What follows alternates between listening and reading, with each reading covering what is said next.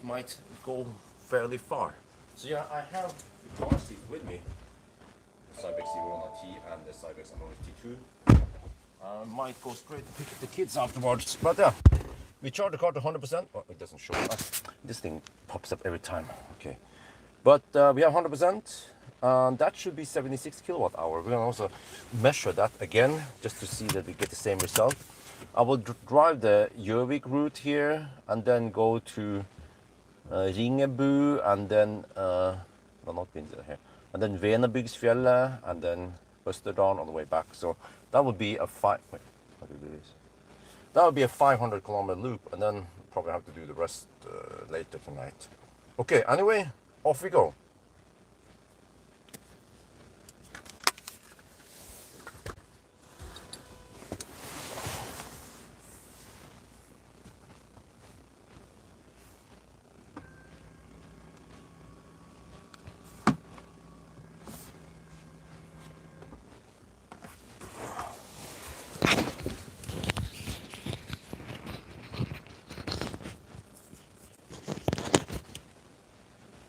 Yeah, good morning. Okay, let me see. Well, what is that? Huh? What? Some kind of exclamation. Other incident. Ridningsarbeid. Oh, wait, let me check here.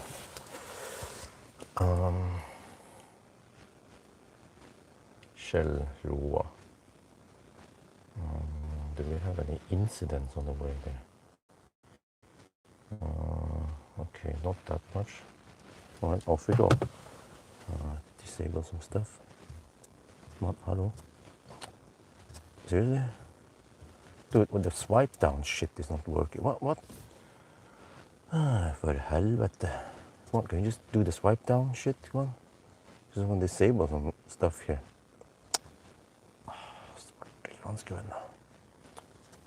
Okay, can someone tell me why I cannot swipe down? No, there, yes.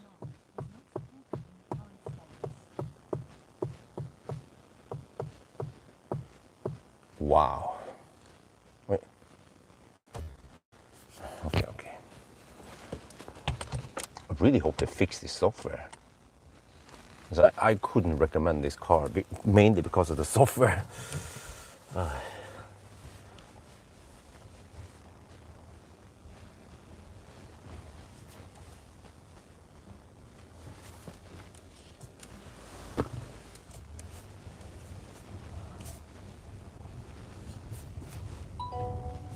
Oh shit.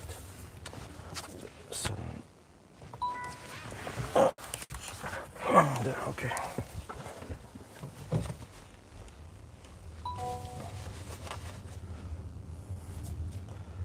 So yeah, good morning. It's gonna be a nice Sunday drive.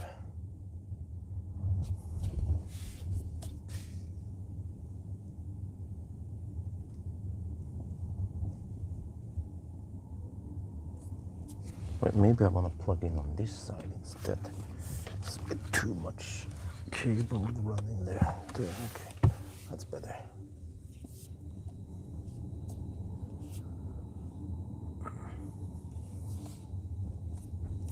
So what's going on? A Sunday drive on a Monday. They will fix it. Oh, why do you work at Geely? What I heard from other people is that Zeekr, they are not the best at fixing things or updating the software, unlike Tesla and Xpeng.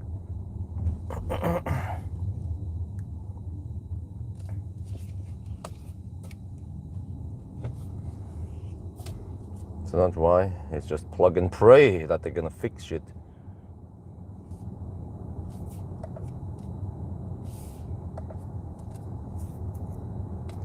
So yeah, if I average 145 watt-hour per kilometer in the 90 test, then we should be able to average, well, I have very little regen now, okay. I have to use some friction brakes. But that means that I should average 125 watt-hour per kilometer today.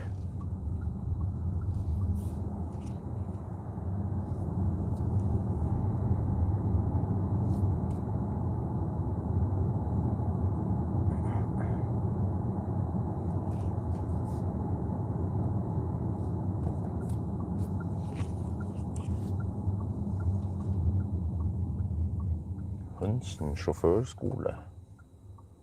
Okay.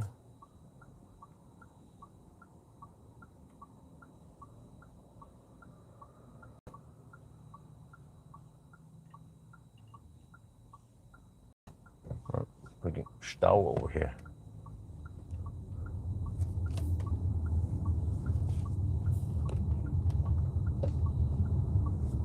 So we'll just take the Venabygdsfjellet route today.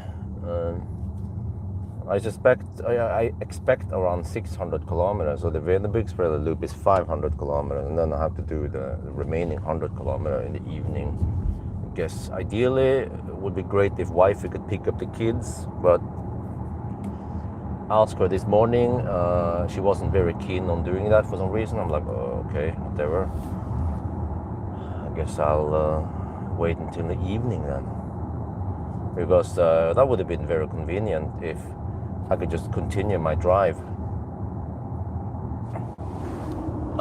until around 6 in the evening, and then we finish everything, rather than letting the car sit in the garage until 10, or I don't know when the kids go to bed nowadays, 9-ish.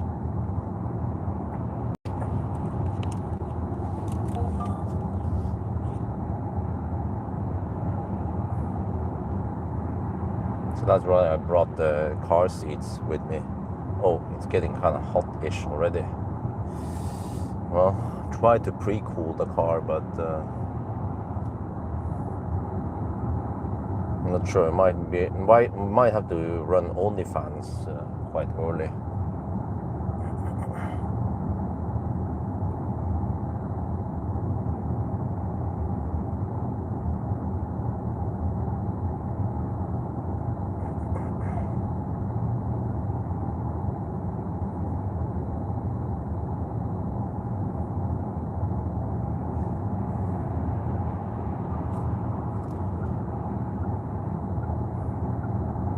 Lane change unavailable. Well, I mean, I'm not gonna change lane. I'm gonna exit. No, don't blink. No. LCC resume. No, it slows down. What? Really? No. Don't do it. Fortunately, this is the last day with this car. I'm returning the car tomorrow.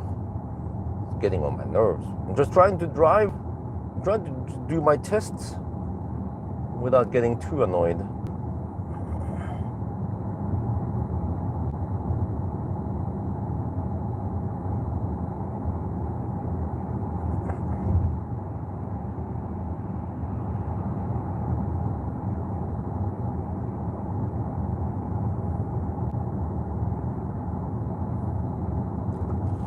Yeah, they fixed that. Oh, it pulls down. Oh, that's good. So about the airport parking, well, I guess if you live in Norway, you would have heard the news that some guy near the airport got in trouble with the municipality because he offered airport parking. He was running some airport parking at his property, and the municipality didn't like that. So then some people commented, Björn, be careful about this at your place, you know. But then the problem, if you actually read the article, is that well, he has paid parking. He put some signs and stuff with Vip's number and a website and stuff. So it sounds to me like it's more drop-in, but he charges money for it. And that's one problem. Another problem is that for some reason he registered a website called Gardermoen Parkering.no, and Gardermoen Parkering is a company near the airport here that operates on big scale parking. They've been doing that for decades now. So Gardermoen Parkering was the one who initially complained to the municipality that, hey, some idiot is using our name.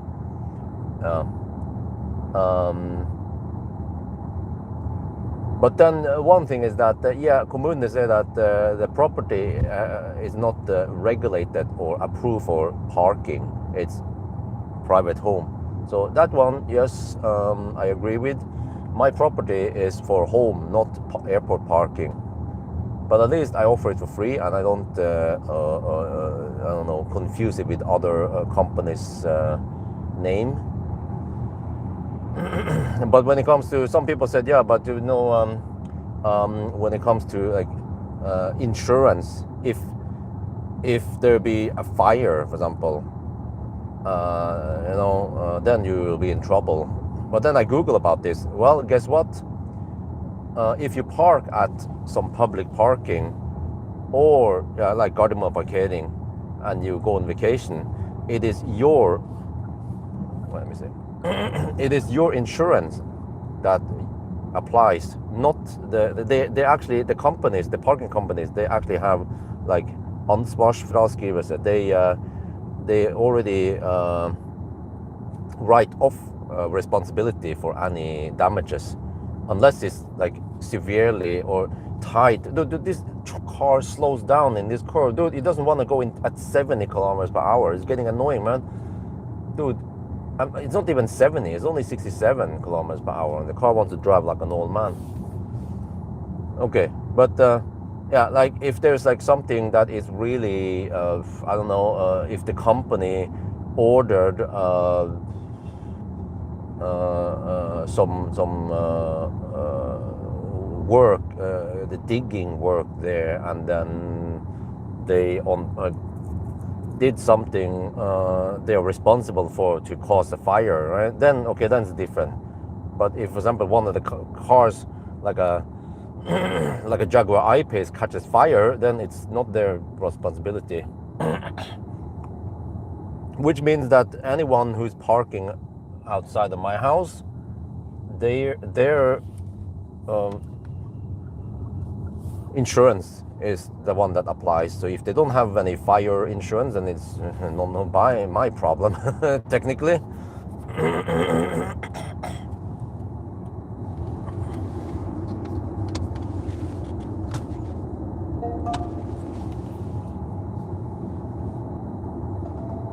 Oh shit.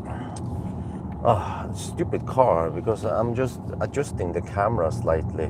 I think it's because I lift off the butt sensor, but I'm still buckled up. I mean, that could happen, that you just want to scratch your balls and you lift your ass off a bit off the seat. And then the car's like, oh, you're not there. Let me brake and wake him up and shit like that. You see, when I drove the Q6 e-tron, yeah, like I mentioned, a couple of the first few days, I noticed a few things that were a bit annoying. Like when as soon as I exited the car, it shut down the heater, even in plus 28 degrees Celsius with wifey and kids in there, and she was buckled up and she was pressing on the butt sensor. I was like, who the heck designed that shit to be like that, But after that, after I gotten used to it, okay, I sometimes buckle up behind myself, or she will push the, well, she rarely does that, I don't know. She never pushes the power button. It's kind of funny, like I could leave the car with the kids inside and her inside, because I need to do something for several minutes, and then it's so scorching hot outside, but she doesn't push the button herself. Okay, whatever. But I didn't notice too many annoying things with the car. I could drive it around Europe, no problem. At least in Northern Europe, that's how far I gotten. Didn't even get to Gdansk.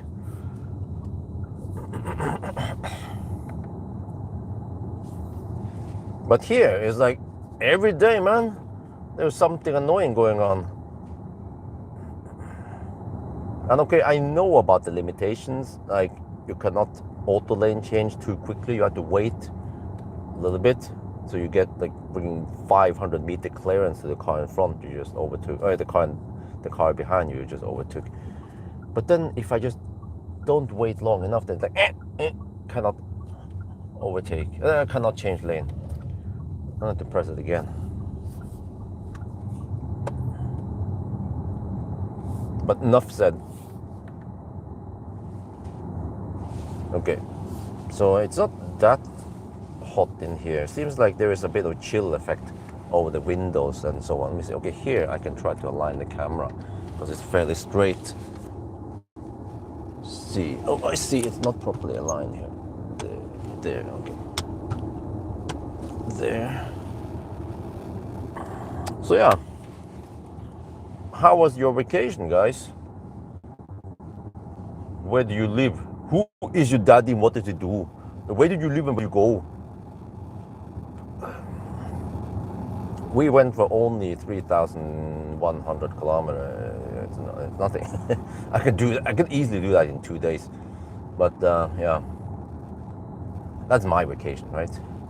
Well, this is my vacation. The Sunday drive, chill time, alone time, without any nagging kids or wife. This is quality time for me, right there.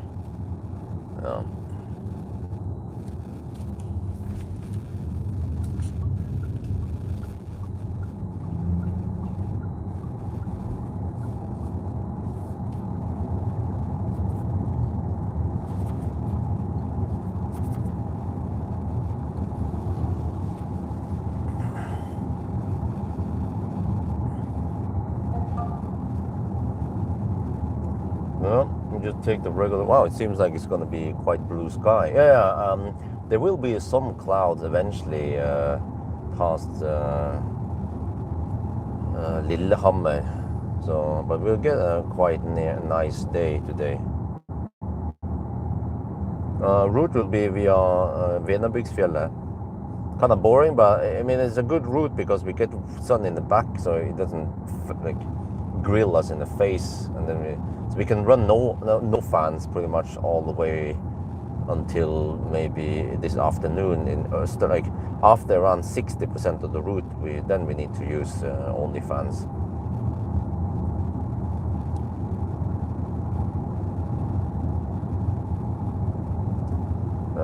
It would be great if I could just go for a full loop. Like I can find a 600-kilometer loop, which would probably go to Otta and then take the what's it called again? I haven't taken that route this year yet, or maybe I did once.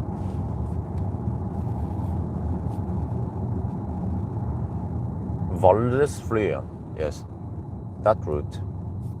Zeekr AD. I need to disable the emergency lane shite. Okay. Yeah.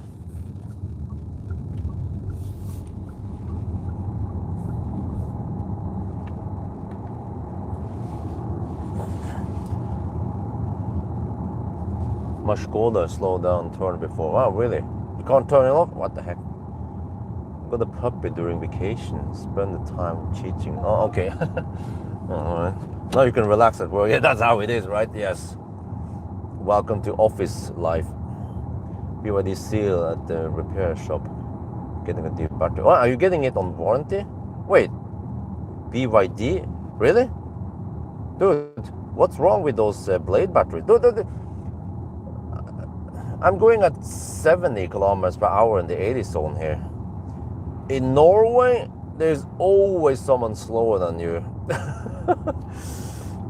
No, I can just record it here.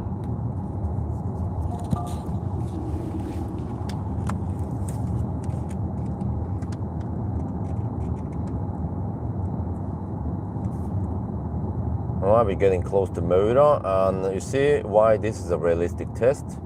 It is 80 kilometers per hour limit, and we're going at 77. Earlier we were going at only 73 on the speed though. So 77 now is only 74 kilometers per hour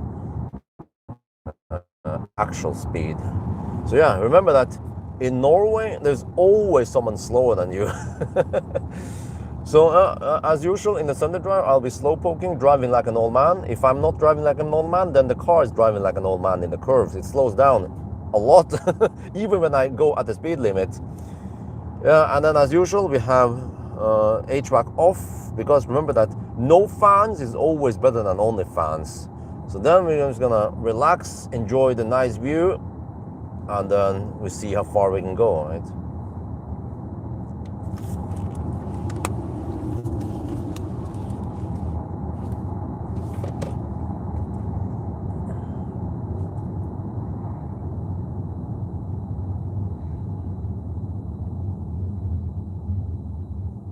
Okay, when they stay so much on the left side, they kind of indicate that they want to go left, but they don't. They go straight. It's weird, man. They're really weird driving lines.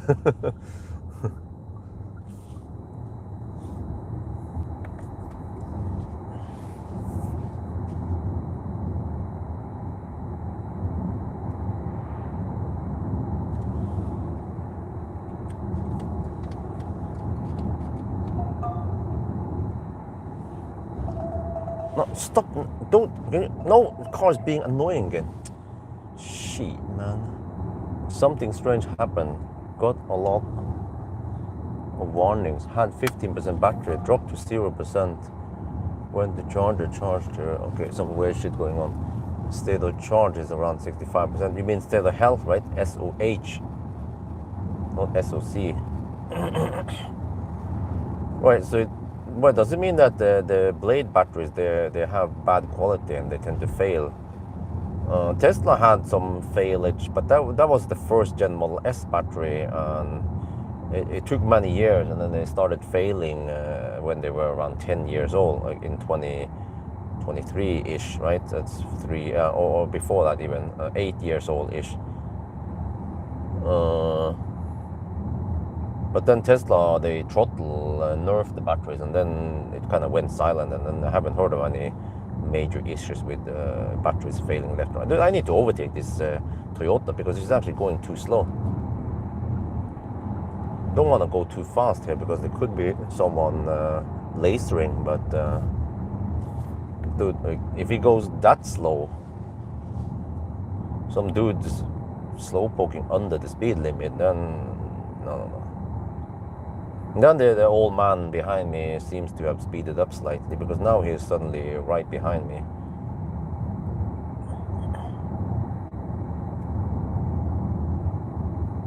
An old man in a Toyota Auris? Dude, is that how I'm gonna end my life with that?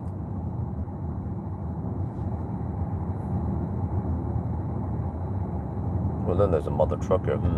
There is an uphill coming up soon, so the truck might not be able to go full speed or not, but I know that the truck wants to go schnell downhill, so okay, we'll see. If it's a powerful Volvo then, or Scania, then it can actually maintain some, at least more than 77 kilometers per hour uphill. But then, do I want to experience the final destination? That is a different question.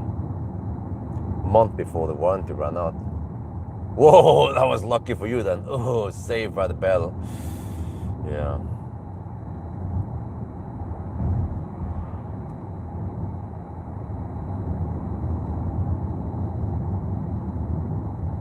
Okay, here.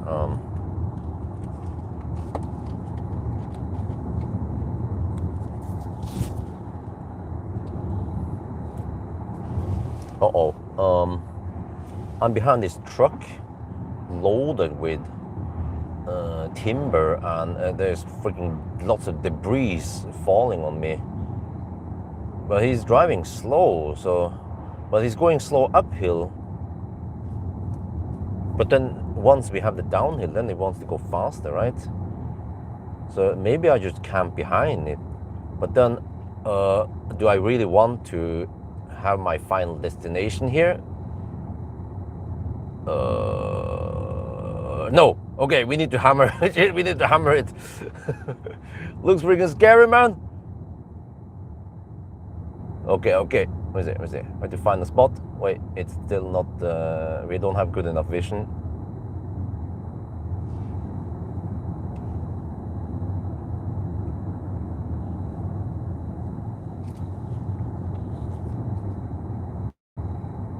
Yeah, that was the uphill. To stop the recording a bit. But then, I don't know how fast he wants to go. Because once it kind of flattens out, maybe he wants to go faster. If he wants to go faster than me, then go ahead. I don't want to be in your way. So I kind of need to measure his speed right now. Yeah, he's speeding up now in the flat-ish. Okay. Seems like he's gapping. That's good. Just go ahead. Just hammer it. That was the steepest hill. So he wants to go faster than 77. He probably wants to cruise at around 85. Last a year and get rid of it. Yeah. Well,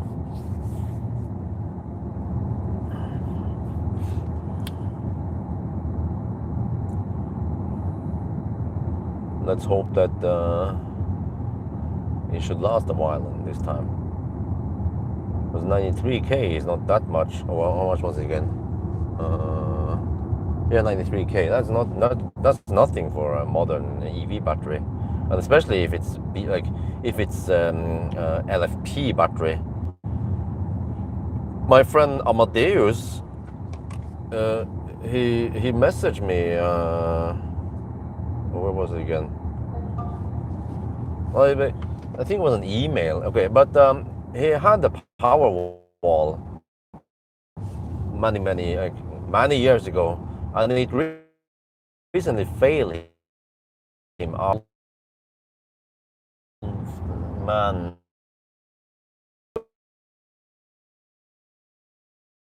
overtake you again, man. Come on.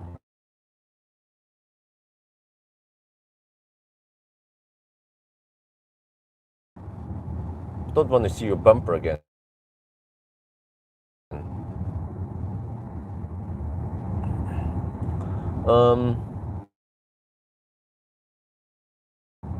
But then, okay, so that was the first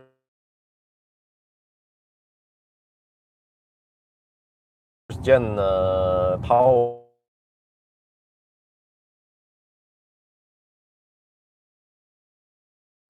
with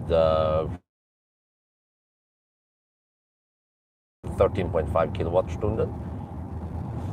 But he calculated the power hour or something. But he calculated if I purchase, planning on getting kind of came first, and then also inverters. One is operational. Then okay, then I can consider some solar. I guess it doesn't matter when I start, as soon as I have money. But then I'm kind of keen on getting some. I'm still considering. Because I mean nowadays, yes, we've been getting some nice summers here in Norway, right? Lots of sun. But I heard in the south, Europe is drying out. Beautiful rivers in Switzerland has dried out into a small creek. It's crazy, right? Throughout Europe this year. Maybe this is part of the global warming that is happening. They call it the drought, right? But yeah, I know from earlier years that once we arrive in, well, I'm not sure, the house is so well insulated, it has so much glass, but once we reach around September, October, then there is barely any need for the AC. But then normally I will move up. I think it's kind of in a way during winter and stuff. So I guess around 6 months from around, well, at least November. But I think from around October or so, I moved that air conditioning up in Axel's room. Axel's room ended up being some kind of storage room for now until we organize things better.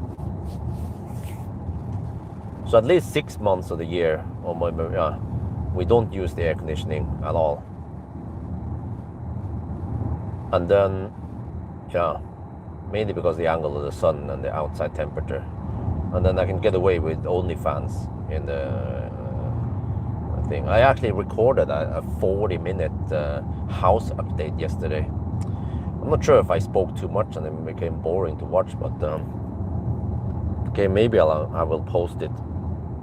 There's not that much going on in the house, by the way, but I guess people just want to know how is it going now. Well, you can see how it's going, how it's hanging. Coldest summer in 20 years here in mid-Norway. Oh, really? Oh, mid-Norway, yeah, that's Trondheim, right?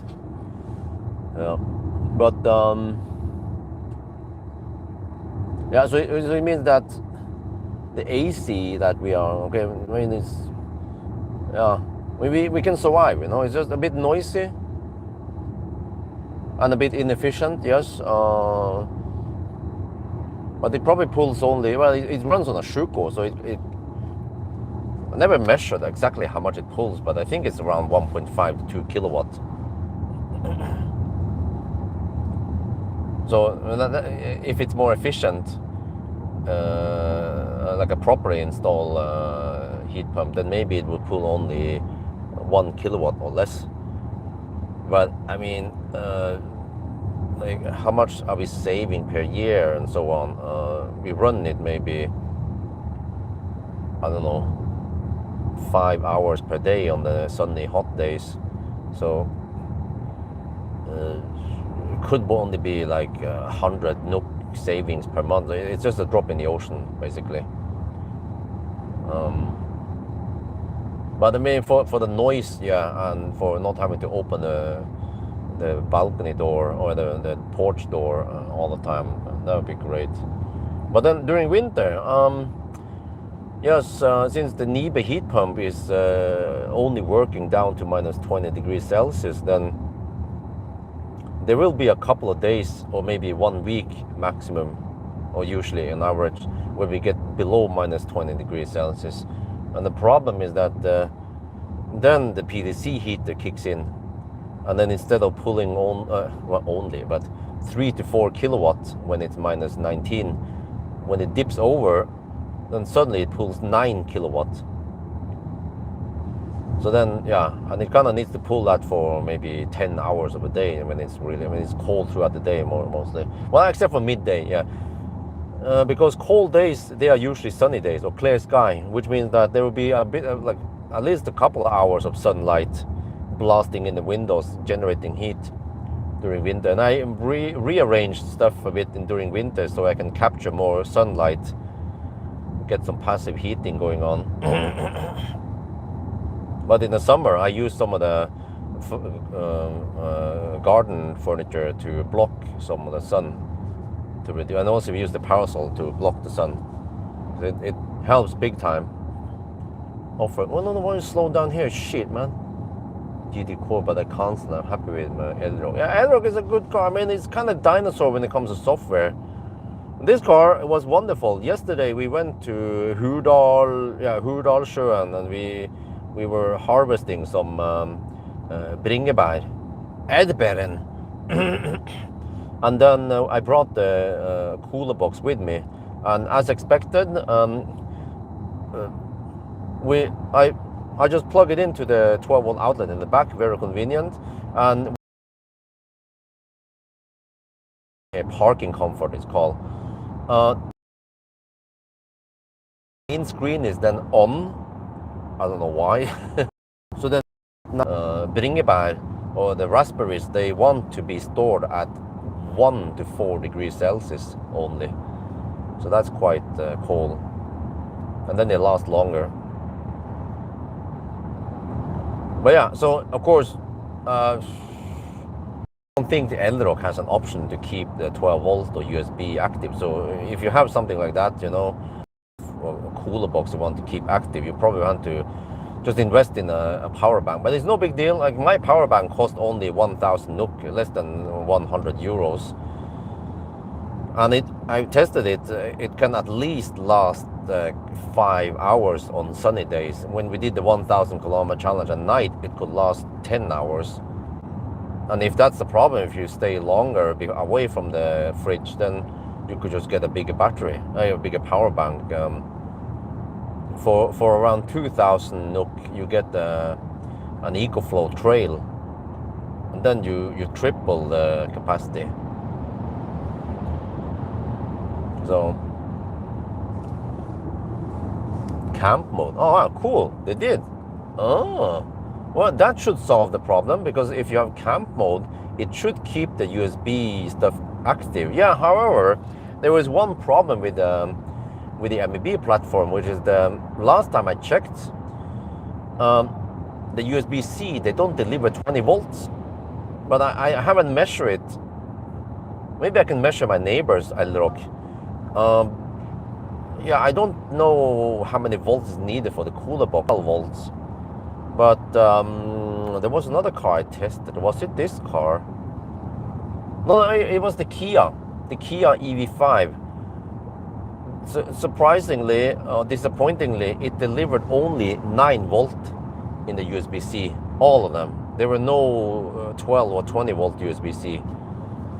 So, yeah, I mean, some people wonder important nowadays where to implement some proper power. Like Tesla and NIO, they provide 20 volt, 3 amp.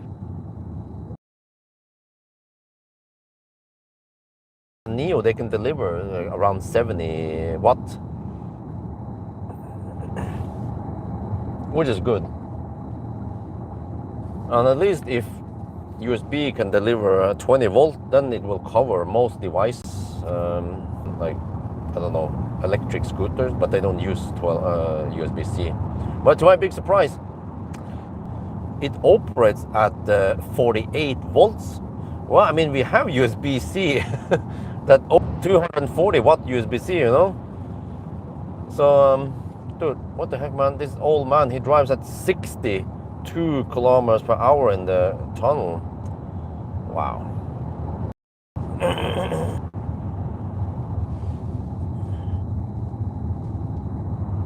Otherwise, I kind of need to hammer him again. Okay, let's just, for the heck of it.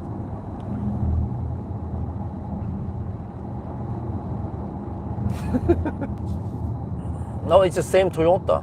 The same guy who was slow poking, and then I hammered him.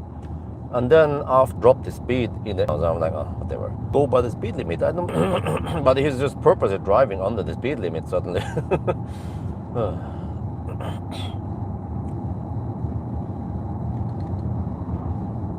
So yeah, I mean, maybe it doesn't matter for most, but back to the USB-C thing. But when you pay almost $1 million NOK, or when you pay almost 100,000 euro for a Volvo ES90, the flagship of Volvo, you would expect the USB-C to be fast, right? No 15 watts? Or doesn't it matter? If you can afford the flagship, you can of course afford buying a proper power bank, just having laying around in the car. Yeah, you noob.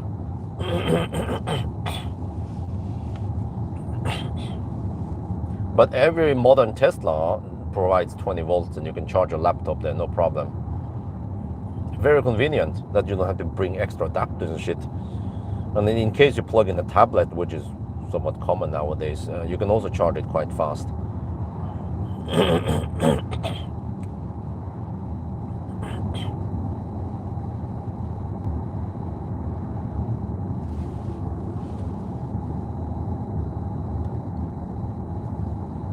Everyone, or just one guy? Did you try switching it on and off again?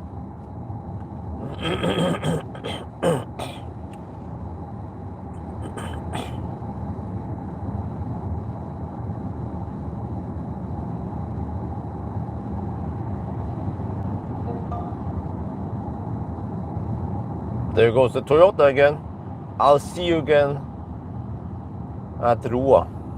No, I meant that was Roa. I see you again that far.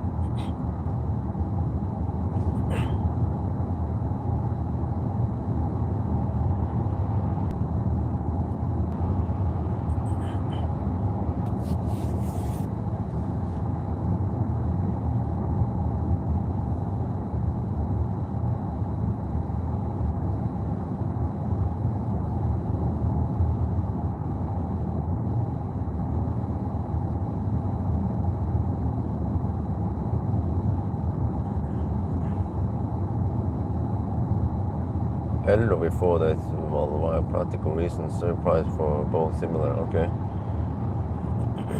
Well, what is the TMR? Oh, Model 3, okay. Well, Elrock has more space, but I would say that the Model 3 is technically a better car with overall better features.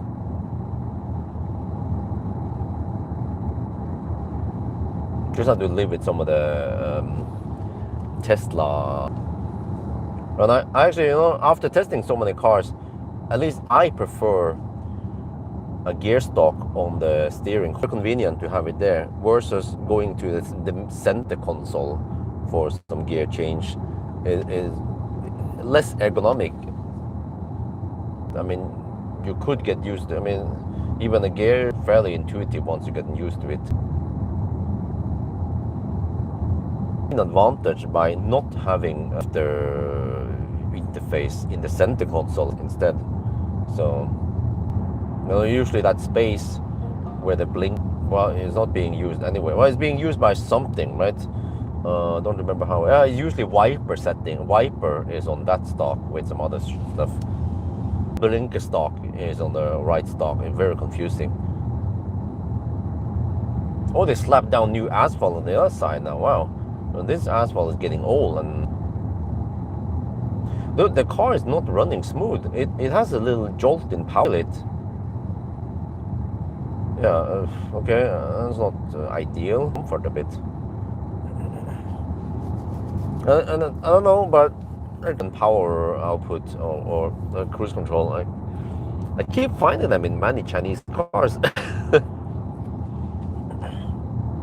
So I wonder if they copy each other, what the heck they do, why they are like that. Or maybe, you know, there could be another deeper explanation, which is that Hawaii, whatever, right?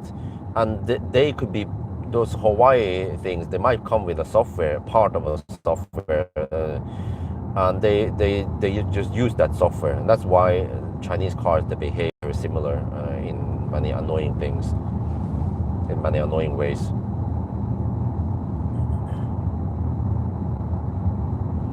So ABC always blame Hawaii.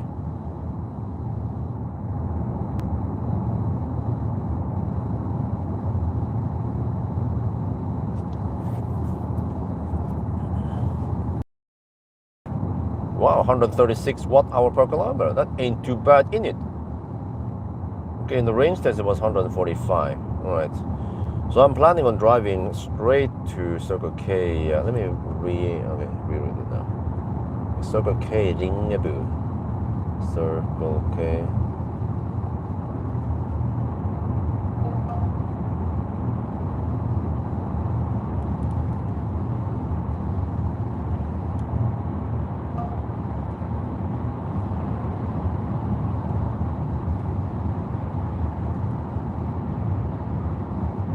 What?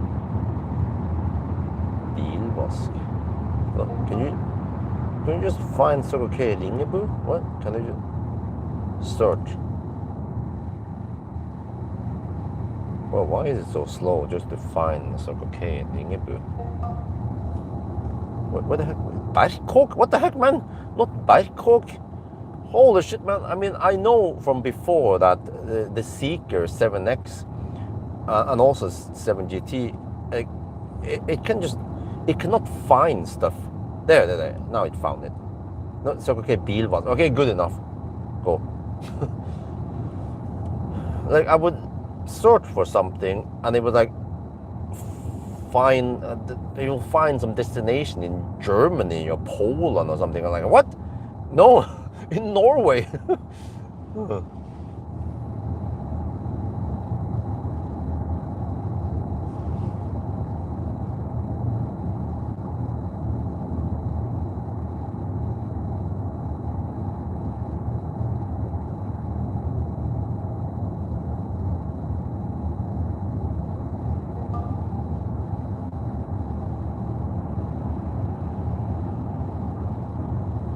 Well, I'm still running no fans.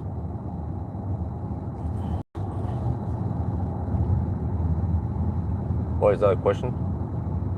6 degrees. No, 6%, yeah, not 6 degrees. Two different things.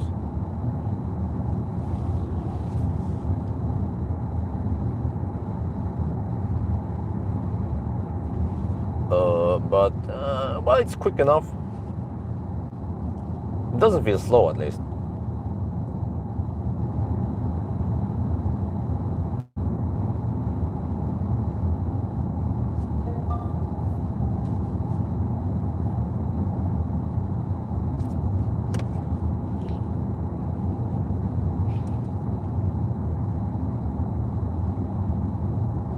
What? 64 comments on today's video. Seems like I triggered someone to, I triggered lots of people to engage then. Well, that's good. I mean, it was a good topic. Hopefully I didn't hurt someone's vagina.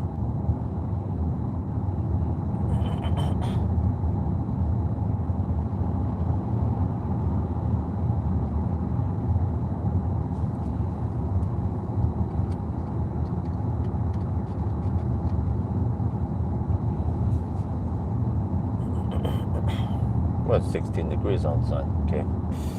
Yeah, nice route, nice chill route. What to say? Over here, the Gjøvik route. I just want to check out now Gudbrandsdalen, how busy it is. I think it's getting kind of calm-ish. Fellesferien was over last week. But then, of course, kids in school, they still have 2 more weeks of vacation before they have to go back. But I guess most office rats, they are back home now. But there'll still be some campers and some stuff on the roads. And then, well, great news, we can go back to Lilleputthammer now. Yeah, since we already paid for the season ticket, then, yeah. But I just wonder, maybe next year we could go for, let's say, Folvik season ticket. We just have to go for 1 season ticket. That pays off. But then Bjørneparken was like, meh. Lots of hills and stuff to climb, and there was just, okay, some animals, but I feel like maybe Folvik was a good place also. But it's slightly further away. We can go to Lilleputthammer within around 1 hour and 45 minutes, and that could be done in a day trip. Once we go to Folvik, we kind of need to add at least 1 sleepover, possibly 2, and then stuff becomes expensive.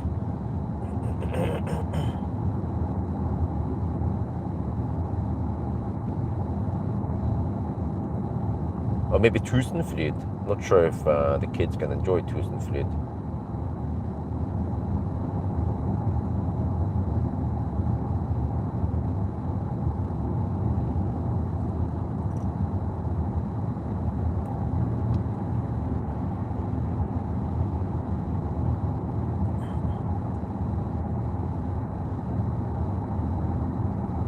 Okay, how is the consumption now? What, trip 1, trip 2? Okay. 148 watt-hour per kilometer. Yeah, so some people claim that the privilege all-wheel drive, it cannot disengage the front motor, right? So it's running on permanent all-wheel drive, really? Okay, but what I've seen from Tesla is that even Tesla, they can disengage it, but even the all-wheel drive Teslas, they tend to consume around 10 watt-hour per kilometer more than the rear-wheel drive.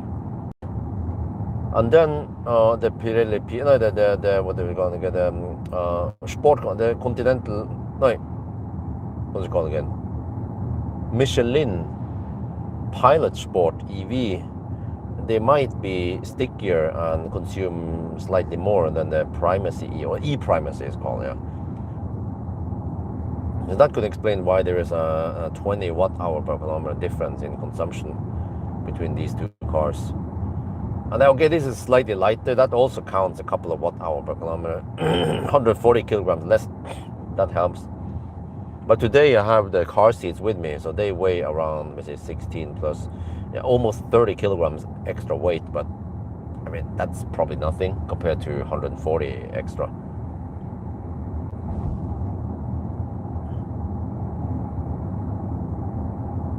So we're still running no fans.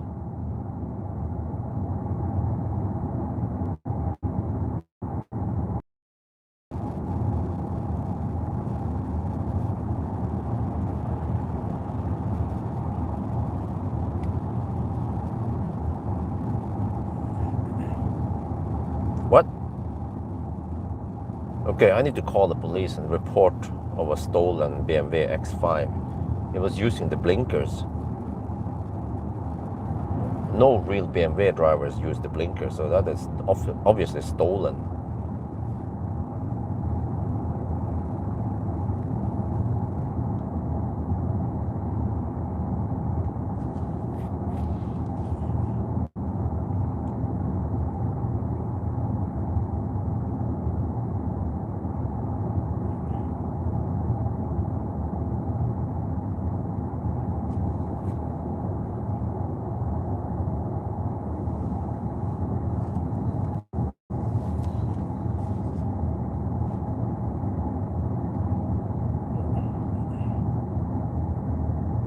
I found another weird thing with this car is that if you use the parking comfort, which is basically keep climate on,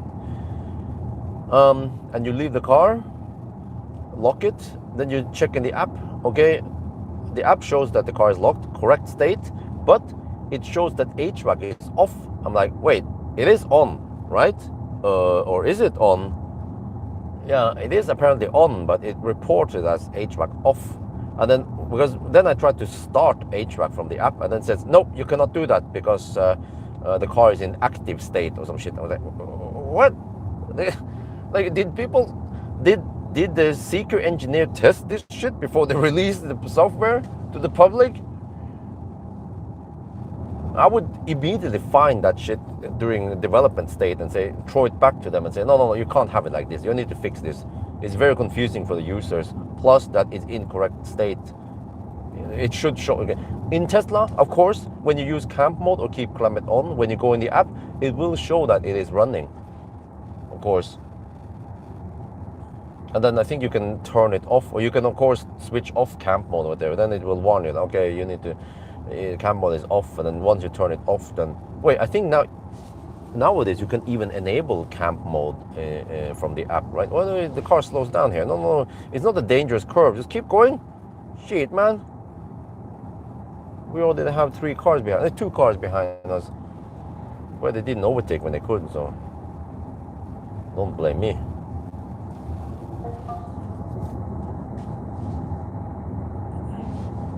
Then he wants to slow down here, so okay, shit, man.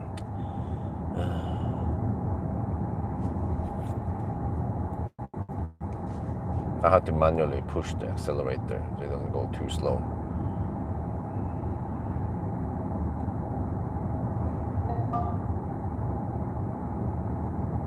Well, stop being annoying.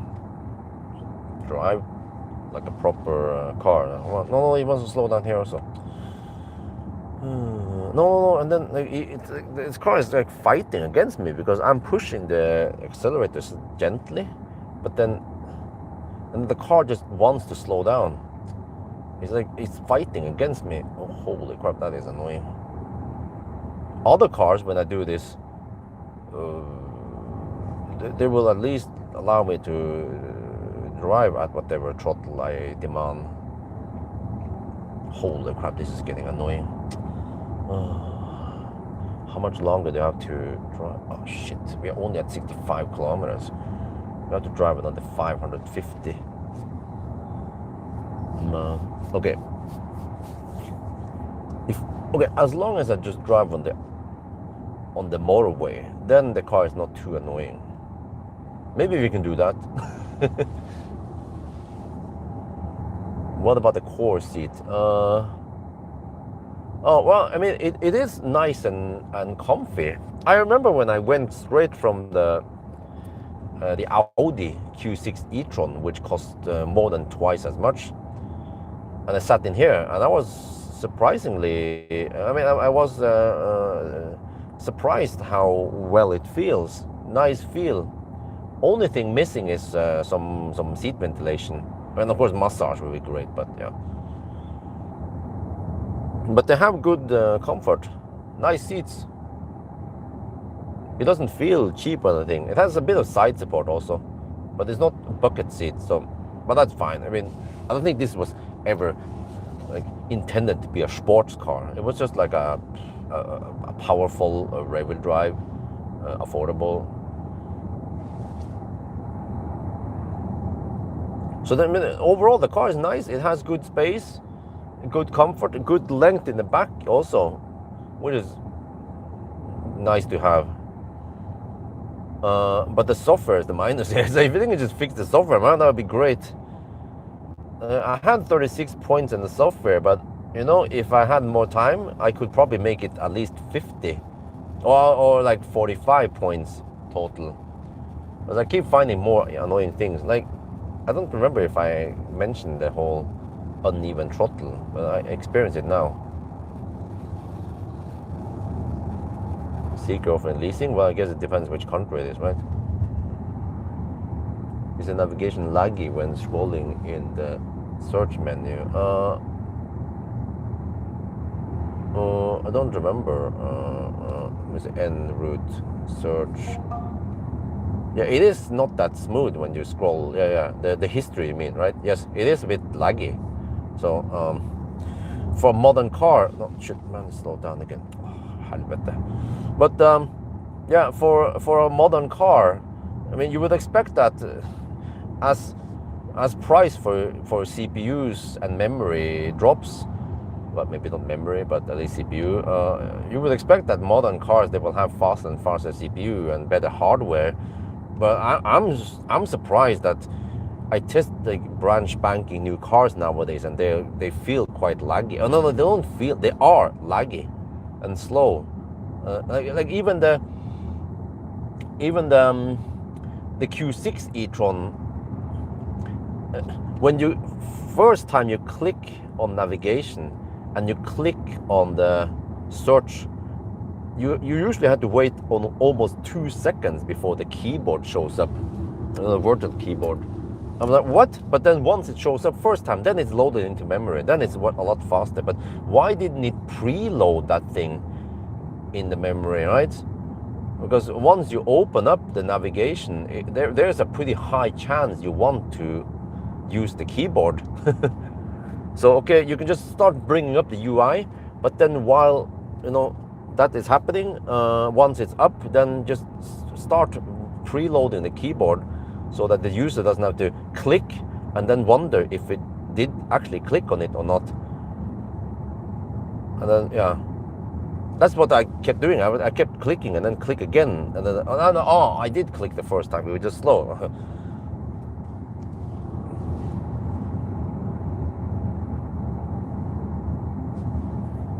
Yeah, but like my fairly modern Samsung Galaxy S24 Plus is quite smooth, and also every iPhone I've seen, even the iPhone 4S that was ancient back then, was also quite snappy and smooth. So well, that's what we should expect, right? Like UI, modern UI nowadays with modern computing power should be snappy and smooth, not laggy. And for some reason, the automotive industry keeps delivering cars with laggy infotainment and also quite shitty mobile app. It's basically just Tesla that has the best and smoothest mobile app. And then, well, I tried some. Okay, the Xpeng was also Xpeng and Neo. They also had quite good app, but it was a bit messy. I was like struggling to find stuff. So they could have organized it slightly better.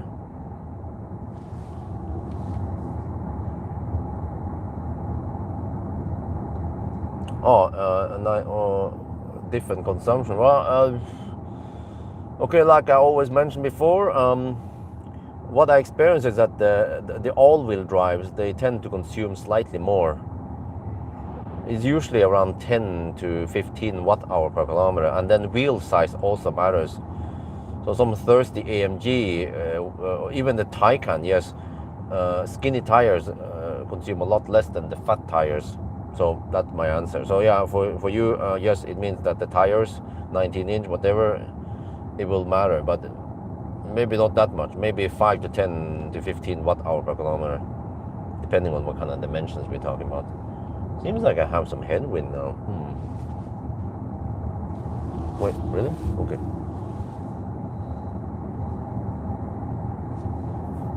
$150 watt-hour per kilometer. Okay, it's gonna drop near Mjøsen.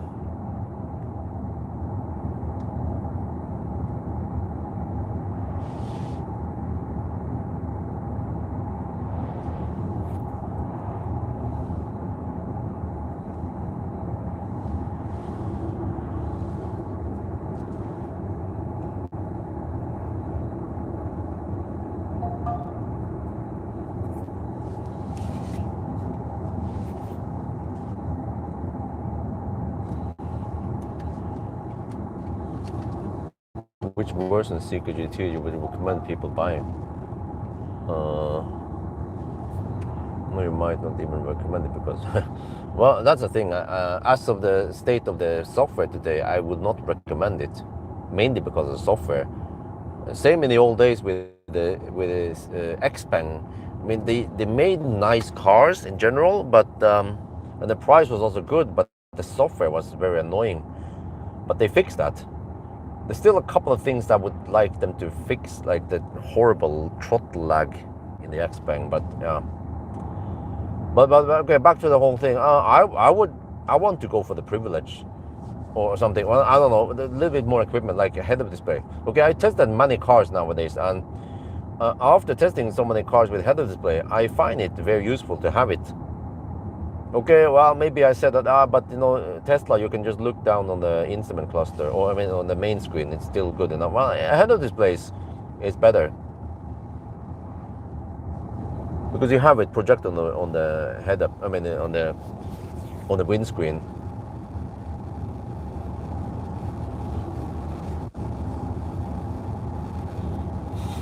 Is it Nacre? What the heck is that? But the white is nice, yeah. But it's just white, so I don't know what else I can say about it.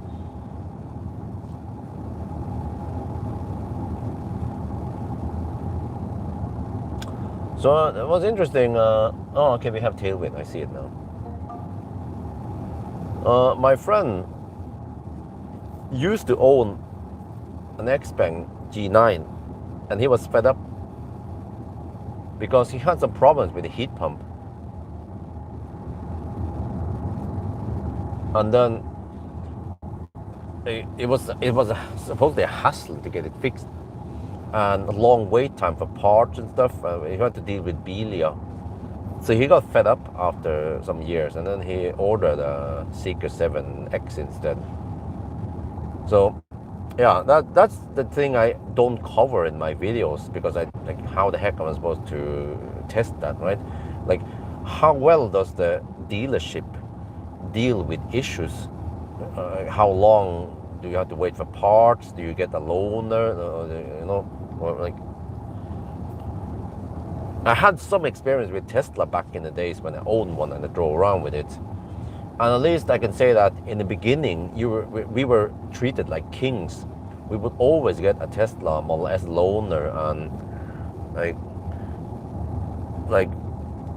at least as long as it was repair, like a warranty case, they would of course take it for free, do it for free. But nowadays I hear cases where obvious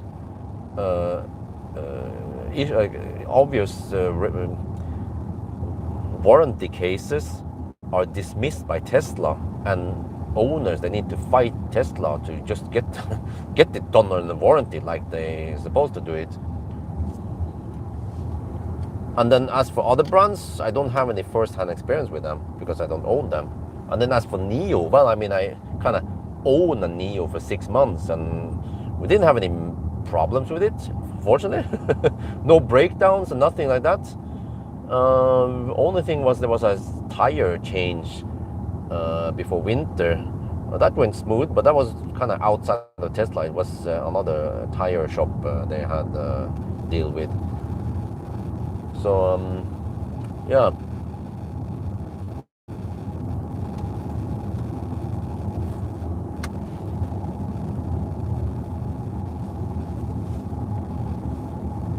Yeah, it's slowing down. Oh, when you're using, oh, ACC, yes, it slows down also. It doesn't make any difference if you have only ACC and not LCC.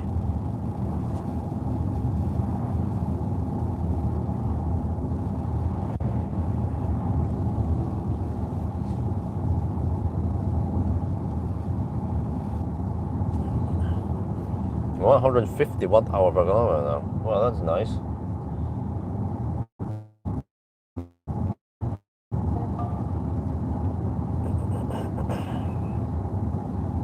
But I mean, I heard that Volvo EX90 got in some massive negative reviews because of the bad software in the beginning. People were calling it beta software, and then hopefully they fix that. But you see, like, bad software, it can just cause lots of trouble for car manufacturers, losing sales, and also people who buy them, they will complain about them. So I mean, haven't car manufacturers learned by now that they need to make good software before they release the cars? I think maybe the problem is that they underestimate the software. They don't allocate enough people to work with software. So like, what do? You know, they send the cars to Lapland to play around in the snow, and they hire some drone pilots and stuff, and make some fancy videos, yes, and make some fancy PR and videos about it and so on, and then they don't spend enough money on software. 77, yeah, that's spot on.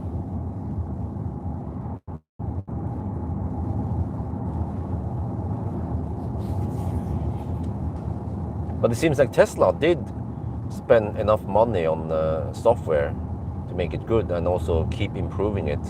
So if we compare the infotainment in Tesla in 2013 versus today, versus also the Tesla app, it's just miles better, way better.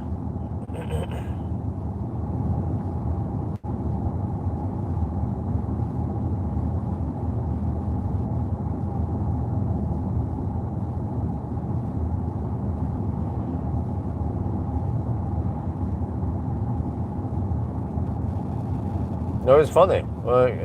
Someone commented on that Autobahn hammering with the Q6 e-tron. So that, wouldn't it be good if the navigation could tell you exactly how fast you can drive in order to arrive at the destination? You know? And I was like, lol. Tesla had that feature for years.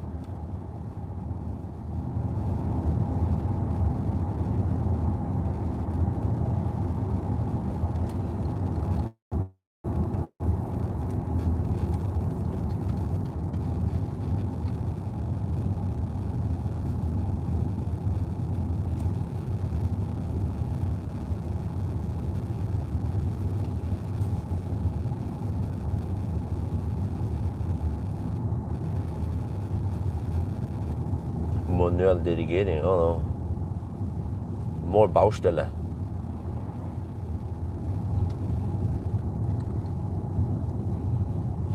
Halt! Stop here.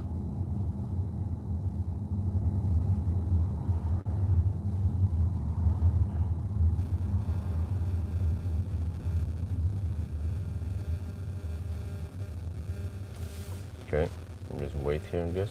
Not sure where I'm supposed to stop. What, do I go? Okay, go.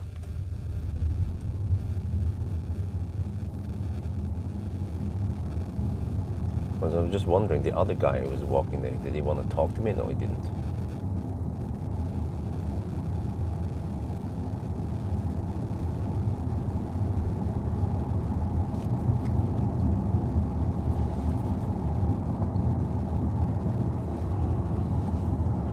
Still want to get it because the value is so not, yeah.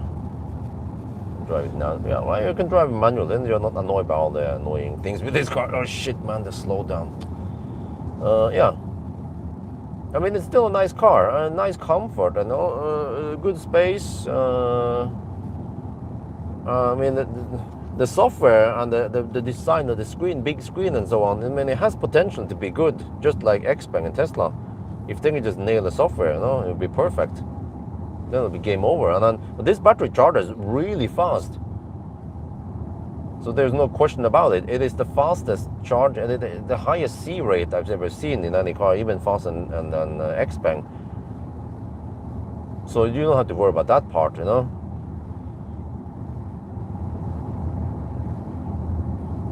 And it appears to be fairly efficient also.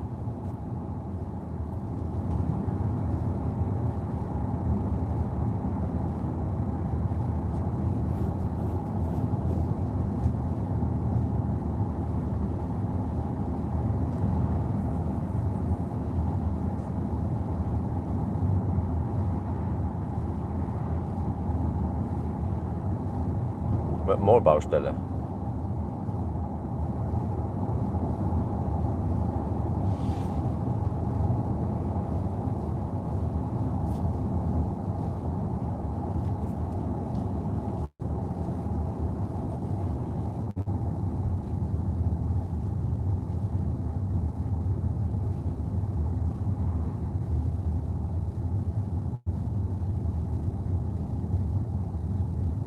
What, do they have anything here, or is it okay?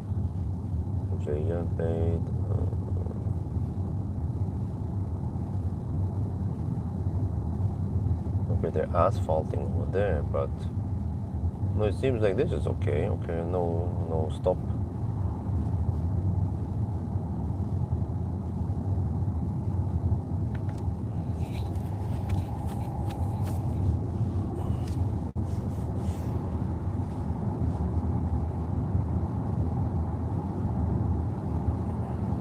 Okay, I mean, you can just get the car and hope that they fix it. So hopefully they fix the most annoying things, and the rest, whatever, you can just live with that. Worst case is that they don't fix it. Then you're stuck with a car that has annoying features you have to live with every day. But yeah.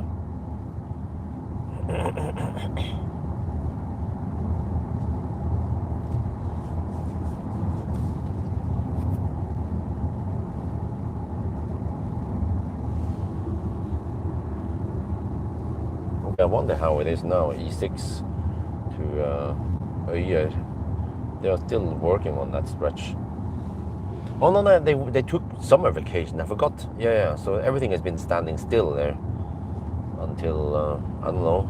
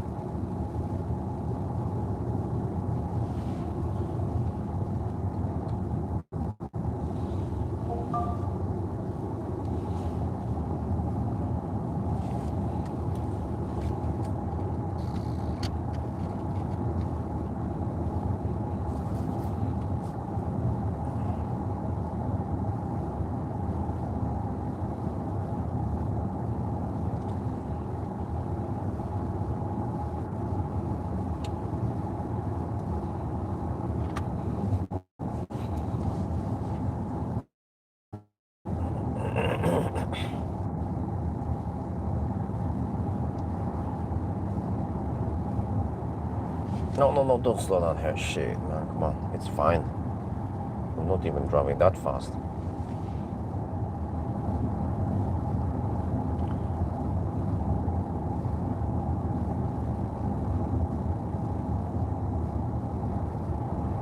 Wow, 144 watt-hour per kilometer. We haven't even descended towards Gjøvik yet. But okay, the consumption will be very low because we have tailwind and some downhill.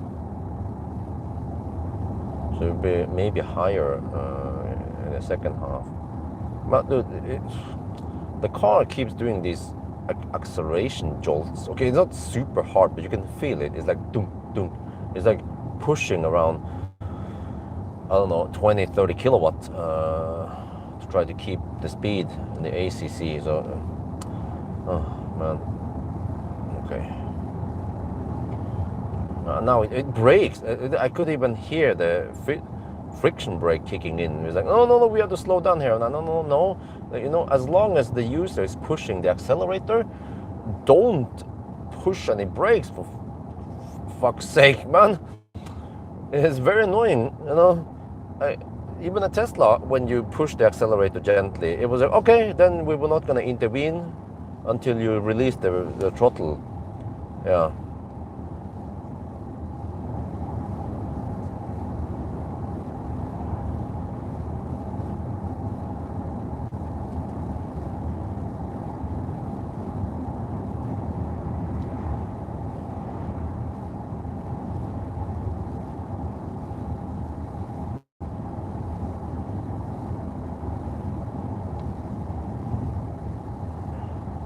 Man, the problem is that the Sunday driving route has lots of twisty parts. Okay, I probably need to drive manual on those parts, otherwise I'll lose more hair on my head. I become bald before we finish the trip. I mean, here is nice. Here the car behaves.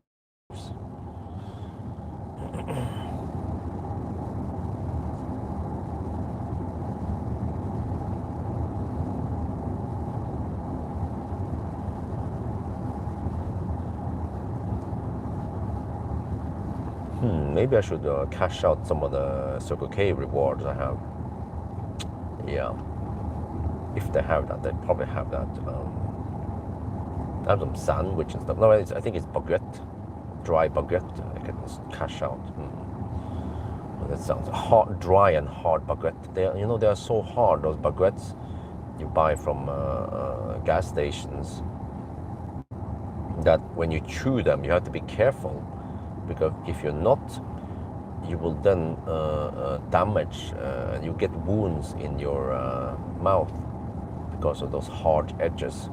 So you have to just carefully crush them with your teeth. Something. Yeah.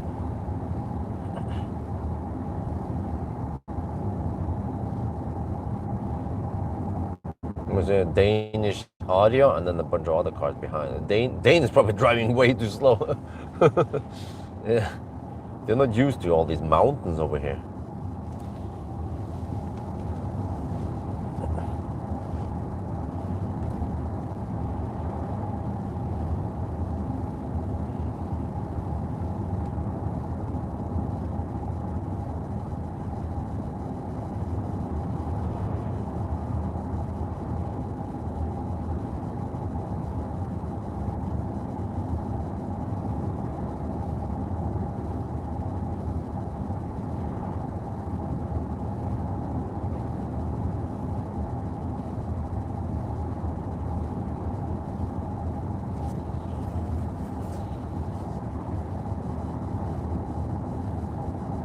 Oh, lots of Zeekr's. The yellow, no, that means the pink and purple flowers.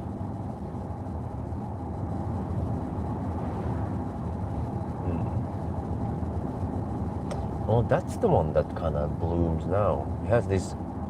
We have all these flying seeds nowadays, and they tend to land on the pool, and they get sucked into the pump system, and then get trapped in the filter. So I have to clean the filter more often nowadays.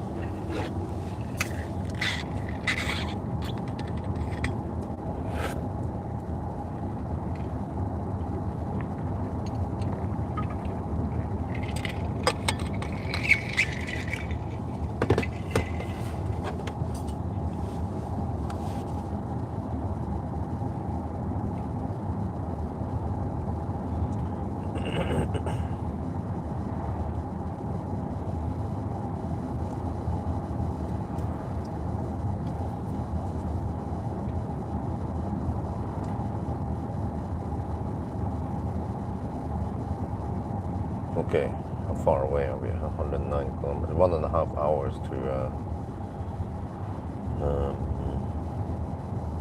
Ringebu. Good, I look at the map too long. The car's nagging me to stay focused. Okay. Well, you cannot look on the side to enjoy the beautiful landscape too much. Then the car will also nag. Wow, lots of Zeekr's. Wait, is that Bringeberg? Oh, the Zeekr's has lots of those furry, white furry things that they spread. It's the Zeekr's cum that lands on my swimming pool. It was interesting. There was one component of the swimming pool that suddenly died. The chlorinator or something. And then there was no communication with the app. And and then I had to email them, and then they came over after 1 week and fixed it. So that there was a capacitor, condensat, I think they call it, or capacitor needed to be replaced. It was overheating. Wait, huh? And then turns out that there is a cooling. There's some cooling fins on top of it, and then there were some items on top of it. And I didn't put it there. It was some of the other guys who initially put it there, and I thought, okay, well, they never noticed that there was a cooling fin there, and I noticed that once the thing creates chloride, it heats up, and I could feel that the cooling fins, they were probably around 50 degrees Celsius. And then because we have an insulated shed, then it tends to get hot in there. But I started using the Astro timer now. Before, I follow my friend's advice to just keep the pump running 24/7, but now it shuts down at night, probably off for 8 to 10 hours. Well, actually, it follows the calendar. It follows the sunset, sunrise with some offsets.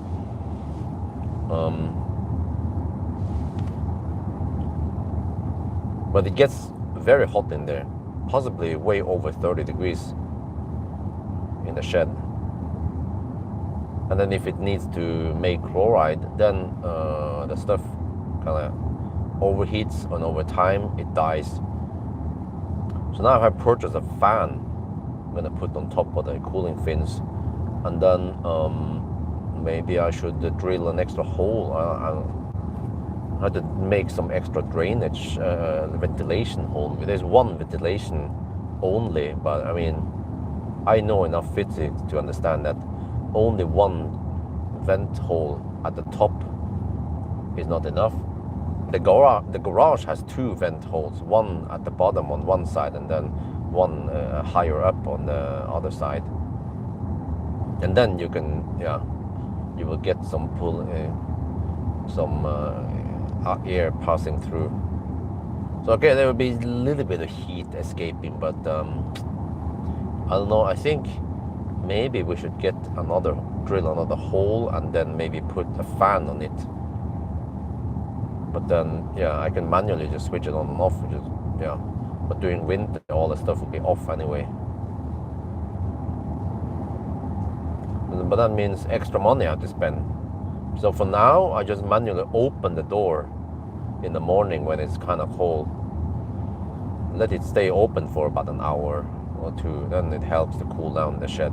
But I mean, why was the shed insulated in the first place? Because if it would be not insulated, it would be cheaper, that's one thing. And the heat would escape during night. And in the daytime, even the heat would.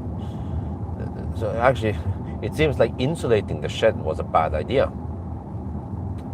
But of course I didn't know that shit because I never had experience with a pool before. But the experts, I don't know if that was Idehu's idea or someone else, they should have said, no, that's a bad idea. Or at least put 2 vent holes in there from the beginning. Nope. I had to find out the hard way.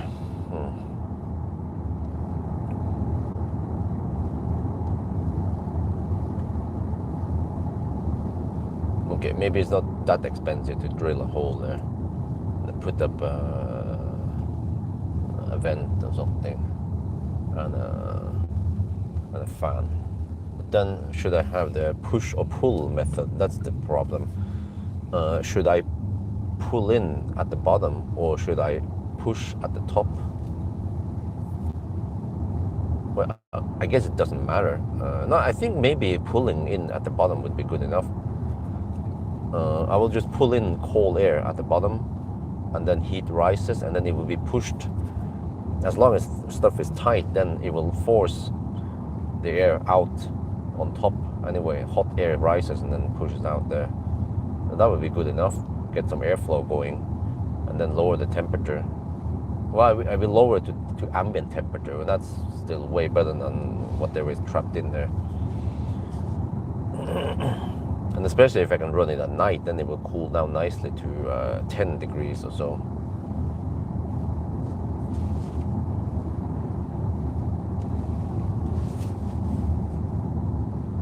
Where we go, yeah, good morning.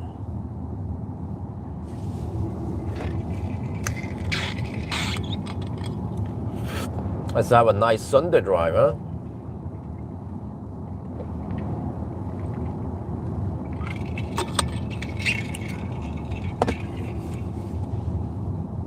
Oh no, don't slow down here. Shit, man. Oh, let me drive manual.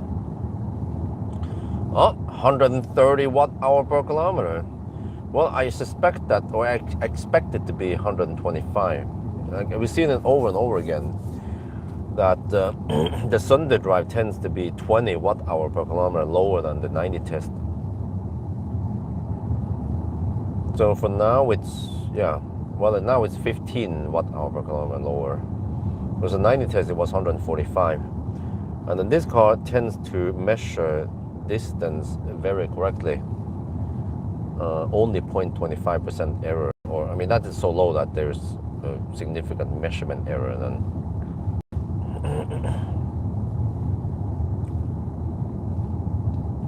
So we're gonna see how busy the roads are today in the beginning of August on a Monday.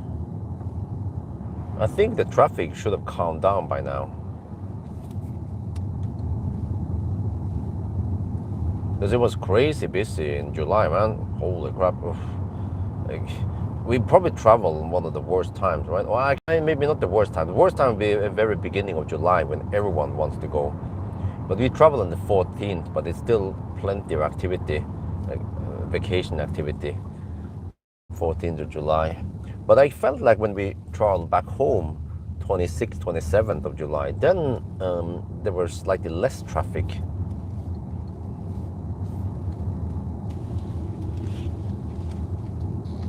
Strandtorget,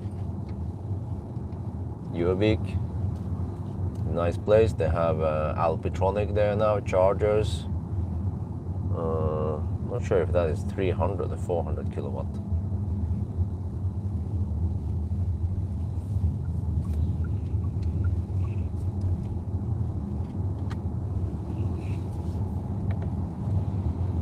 Yeah, we had lots of sunny weather in Norway this summer. It has been so nice that it's almost pointless to go anywhere else. Right? If you want to just experience nice weather, you can just stay in Norway. I spoke to one of the ladies at the kindergarten, and she didn't go on any vacation. She stayed in Norway, and she had many days with nice sunny weather and hot. It's also hot, yeah. Some days 28 degrees. So. I mean, in general, Norwegians, they tend to drive, I mean, they tend to travel south to experience nicer, warmer weather. But no. Well, because of global warming, then you don't have to do that anymore.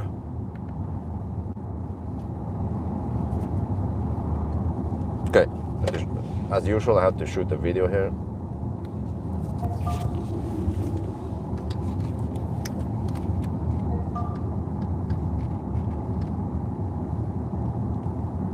We have passed Gjøvik, and over here there's not much wind, but I think we're supposed to get some tailwind. Yeah, wind from the south nowadays. So yeah, right now we are hovering at 126 watt-hour per kilometer. Tesla and Ioniq go home. Yeah, this is wonderful, man.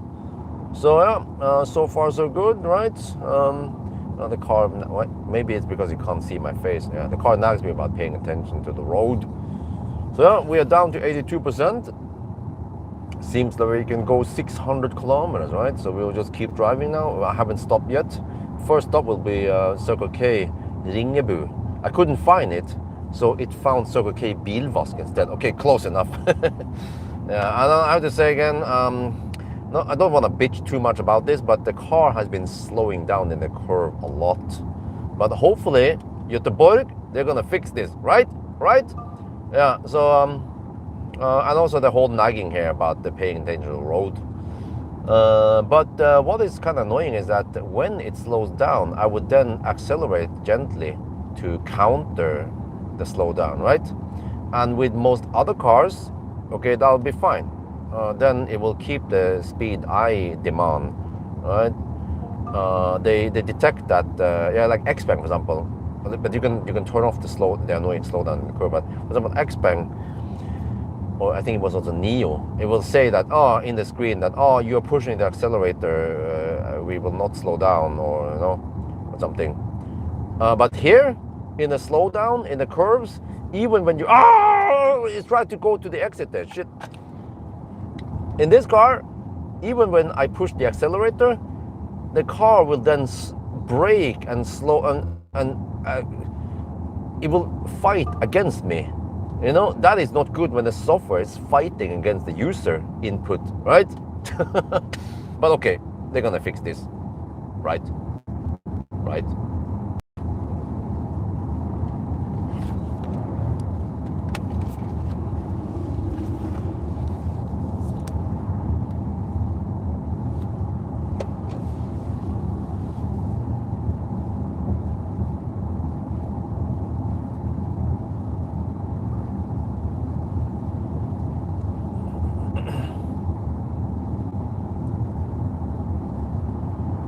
Your fart. Okay, there is no fart measurement here. Kind of want to pee soon, not to withstand 1 hour and 17 more minutes then. Well, I think that's relatively correct. Maybe next weekend we can take a trip to Lilliput. It has to be on Sunday. Yeah, but then yesterday we went, well, I made a video about this. If you guys are interested, you can watch it eventually once it's ready. Haven't had time to prepare anything yet. But we went first to pick up some berries, pick berries. And it was nice Sunday activity with some nice weather, and the kids, they could run around. In the beginning they were eating some berries, and then they're just running around in the fields there. Yeah. And then after that, then we went to Plantation because we want to buy ripsbusker and plant rips in the garden. We have plenty of space. Johannesbären, yeah, I don't remember what the rips was called in English, but we went to Plantation, right where the supercharger is at Gardermoen. And I walked around there for a freaking long time. I couldn't find it. They were supposed to have it in stock, and then they didn't. So we gave up on that. But there was like, it's supposed to be an 18 centimeter plant only, a small one in a pot. And then we went, where the heck did we go afterwards? We went to another garden shop, and we found it there instead. No, before that, we went to this playground, yeah. The kids, they wanted to play at the playground, so we went there first, played for a while, did some climbing and stuff and jumping. And then we went to that other garden shop, a local in Yesholm, and they found it. Johannesbären, yes. We bought 3 bushes. The regular price was 300 NOK, but there was a 40% discount on it. So I got away with only 240 NOK, or around 22 euros on each bush. But they were long. They were way bigger than the one I was looking for at Plantation. So they were around 50 to 80 centimeters. So that's good. That means that they have a greater chance of survival for the winter and so on. But we didn't have time to plant them yet. And I've been Googling about this using Google AI to find out how to plant them, what we need. We need kugjødsel, the cow fertilizer thingy, and deckbark, what's it called? No, the bark is something else it's called. Whatever. I purchased some extra tools that we didn't have because I'm not a gardener. A shovel. I don't have a trillebår, but whatever. Just whatever necessary to plant the bushes. Yeah, the plan is to do it tomorrow because today I'm busy all day. And then we'll probably get lots of berries.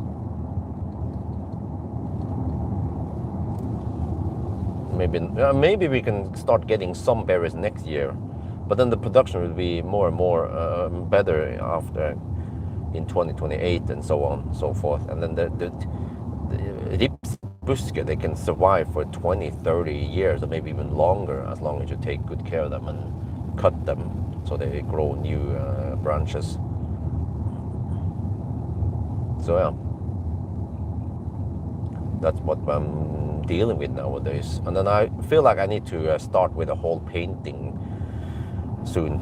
Now that people are back from vacation, I will invite volunteers to come and help me do some stuff. Probably need several days, because we need to one day clean something and then come back, and then the next day do something else. So it would be great if those guys, well, it doesn't have to be the same guys coming back, but they don't have to travel too far. You know, if they can come from Oslo or Eidsvoll or somewhere nearby, that'd be great. Yeah.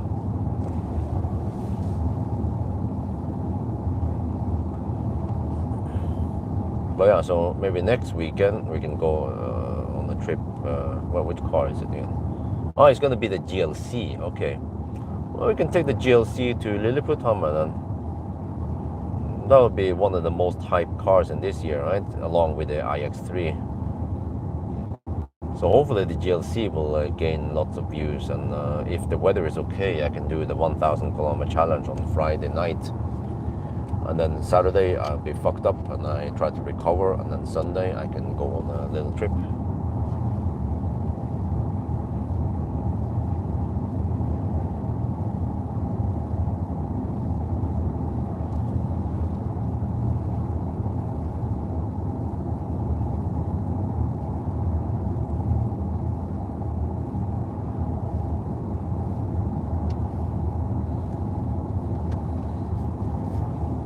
It slows down here. What the heck, man?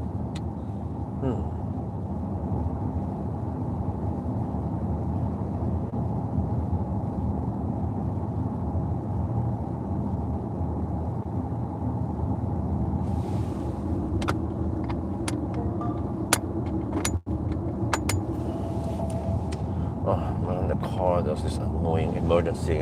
Just because I move over there to move the camera, adjust the camera slightly, the camera mount. It wants to do this brake hard, try to wake up the driver. Well, I thought the internal camera could see me, that I'm still here, just slightly bent over to the right there. Well, the Chinese safety is getting annoying in many cars. They try to be so-called safe, but they're getting annoying instead.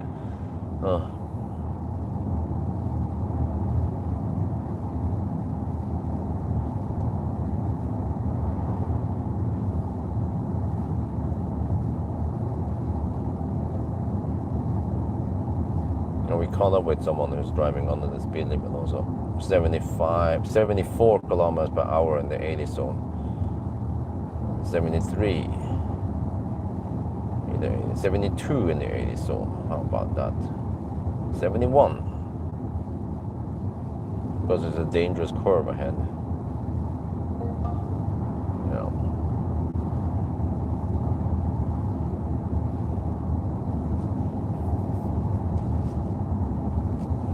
Well, let me see. I have some snack. I've been getting lots of stuff after the airport service. Many people, not everyone, but many people, they give me some gifts. Could be chocolate. Could be. Let me see. What did I get? I got some chocolate. I got some wine in a box. I got some kind of Ferrari champagne, I think it was, or something. Or maybe that was white wine, I'm not sure. What the heck is the car doing, man? Shit. Yeah. And there was this Polish guy. He's coming back, I think, later this week. Yeah, I think that's the guy with the E-Niro.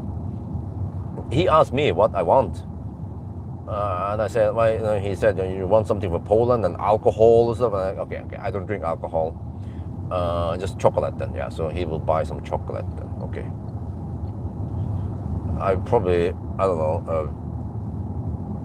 I think it's just a nice gesture that if someone gives me wine or something alcoholic, I will just accept it and say thank you very much, because refusing it could be kind of disrespectful.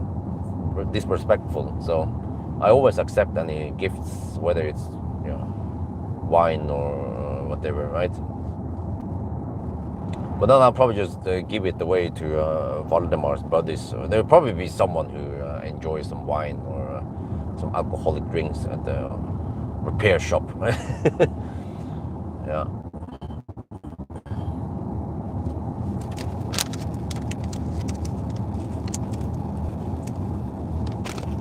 And now I'm gonna enjoy some proteins. That's what I say. This is supposedly some Icelandic. No wait, from Iceland. Some fish snack. Okay, why not? At least it's way healthier than chocolate. Yeah. Okay. Anyway, let me see. I need to put it in here. Go straight. Go left. Go straight. Okay.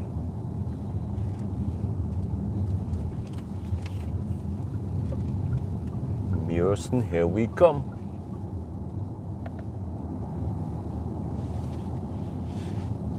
LCC unavailable. What the heck, man? Yeah, that's also kind of annoying, man. Can you just activate LCC? No. Yeah.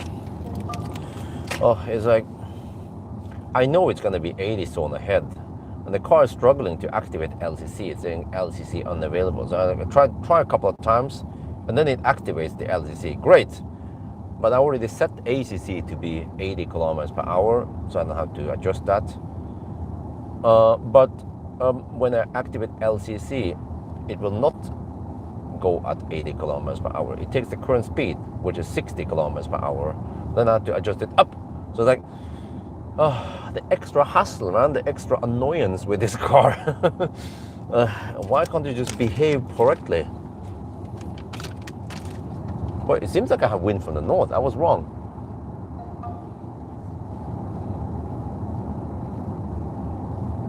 It was 19 degrees outside. Nice and warm still.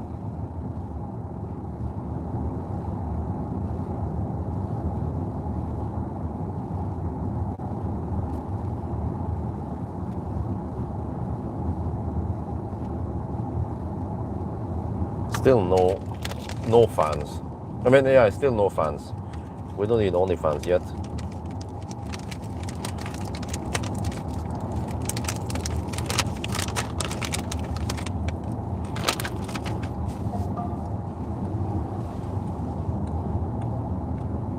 Oh.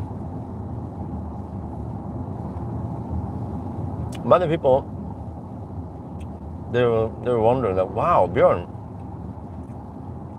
how can you endure so long drives? Like 1,000 kilometer challenge must be exhausting. Or the Bangkok runs, you know? I'm like, man, I'm enjoying it. Also the Bangkok runs. But versus having to deal with wife and children, man. On the road trip. You see, that was vacation for the children and for wife. For me,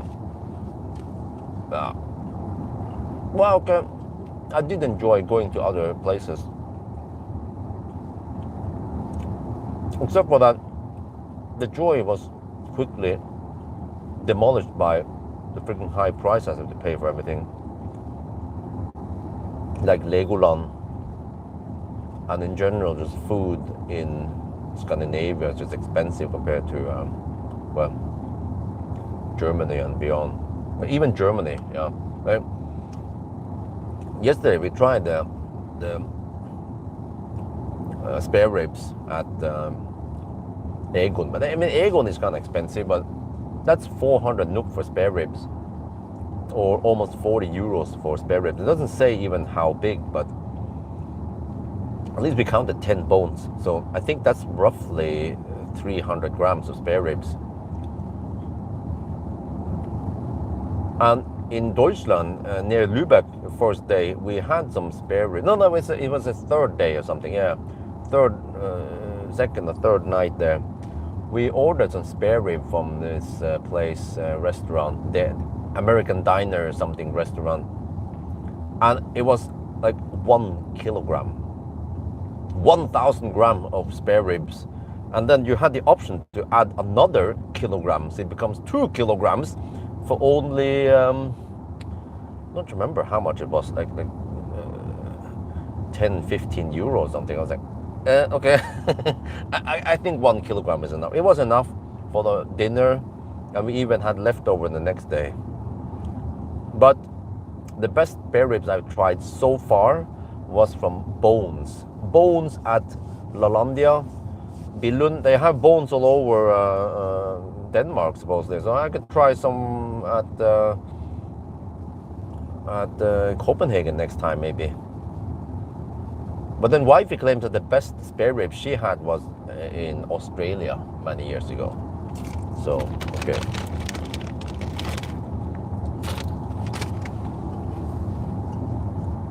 Long range, nope.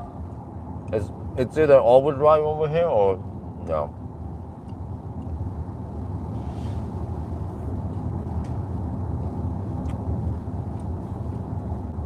Okay, do I hammer anyone now? I think I do, right? But I just want to hammer this dude.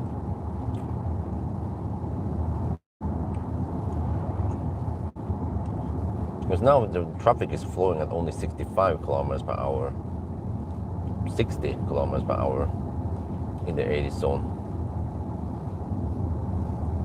But I don't want to hammer too hard. Oh yeah, I forgot, then the speed tends to go up now in the overtaking, so yeah. That means that if I want to overtake anyone, I need to go maybe at 90, 95 kilometers per hour. But then right after the overtaking stretch, then the traffic slows down again. I guess I'll just be camping behind this Detlef's camper RV.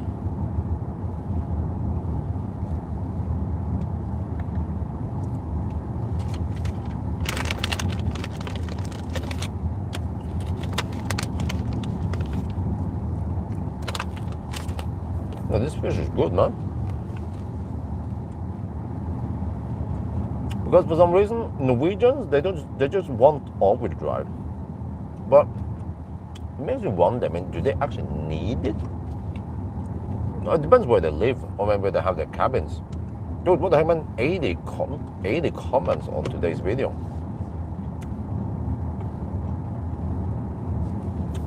I haven't had time to read it yet. Just want to see what people are talking about the plug-in hybrids. Seems like plug-in hybrid is a very interesting topic. And I try to at least have a useful chat about the plug-in hybrids and what I experience. Plus the whole, okay, versus EV nowadays, because EVs are getting better. So the point of plug-in hybrids is getting less and less.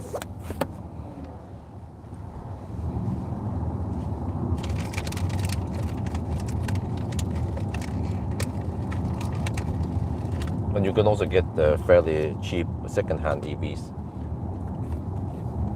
Still with good batteries.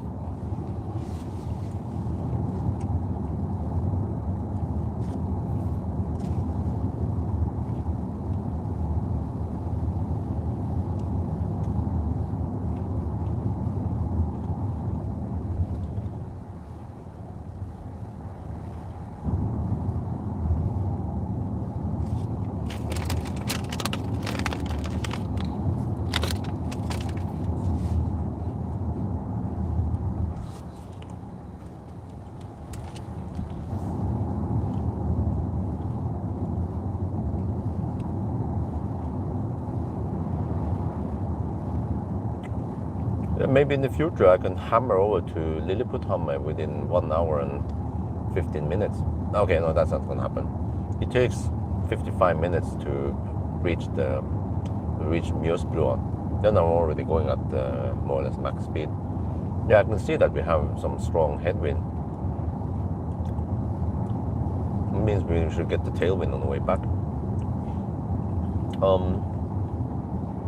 maybe at least 1.5 hours then, or 1 hour and 25 minutes, something, 20 minutes to Lilleputthammer. But then by the time this road is finished, then the kids are too big for Lilleputthammer anyway.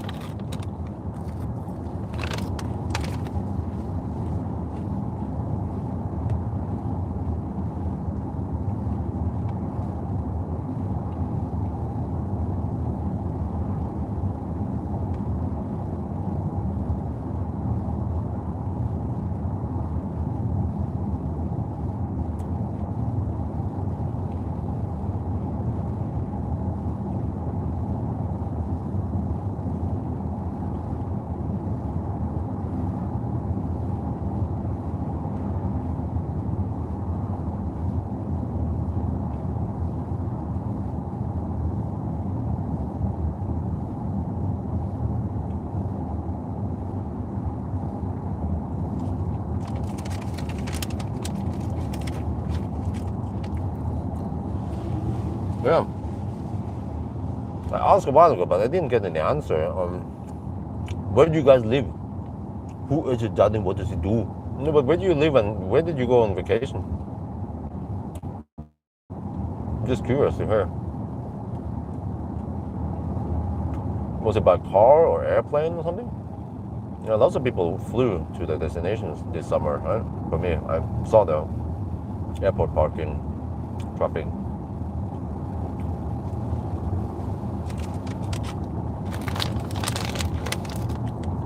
So on. Yeah.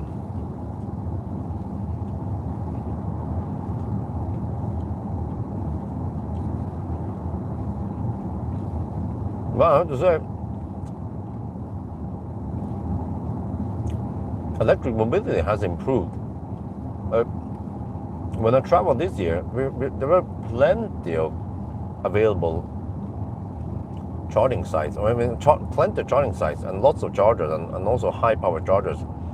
Plenty of 400 kilowatt. And the downside for me was that I was more like kind of stuck with the Ionity. Since I had 800 volt car and they offered free charging on Ionity, so I was like, okay. But if I had my own Tesla, I would of course use supercharger and get full speed there and free charging. Sweden, go to Norway. No trip this year. Okay, why not?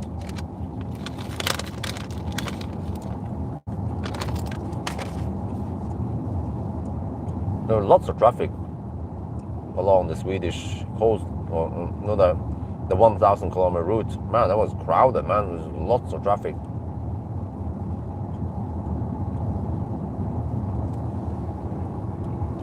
But I already noticed on Friday night when I traveled that there were way less traffic. Because in the beginning of June, July-ish, end of June, I noticed that people were traveling at night. Also on the 13th or 12th or whatever, when I did the last 1,000 kilometer challenge before summer, people were traveling at night. But not this Friday night. Then it seems like stuff has calmed down. I was sick and had too much to do around the house. Oh, I see. Yeah, that's a good reason. Well, you probably save a lot of money also.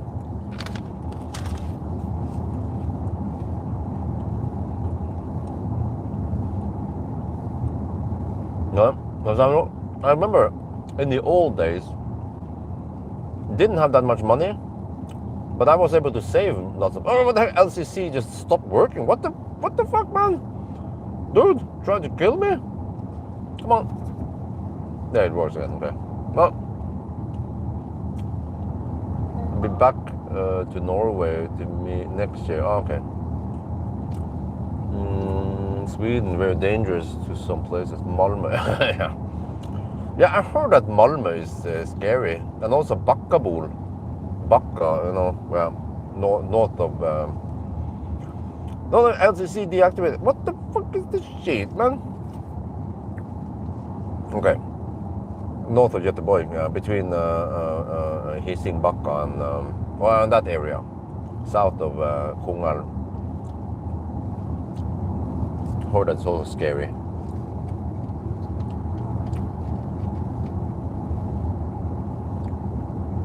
But yeah,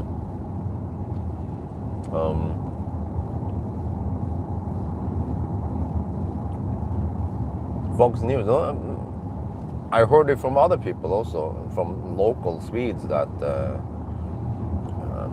Malmö is kind of scary. Parts of Malmö, probably. But I just noticed the freaking noisy motorcycles in Malmö. Like, the whole night, man. Evening and night. It was like, what the heck?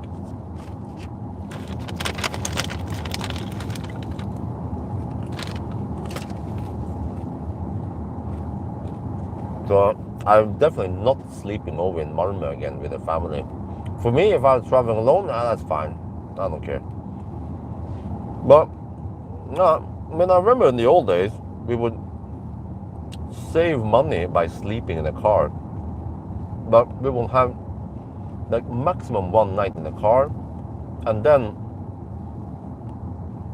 other nights, at least one night at hotels we can shower and stuff. So I mean, wifey accepted that back in the days. She would not accept that today, especially not with 2 kids. But I mean, the kids might find this adventurous to sleep in the car. Except for that, I tend to snore, so. But just realize that traveling with the whole family is going to be expensive, and more expensive as time goes by. Because then they will not, like, nowadays I get away with, I mean, initially Axel and Isabel, they went for free many places. But now it's more like, okay, kids ticket, and then eventually adult ticket. So yeah.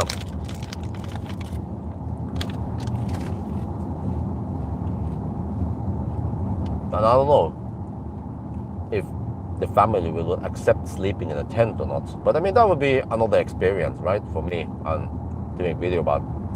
Maybe the kids will love it. The wife might not like it, but if it's 3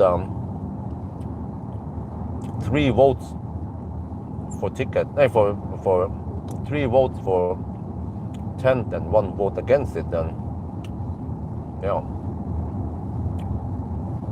Or maybe my vote counts twice. No, I'm just kidding.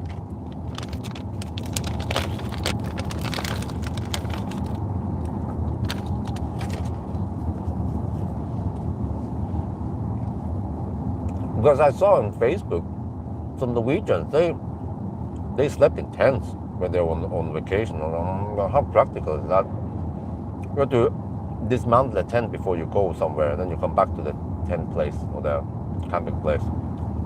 And I'm not keen on doing some caravan trip, man. That means slow poking. That means unhooking the trailer before fast charging and shit like that. No. I will then just pay extra for hotel or something else. When was that? When was what? Oh, okay. You're talking about Malmö. Okay.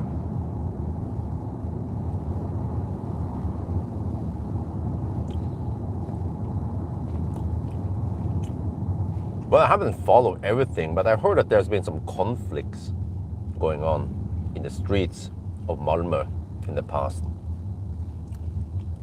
I'm not sure if it was because of religion or something else.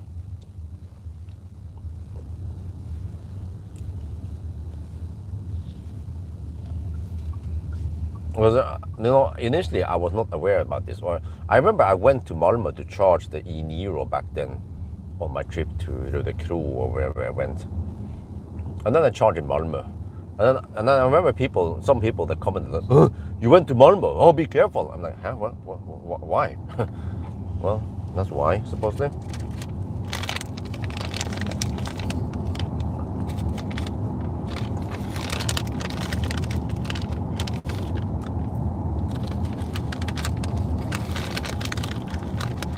So I finished the fish.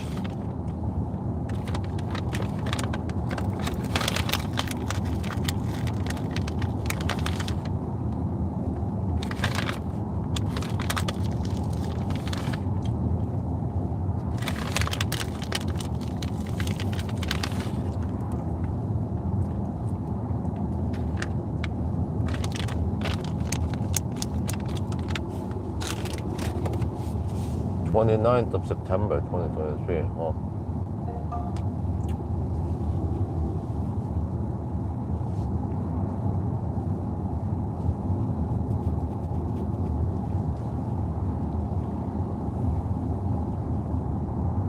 Wow, 126 watt-hour per kilometer with some headwind.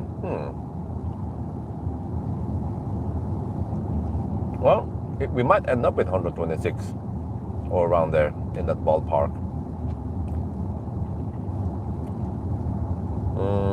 Let me see. I wonder how far I can drive before I have to pick up the kids. Told wife I'll pick up the kids alone at 4:30. So I can drive a little bit back and forth if we have time left over.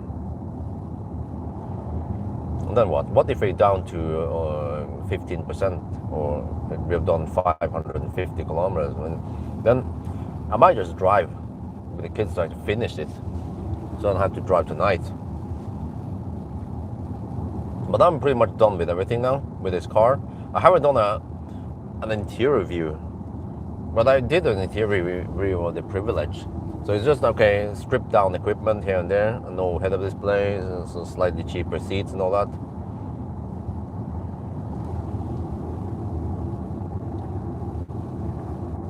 Business edition of 7 GT. I know you're not that positive about the car, but I mean, it's a nice car, don't get me wrong. It's just that the software is being annoying. It's like yet another nice car ruined by bad software. So if they could just fix the software, then it's good. You know, they already did well with the car, designing the car when it comes to space and ergonomics and features and so on, and equipment they include for the price. It's just that one small thing, just software. So if they just fix it, they could gain lots of customers, right? With game over.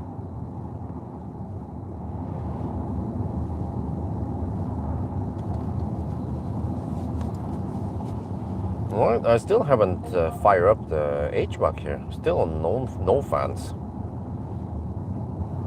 This is the advantage of driving north now to get the sun in the back, because most cars I test nowadays, the back side or the back windows at least tends to be tinted. So then the back side of the car is absorbing most of the heat from the sun from now noon, you know, when the sun is strongest. And then once we turn around and go against the sun, then it's a bit weaker. So energy-wise, it's good.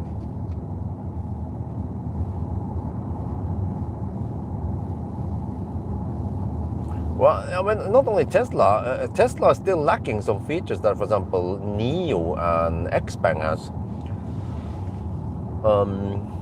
Don't remember exactly right now, but for example, Neo has better visualization of all the cameras it's recording, right, in the dash cam, and then Neo has better management of the seat profiles. In Tesla, one user only has one seat profile, which is kind of narrow-minded to have it like that. Neo has way better. You can have different profiles. I mean, many Chinese cars are like that. Good thing that they copy each other.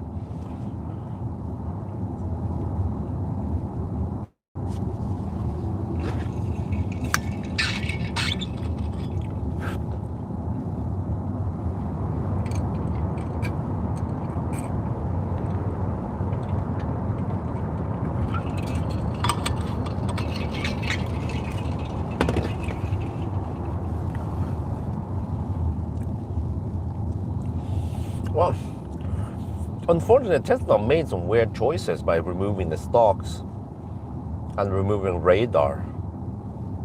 That might have backfired on them.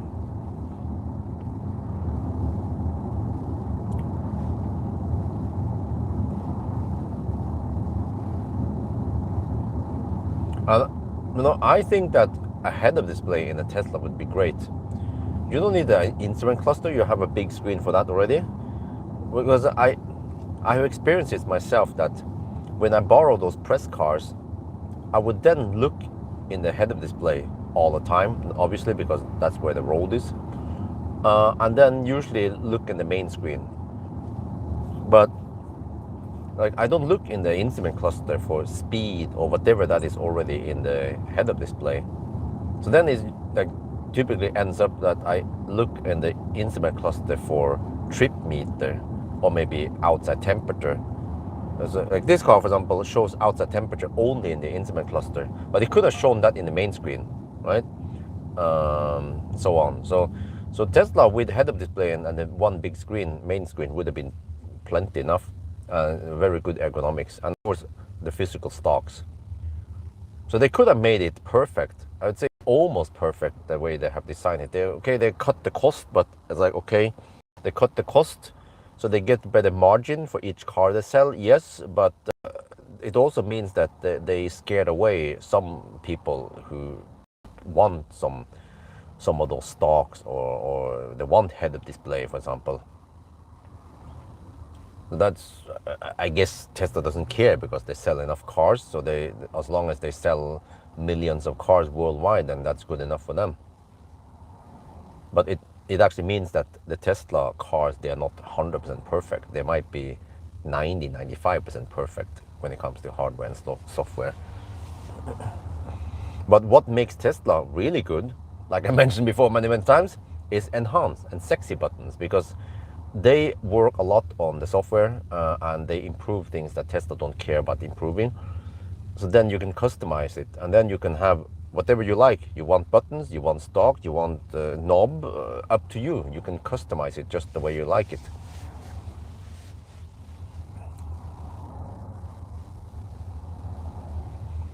Zoe and the Leaf, yeah, well, yeah, I agree. The good thing about Leaf is that it is a relatively good car for the money if you compare that against the triplets. You should try the triplets. You're gonna hate them. The IMEV and those cars, they're really bare bone. Many of those cars don't even have basic cruise control. So in that regard, the Leaf, I mean, it was okay price for the car you get, but nowadays they're getting more and more degraded, and Soul, I feel like it's a way better deal, especially if you get a new battery in the Soul. But even if you get a Soul with, I guess, low mileage, it could still be good, but the Soul is risky business because you don't know when that battery might suddenly go kaput. So that, unfortunately, that's the problem. Or you can maybe go for the 30 Soul, but then it's also more expensive. Oh, we have a bit of stau here because of the roundabout. Yeah, I was wondering why it goes slow now. Well, 126 watt-hour per kilometer so far.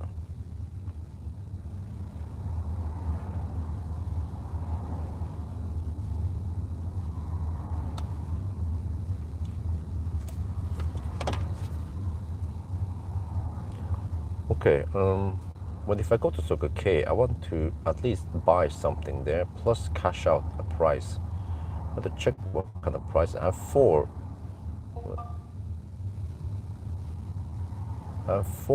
prices, rewards. Oh, I have a medium burger. Oh, I don't have time for that. Okay, I'll save that for another day. I have, I have a baguette med ost och skinka. Okay, I guess I'll cash out that.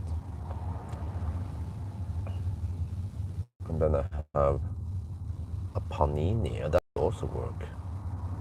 Or a baguette with ost och skinka, okay. And then the last price, what is that?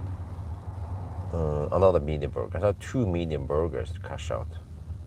I guess I'll go for baguette, or maybe the panini is easier to eat. Yeah, okay, I'll go for panini, plus maybe some buns. Then I have enough food. Or maybe drinks also. Yeah.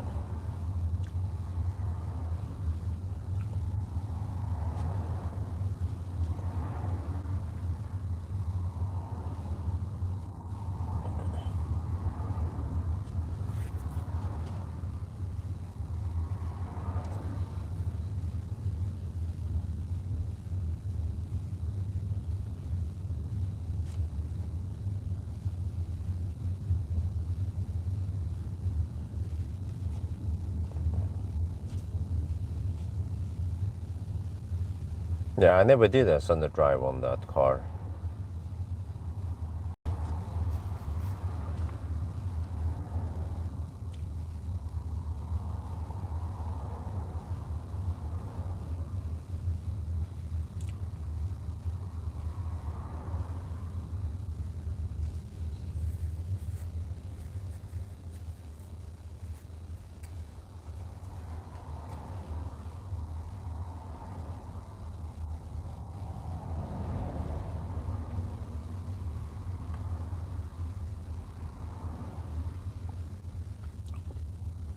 Well, I'm not sure. Similar vehicle, what could that be?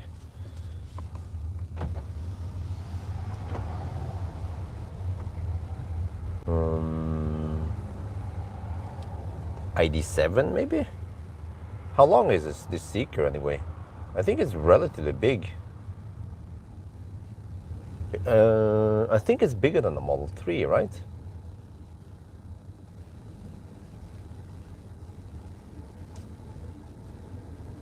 It's probably, well, I don't remember. Was it 4.8 meters? 4.8, 4.9? It should be similar to to ID7 fastback. But the Model Y, well, yeah, okay. But it was it in Thailand? We get remarkably good at results in Thailand. Just bear that in mind. Okay, I just opened the windows and something is smelly here, which is probably that Skoda. Was Skoda also ZH38225? Yeah. Was Skoda also affected by Dieselgate? I think it was, right? Because it's quite smelly.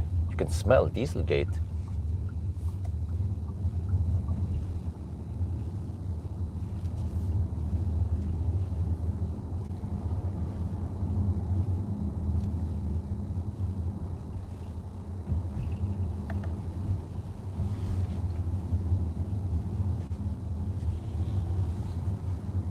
.8. Okay, thank you.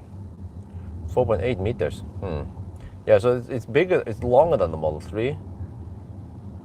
So I think it's like a class, size class bigger than the Model 3. So it's not fair to compare it against the Model 3. More like a ID7. But I feel like it's not like you can't compare it against some ID7. Yeah, ID7 Pro, ID7 rear drive, fastback, not the station wagon.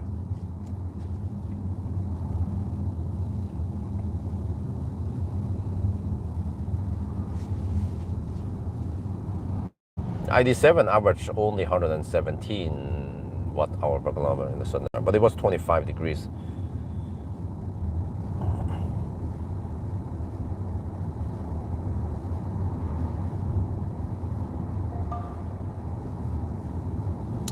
Man, it's annoying. Like, I was watching the road, I was looking at the speed limit signs and yeah, and other things, and the cars, pay attention to the road. ID7 is 4.9. Okay, wow, ID7 is almost 5 meters long. I wonder how it would have been if I took the ID7 on a family trip instead.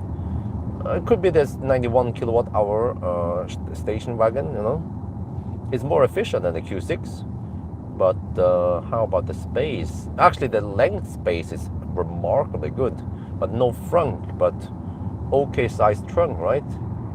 ID7.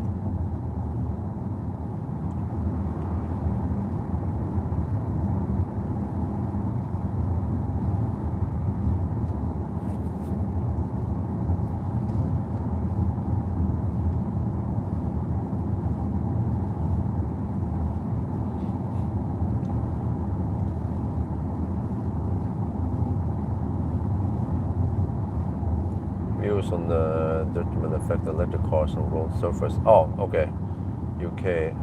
Well, we heard about that for a while now, and the actual experts, the guys who know about road building and maintenance, they say that EVs, or I mean, like personal cars, they are so light that it doesn't matter whether it's 1.8 tons or 2.2 tons.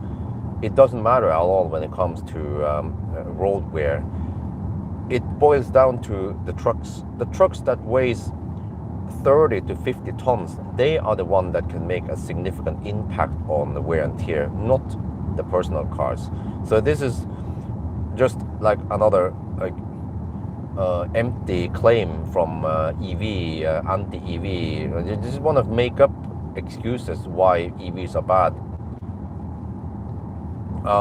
the actual experts, the road experts, they say that just imagine, like, I don't know, a piece of wood, and you have ants running over them. If an ant is just 10-20% fatter than the other ant, it's totally irrelevant. But if you have, like, I don't know, a dog or a human walking over that same piece of wood, then of course that will affect it way more. So yeah, I mean, you already understand the math, right? Like, most cars, like, but you have also heavier cars, you know, like pickup truck that just passed us, that probably weighs way over 2 tons. So you already have heavy SUVs, and also those freaking plug-in hybrids, they are also heavy. But it doesn't matter if it's just right around 2 tons, no problem. But then once you get to 20, 30, 40, 50 tons, then that is significant. Oh yeah, let's not forget the RVs. They're also heavy, man. That's one of the reasons why they are driving so slow, is because they have way too weak engine compared to how heavy they are. They move the freaking house with them, you know.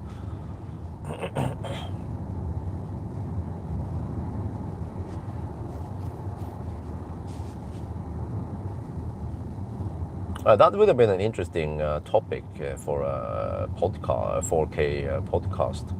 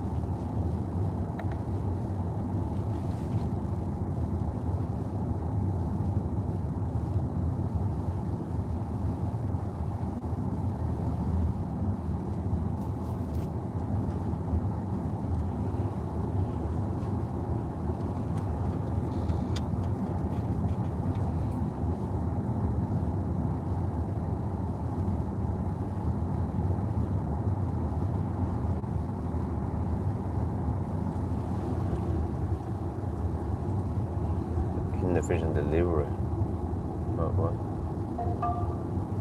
Used to replace HEV. Oh, man, it's annoying software. No. HGV with an electric van instead.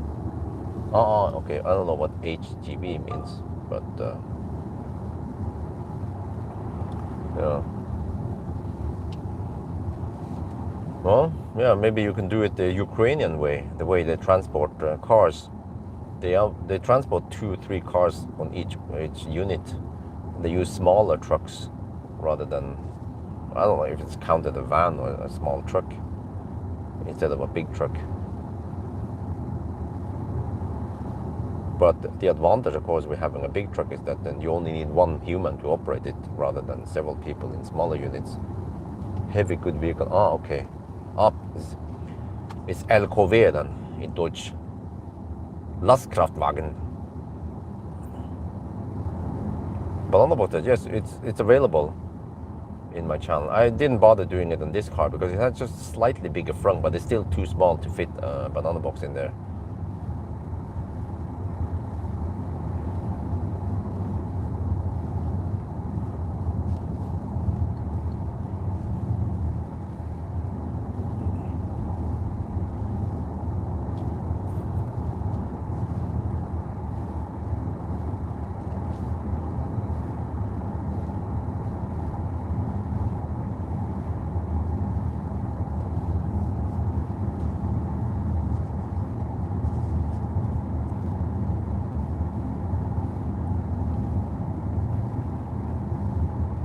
I mean, and if you look at this, Tesla, they actually make quite light cars, light EVs. They are staying within around 2 tons, many of them, like Model 3 and some of the Model Ys.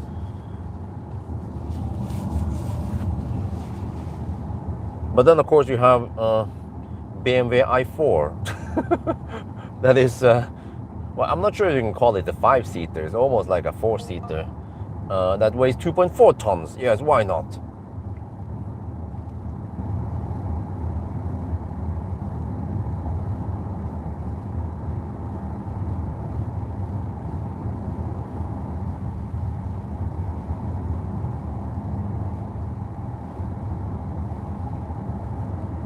Okay, here's a Lilliputhammer coming up soon. I need to pee soon, in half an hour-ish. We'll be at, no, a little bit more, like 40 minutes. We'll be at Ringebu. It's always nice to see what it looks like here and how it is around here. And when it comes to traffic, I'm also interested in traffic and well, the river is a bit teal now. It's still smeltevann here. And how is Hundefossen? Oh, it's okay. Not sure if is it open? I don't see too much activity there. It should be nice weather for a fun time at Hundefossen.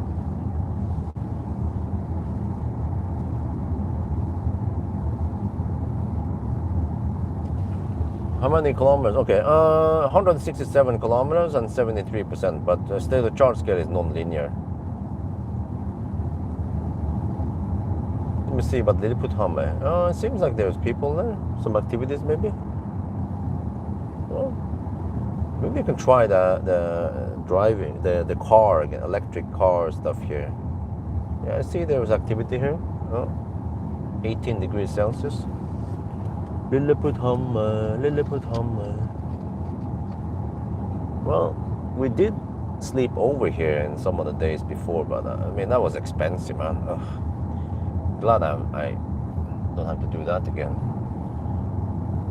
We would pay for 2 rooms and shit. Like, I would have to pay 3,000-4,000 NOK total, maybe more for a trip. 2 nights and shit, just to visit Lilliputhammer and okay, Lillehammer. Yeah, it was nice to just walk around the Gågata and stuff. Yeah, but then after one trip there, then it's like, okay, we don't have to go there every time.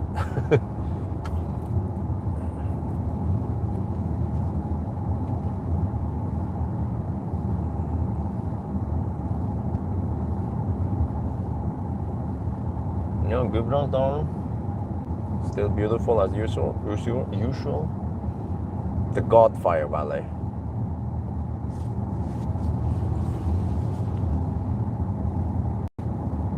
'87.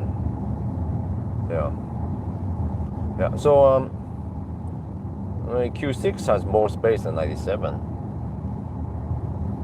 I felt like I needed all the space in the Q6. Dude, like next year, if we can just get something big like an X9, I will personally bring the microwave oven with me. Because I'm surprised that many Airbnbs don't have a microwave oven. They're so cheap, and they don't take up too much space, and you can just plug it into a sjuko, so it doesn't need any special installation. But many places don't have them. So when we want to heat up some leftover food, what I end up doing is that I have to boil water in a pan. And then I put the food container thing. Dude, can you just stop being annoying, man? Car. Oh. And then I need to usually boil it like that for around 10 minutes before it heats up properly. But that could have been 30-second heat up with a microwave oven.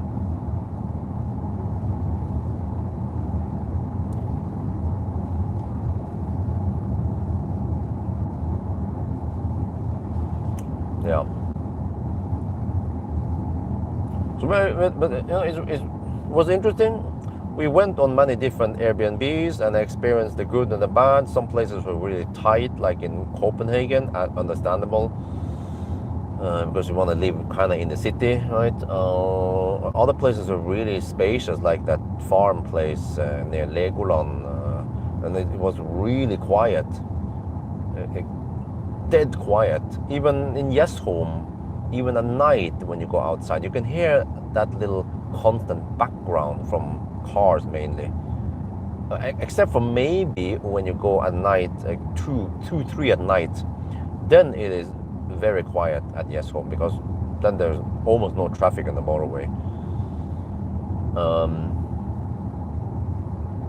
Well, so I experienced many different places, but the conclusion is that there is no place like home, because we are so fortunate to have such a nice, comfortable home with lots of space.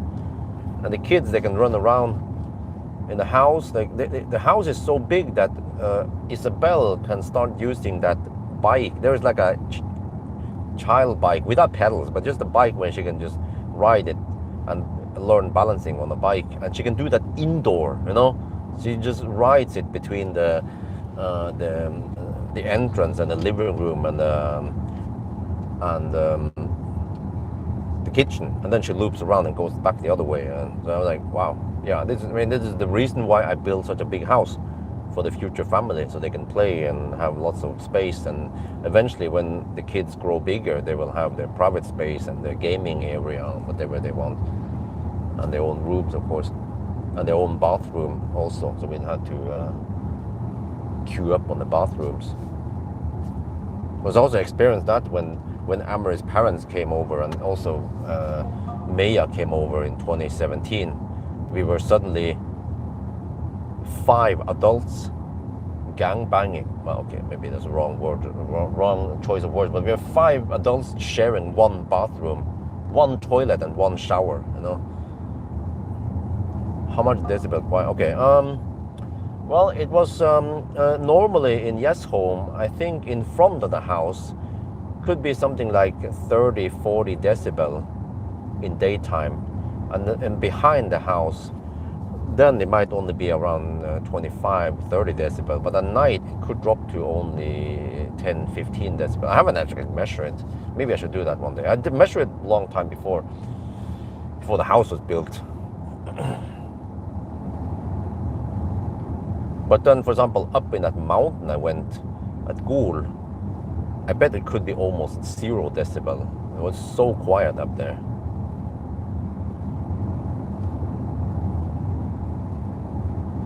But yeah, I experienced a lot, and I try to find. You guys have no idea how much time I spent finding the right Airbnb. So the whole vacation, right? We went on, man, that was so much work for me, because I was the one who had to figure out where to go. Okay, I asked for some feedback from wife and kids, maybe. So I had to organize the whole trip. I had to find out where the Ionities are, and then plan B, supercharger or something else. Check out apps, parking apps we need, charging apps, book Airbnb, find restaurants. We want to eat Thai food, Japanese, Korean food. Okay. And I was the one driving, okay. I had to carry stuff in and out of the house, whatever we stayed at. But I think I want to put some more load on Isabel and Axel. I was surprised to see that Isabel could lift Axel. I was like, what? A 4-year-old can lift 11 kilograms.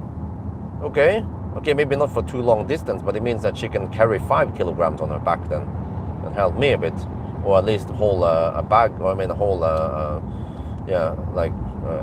1000 bag with some food or something, and help me go up and down the stairs also, or somewhere. So eventually the kids, they need to do stuff on their own, and they are extra burden for us right now in terms of almost everything. But I want to teach the kids to be more independent.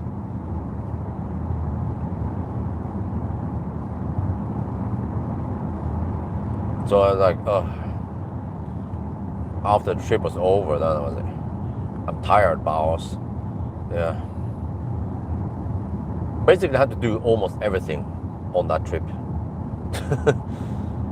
Yeah. The route planner, the guider, the hauler, and also those Airbnbs, they are big, spacious, which is good. That's what we need, but it comes with some downsides. Like, you usually have to take out the bed sheets and the bed linens and the towels and gather them in the bathroom, and you have to also usually vacuum clean and wipe the sink and clean the kitchen kind of, so it looks okay. And in general, they want you to leave the Airbnb apartment the same state you entered it, right? Her height in the future. Well, she's not going to carry it for too long. It's just once we arrive, and then she carries it up and down the stairs a bit. It's just short, you know, a little bit of physical activity doesn't hurt. It will actually help development of kids. But I mean, okay, I said 5 kilograms. It's probably less than that.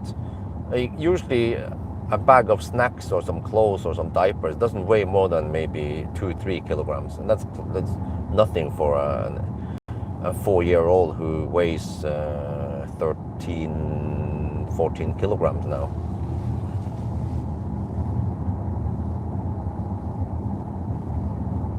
How was the Q6 hammering in Germany? Well, there's a video about this. What else do you want to know? It was kind of thirsty, as expected.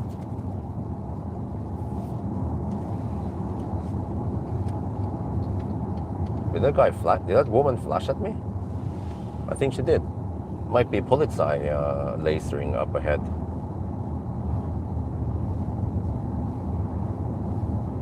But they ain't gonna catch me. I'm driving like an old man today. You ain't got nothing on me because I didn't do nothing.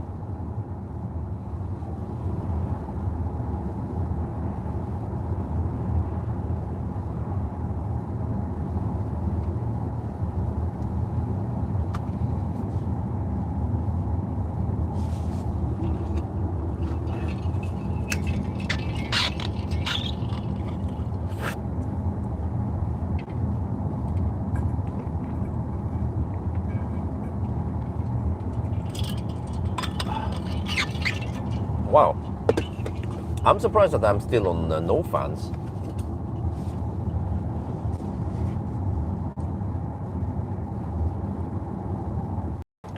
Oh, I see. The river here is kind of dry. It means that the other rivers that into here also is they also are kind of dry. Yeah. Well, we haven't had too much rain lately. There will be some days with rain, but they have the thing over the Rivsbuske. Wow. Okay, get an idea how I can do it then.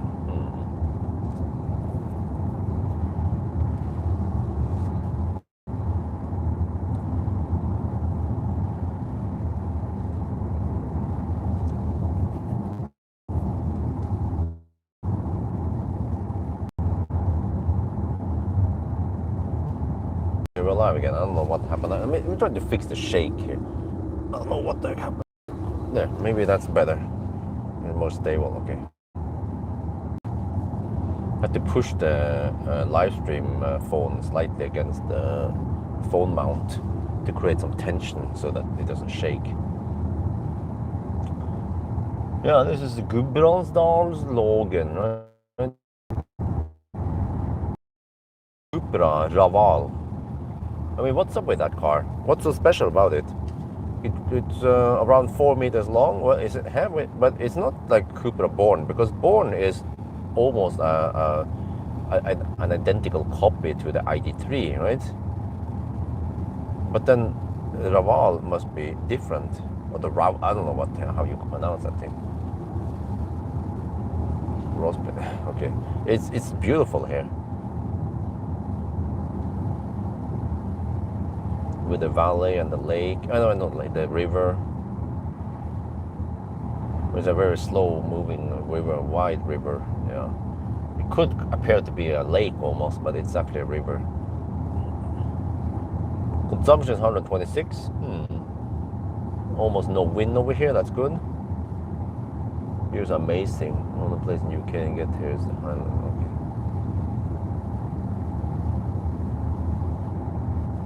Yeah, so it's beautiful to revisit this place and just enjoy some nice alone time. Yeah, you know, it was funny. I heard it, I don't know if it's true or not, but there was some kind of story on Facebook that there was this wife, she suspected that her husband was having an affair with another woman, and then she tried to catch him by, I don't know how she traced him down to a place where he was eating. And then it turns out that he was eating alone, and he was enjoying some alone time without kids and wife.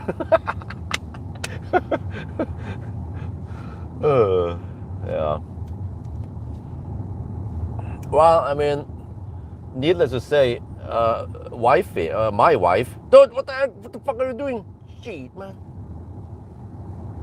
My wife has also suspected many times, like, that I have, you know, I'm seeing another woman. I'm like, trust me, no, don't want to deal with yet another woman. One is enough. Don't want to spend money or time or energy on more than one woman. Yeah. So if she would catch me one day, I will just be enjoying some nice private alone time, usually with a car, a nice car, just driving around somewhere, and then, oh, look at the view here. Oh yeah, nice. No one nagging me like, can we stop please? I want to pee. Or like, I want cookie. I don't want to listen to that song. You know, like, yeah, it's started to be like that now. It's like, Axel wants to listen to one song, and then Isabel wants to listen to another song. They don't want to listen to the same song, and I, oh my lord! And then I just switch off Spotify or Tidal, and there's no songs then. Low water problems. Well, I don't know. Not that what I heard of, but I don't know what's going on in Oslo, because I don't pay attention to those news.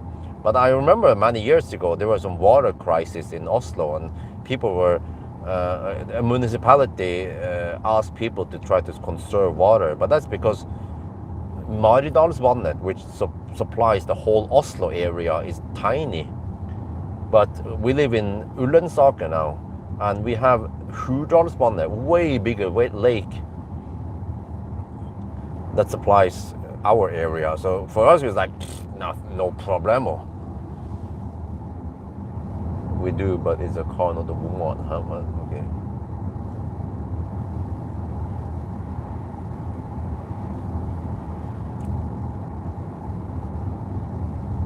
But yeah, Sunday drive and like seriously, my trips to the Arctic Circle back then, that was wonderful.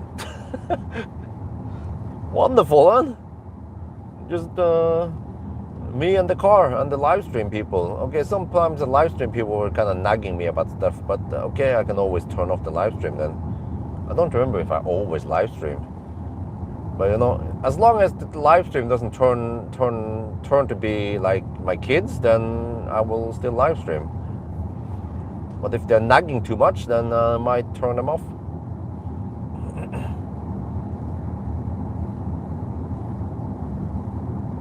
But I mean, that's just how kids are, right? Like, she would just nag, like, I want this, I want the bread with the ham and the cheese, and like, Isabel wants. I asked her, she was hungry. I said, okay, what do you want? You want bread? Okay, bread with what? Ham, okay, cheese, cheese and ham and salami. I was like, what? You can't have salami and ham together. You have to choose one of them. And then she wants butter and freaking prim. So like, okay, what the heck, man? I mean, prim is already kind of cheesy stuff, and then you put the butter on it, and then you put the ham and then she didn't eat all that stuff, and then she took out the ham and the cheese.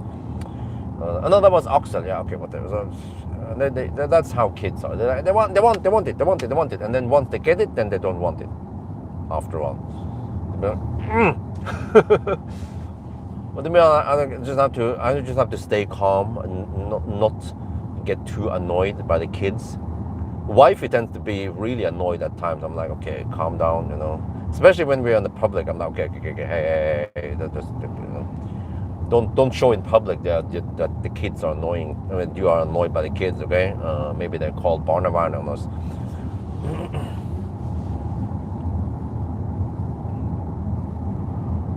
MAN e-truck. Wow. We have a remote control. Damn. Volkswagen is getting advanced now. Huh?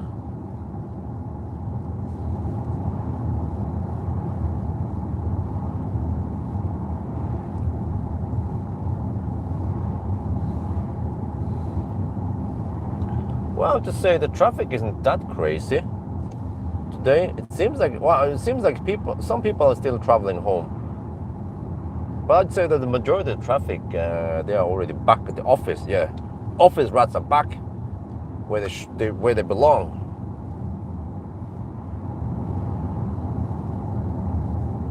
Wow, Logan seems a bit low today.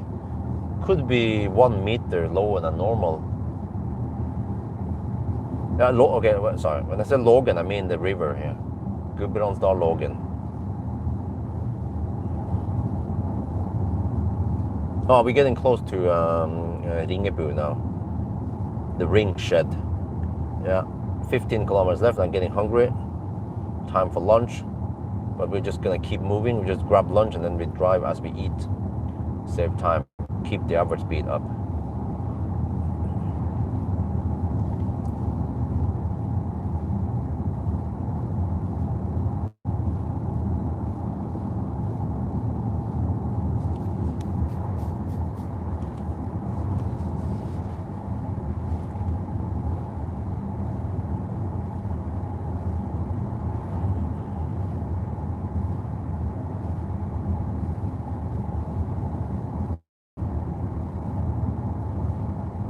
Well, look, this section is always beautiful. You see the mountains in the background. Whoa, whoa, whoa, okay, that's kind of close. Okay, someone is slow poking. It's a Hongxi EHS7 slow poking. And the people are trying to overtake. It was an Audi.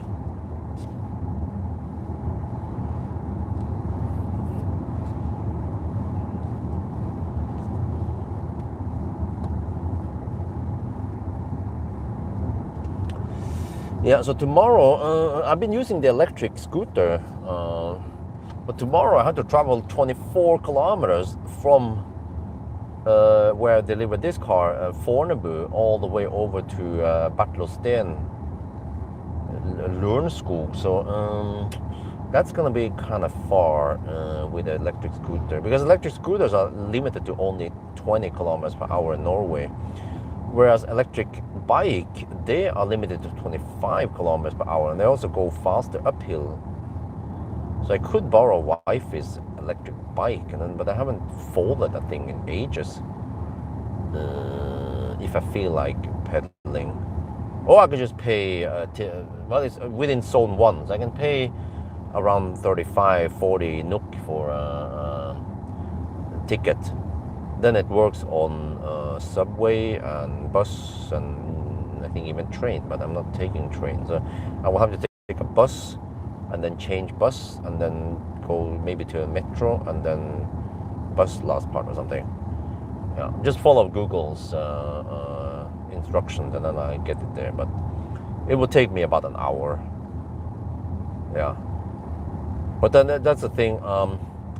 Every time I borrow every time I borrow a Zeekr or, well, it was easy before because the Zeekr press cars, they were located at I think it was Bilia or something, right, at Økern, so I could park my own car there. But now they have moved it over to Fornebu, where the main office is. And then at Fornebu we have BMW and Polestar Zeekr now. And there is no parking there unless you want to pay massive price for 1 week there. So that's gonna happen. So the idea was to use Melanie Falcon as the press car shuttle eventually, but for now, once I get him back, I will use him as a family car. Yeah. Oh shit, where there's an ID7 and then the Polizei behind it. Well, I mean, you either accelerate, no, you're approaching the main road, old man, way below the speed limit. You should try to match the traffic on the main road when you enter it. I'll come with them. You go behind me. No, the police didn't come here. Okay, good. Okay, we're gonna stop soon. I will measure the distance. Haven't written down the distance. Okay, I need to find it again once we stop. I will short pit stop. Need to double check the distance. It's around 200 kilometers. It should be fairly accurate. Well, there's ST1 now here. Was it always here? Do they have charging also? No, don't break here, shit, man. I don't know if there's any Laden, Schnellladen over there, Ultraschnellladen.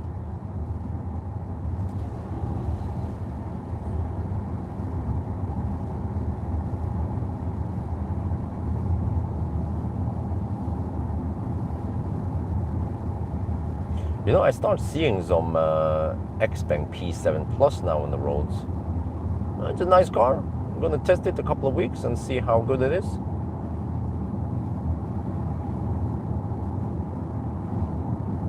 Wait.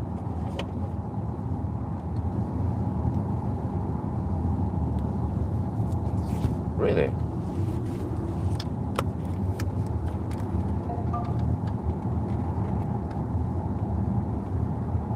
We are almost at Ringebu, and I noticed something here. You see, we are in the average speed zone now, and I noticed that this shows up. So it shows the average speed and how long we are in the average speed zone. It doesn't show. Well, it shows how remaining. Cool. But I'm trying to match now. It was showing 80 kilometers per hour. Yeah, you see. Wait. We're driving at 80 right now, but it's not 80, it's 77 GPS speed. It seems like this car doesn't take in account the GPS speed. Other cars I've tested that has the average speed zone thing will show it should show decimal also, 2.0. Yeah, because now it's going to jump to 1.9 soon. So it is slightly incorrect, yeah. Oh, and then it slows down in the curve here. What? 10 kilometers per hour? Really? This is an extremely dangerous curve. You need to slow down a lot. And then the average speed drops here. Okay, but whatever. But it's nice that you have an average speed. Just have to know that that is not GPS speed. The actual GPS speed is more like 75 kilometers per hour right now. Yeah, that's what she said. It's so long. But long is good, right?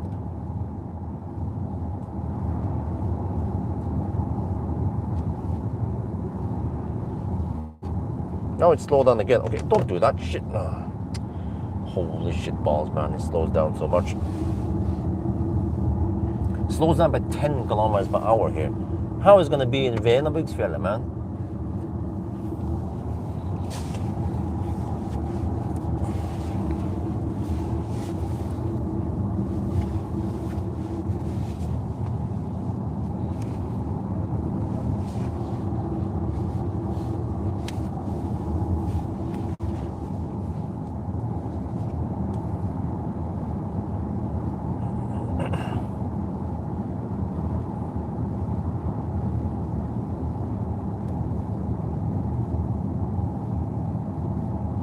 There was one year, the resting area to the right here was flooded. I was like, damn, I had to close it.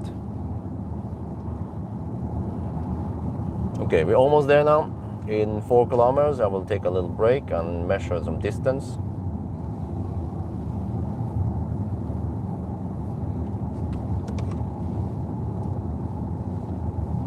Well, I don't have the distance saved here, right?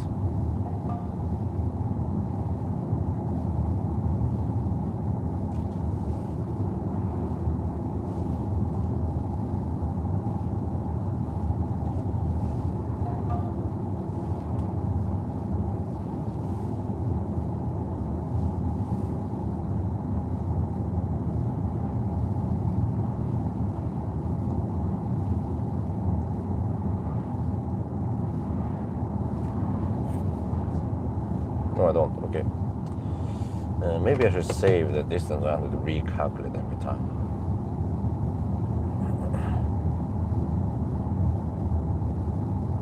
Well, that's not a question, because it lacks the question mark at the end of the sentence.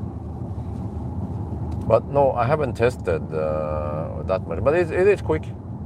It has a bit slow startup, but then it kind of like at speed it is quick.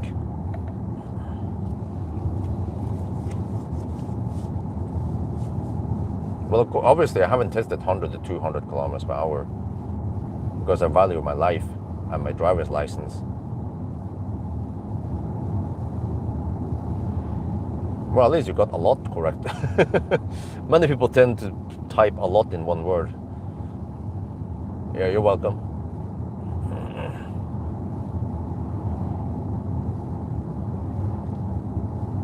I feel like having some buns today, plus some, I guess I'll have a panini, if they have it there. They should have it there. I'm gonna cash out the price there. Maybe I should also add some drinks.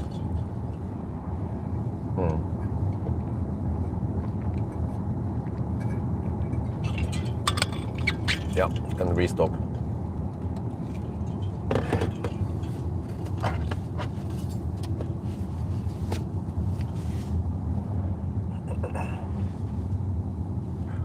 Welcome to Ringebu. Right, so the main road goes straight through this town, and they force all the traffic down to 40 kilometers per hour. How about making a Ringebu ring that bypasses this? Well, I don't know if they're planning on making any roads around here anytime soon. But I mean, this is the Stamveien, the main road between north and south, along with Østerdalen. So the main road should be at better, I don't know how to put this, scale for more traffic and better for trucks and so on to travel. So people who don't have any business in this town, they could just skip it and hammer at 90 kilometers per hour, right? At least. But where did the insect come in here?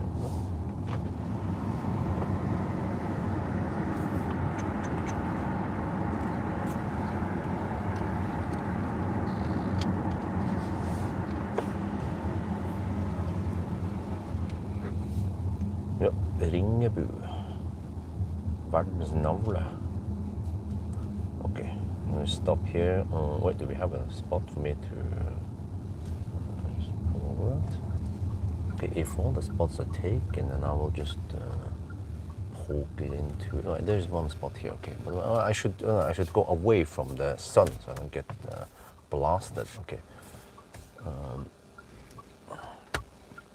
Okay, what is it? I'm gonna go in here. There's traffic coming in also. You have to watch out for traffic.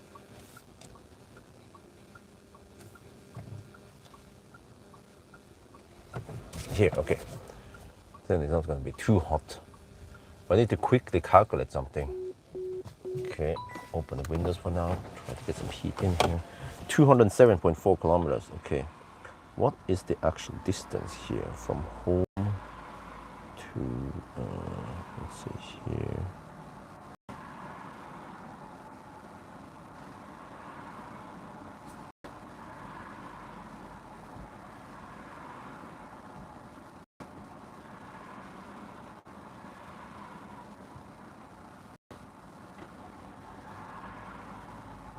$212, really? Did I check everything? Let's see, no, it took some weird route. Oh, shit. Okay, choose a map.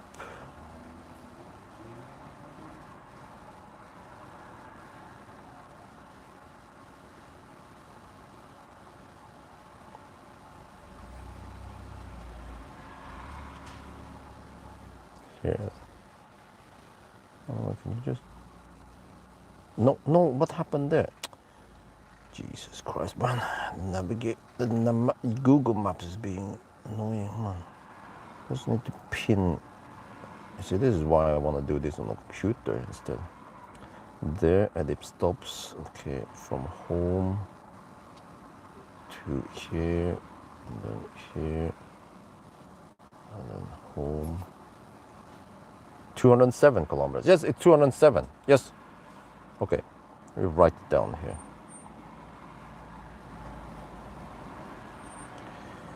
Circle. Okay. Ringebu. 207 kilometers.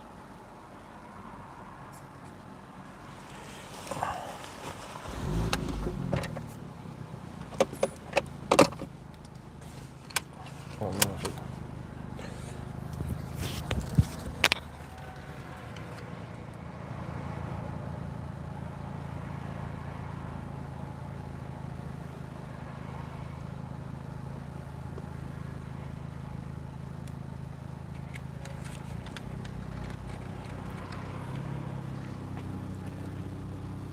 We are now at the Ringebu, first pit stop, and then, interesting. The heck is going on here? You see. Okay, look at that, look at that. There's some people there doing the moonwalk. But they're obviously not walking. Wait, it was a bike. It was displayed as a tricycle. But these guys, they're sitting, having some lunch. Sorry, maybe I should close the windows. But it looks like they're walking. That is incorrect visualization of what's going on. But okay, whatever. Here, from home to here, it is 207 kilometers, and the car displays it correctly. Yes, it's the Chinese precision, yeah. 126 watt hour per kilometer. That ain't too bad in it. Okay. Well, let me see. I'm gonna check here also if we go to this part. Wait, okay, it's back there. Okay. If we go to energy management and then trip data, 26.1 kilowatt hour so far. Yeah. Everything on propulsion. Well, a little bit on low voltages and other, but nothing on HVAC. Okay. All is good.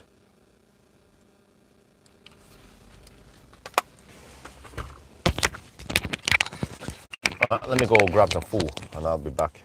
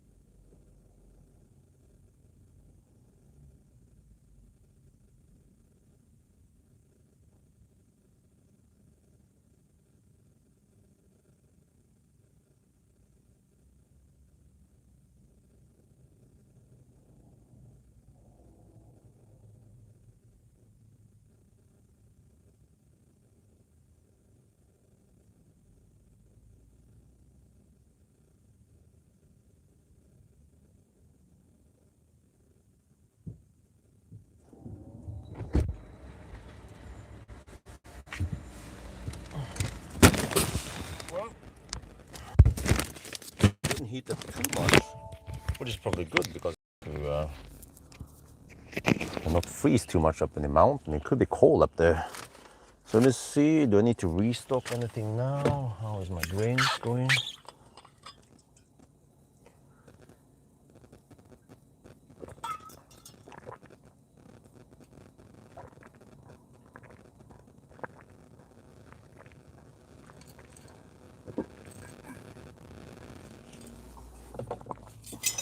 Okay.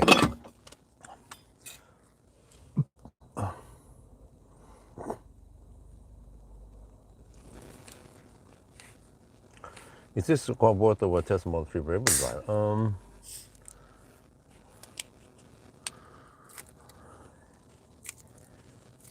Guess so, but what do you mean premium variable drive? I almost feel like Tesla has better features, like ventilated seats and. But that's pretty much it, right? No, they're equally equipped then, yeah.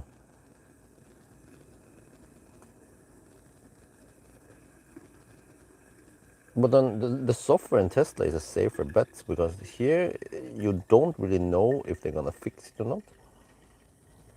Or maybe it doesn't matter, you can live with that, the way the software is today.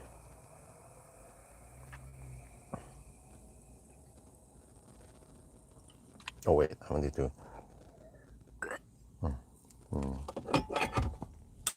Can't fill it up too much. Okay, there.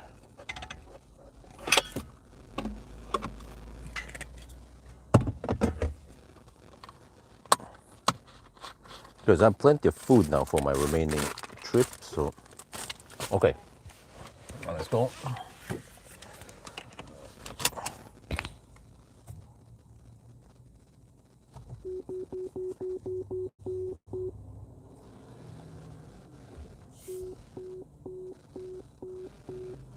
Where's freaking chaos, traffic chaos now over here. Let me see, how do I get over there in a nice way, right? Well, that's always a good question. Okay, now the car's nagging me about something. Let me see, I think I'm gonna reposition because I want to get over there somehow without too much hassle, but I see that it could be hard because there's so much traffic now, so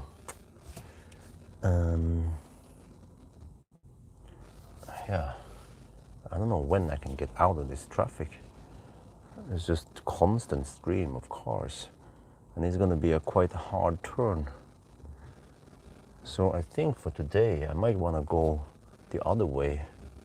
Well, can I? Okay, whatever. I'm just going to ninja it over there. And now I have a Golf also who wants to turn. Kind of need to wait for her to go first, right? Okay, where the heck is that? Okay, let me just get in position first.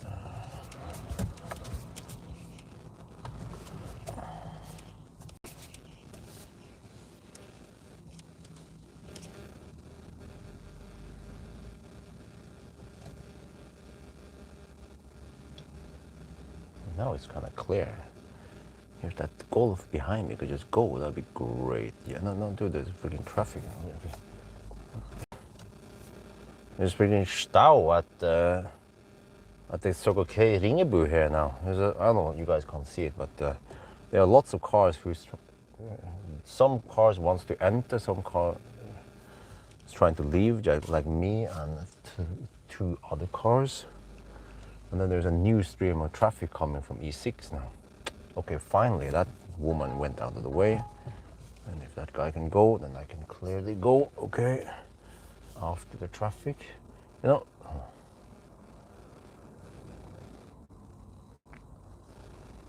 how about I just turn spansken? I just go like this. Okay, let me show you. You just go like this. Yeah, okay. Kind of need to make some exceptions now in summer traffic, otherwise it's going to be freaking hard, man. Okay. Okay, now all kinds of nagging going on. Turn off, turn off, turn off.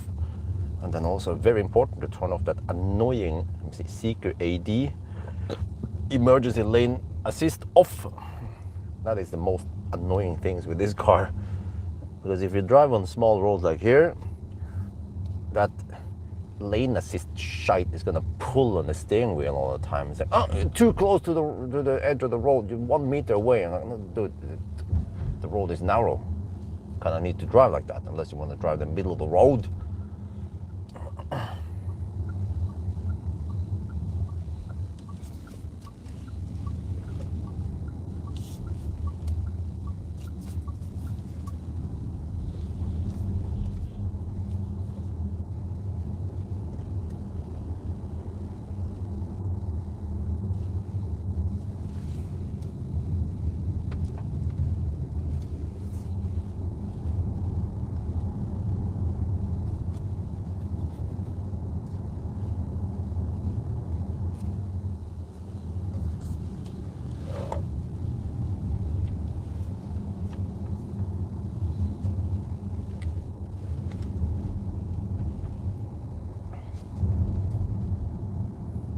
Okay, so Venabygdsfjellet is most likely not the most popular place for people to go to, right? So hopefully not too much traffic over there.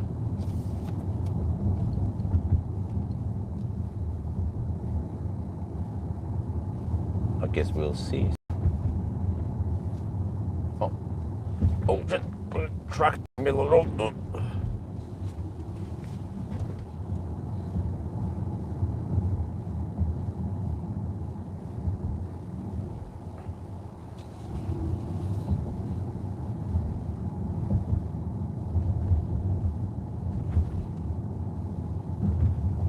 No, but it is quick. The 422 horsepower, it is quick. But it's just that it has a little bit of lag. Yeah. So even if we put it in sport mode, there's still a bit of lag. Let me check here.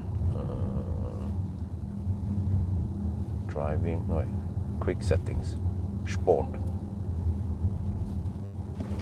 No, actually, it's not that much. Nowhere as much as an X-Bang.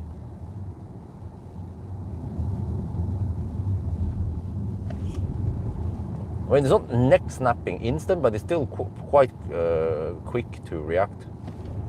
Yeah. But then it becomes slightly over nervous, so then I don't like sport. I just go to comfort. Well, maybe I should have used eco mode. Yeah. But then the car tends to default back to comfort mode every time, which is a bit annoying. As if there's nothing else annoying with this car.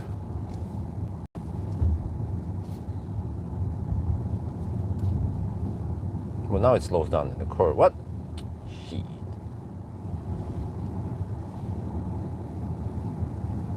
Mm, 18 degrees Celsius. Wonder how cold it's going to be up in the mountains.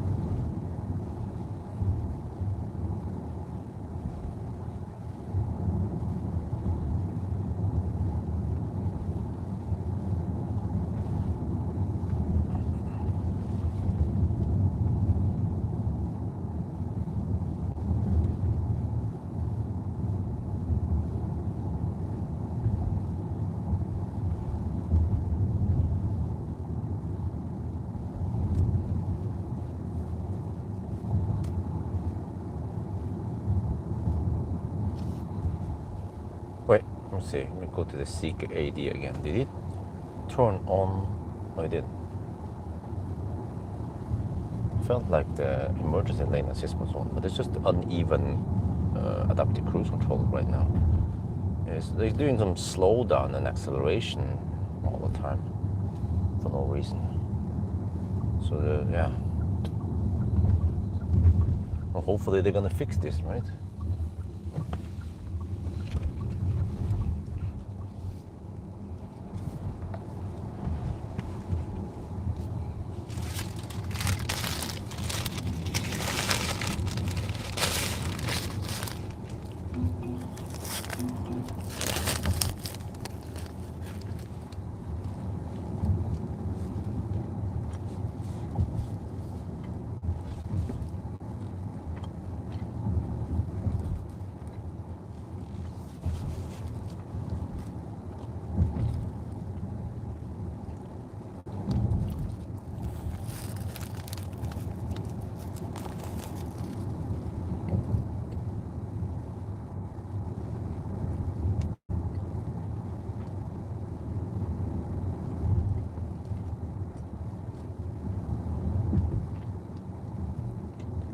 Oh, it slows down here. What the heck, man? It really drives like an old man.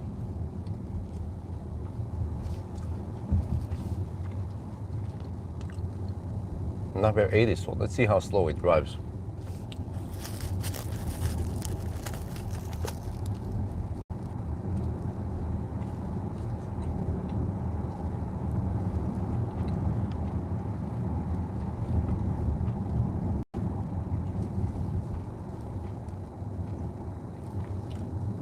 Well, it goes at 50 kilometers per hour here in the 80 zone. Really?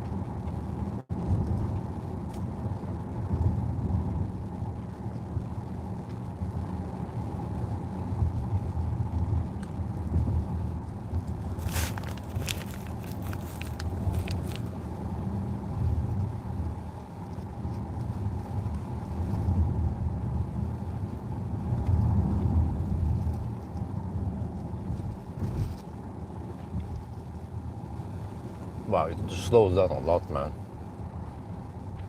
All the time.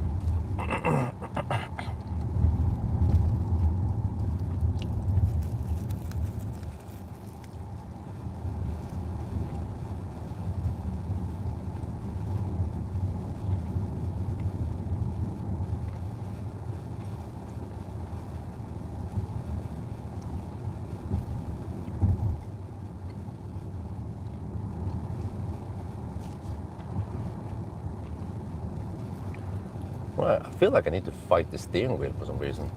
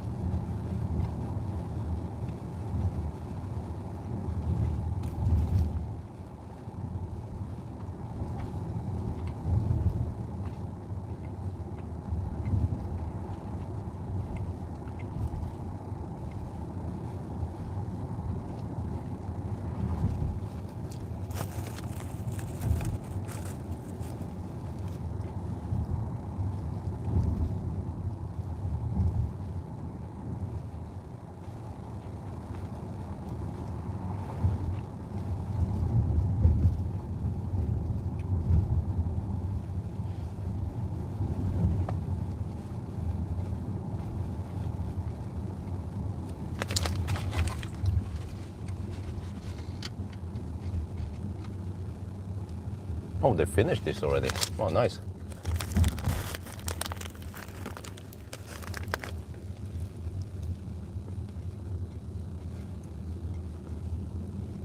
Wait, they just widen out the road a little bit. That's pretty much it.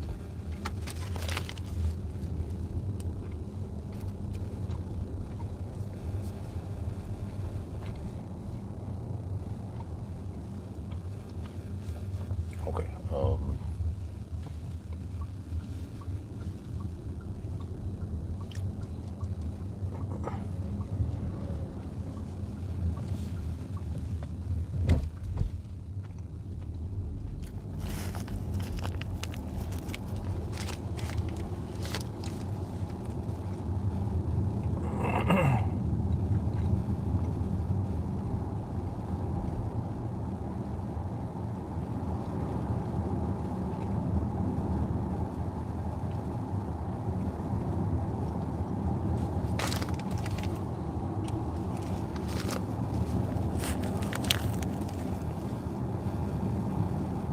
getting kind of hot now. Maybe I want to vent a bit. Since I really need to drive slow anyway.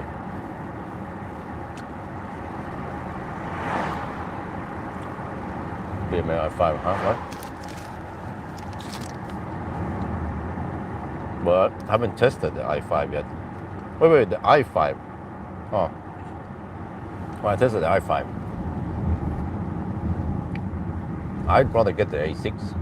Because the i5 was surprisingly bad space for such a big car.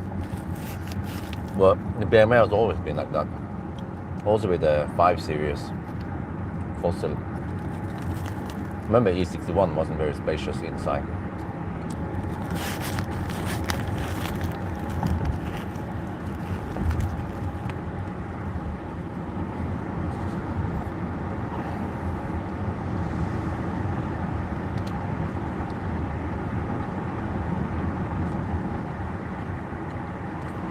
It's like the car is still steering for me for some reason.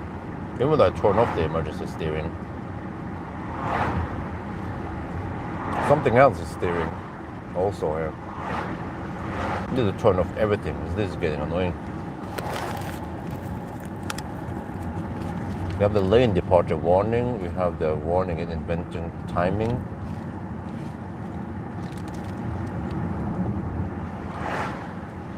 Lane keep assist, but that's LG. Right, what is that? What is that? What is this? Confirm. Maybe then it will not intervene. Yeah, that's better. It's way better.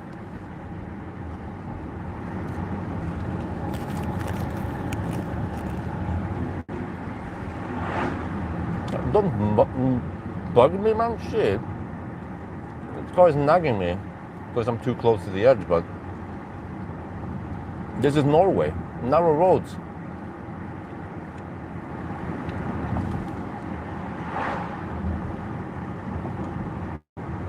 Maybe they don't have narrow roads in China.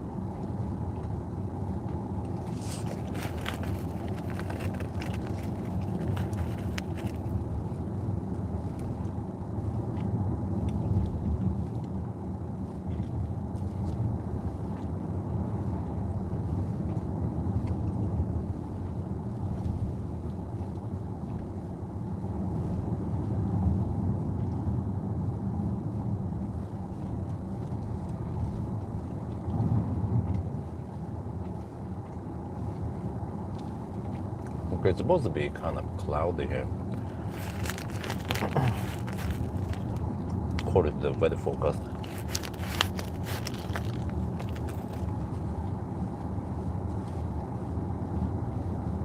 1 in the afternoon now. Okay, so I should be home in around 3 hours-ish. Let's hope there's not too much Baustelle in Österdalen nowadays.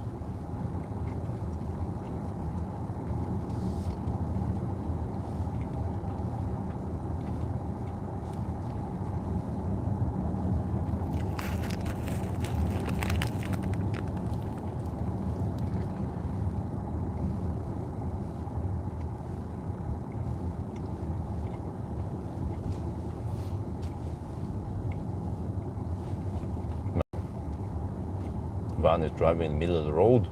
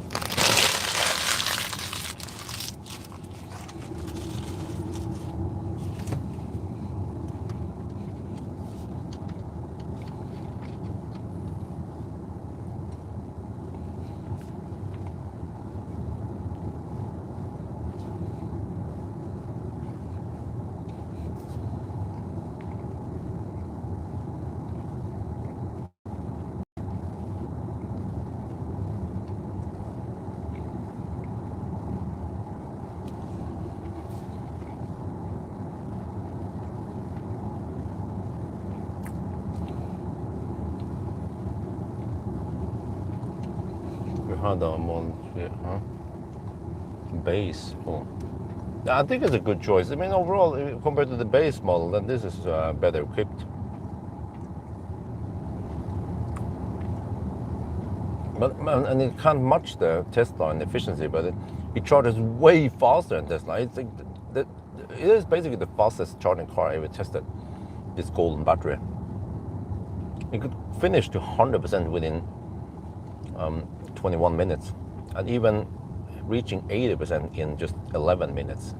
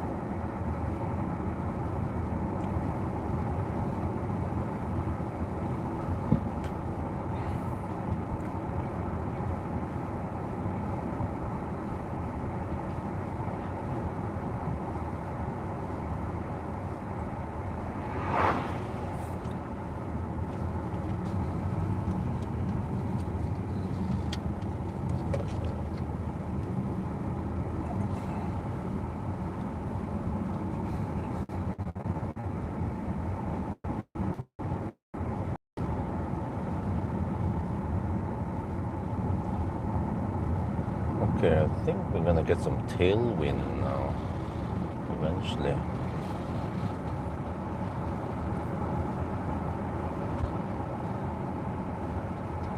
Our van is going kind of slow, but I need to stop anyway for the thumbnail soon. My usual thumbnail stop point. So I'll probably stay behind this van. It's 80 kilometers per hour and the van is doing 55.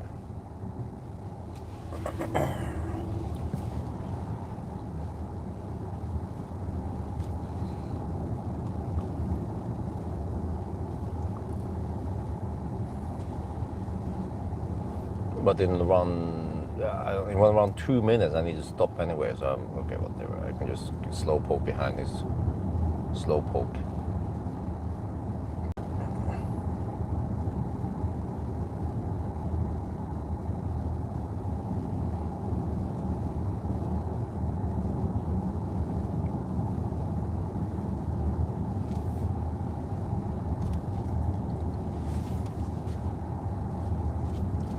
Down to 58%. We're done 227 kilometers only after over 3 hours. Wow, well, that's slow.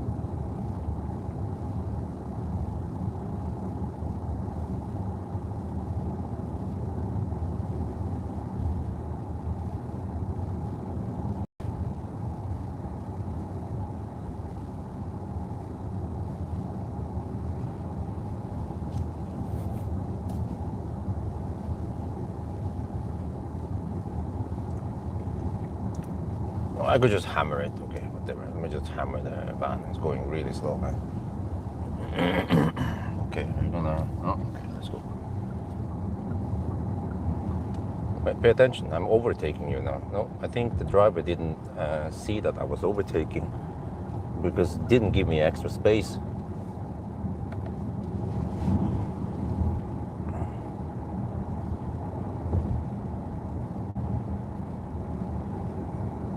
You should always pay attention when you're driving, you know?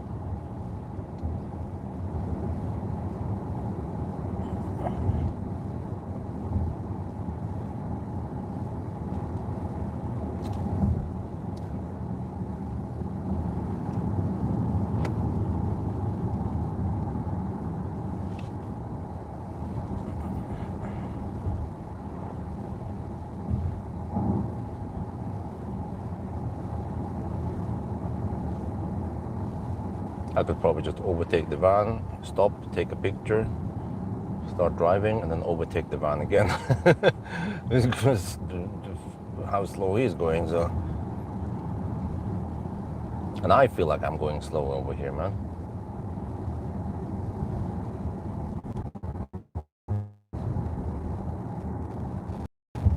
Some drivers are not pay attention. Yes, correct.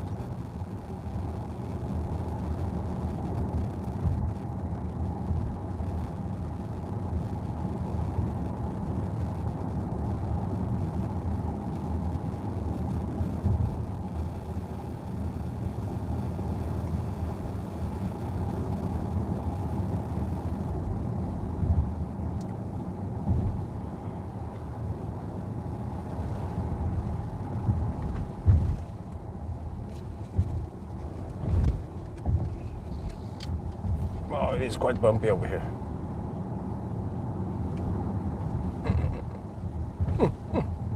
Shit.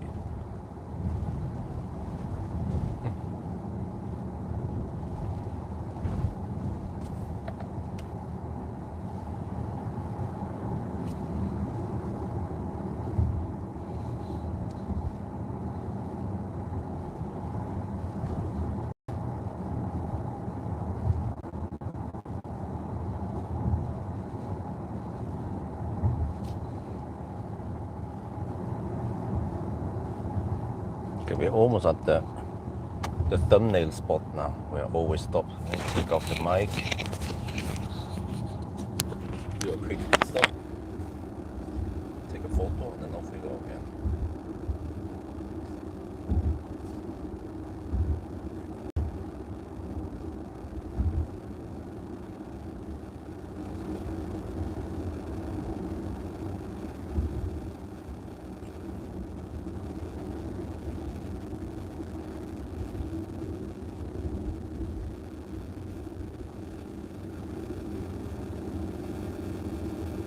Oh, sheep. What is here? Just align the car, get the shot, then overtake the back again. Before it gets too twisty.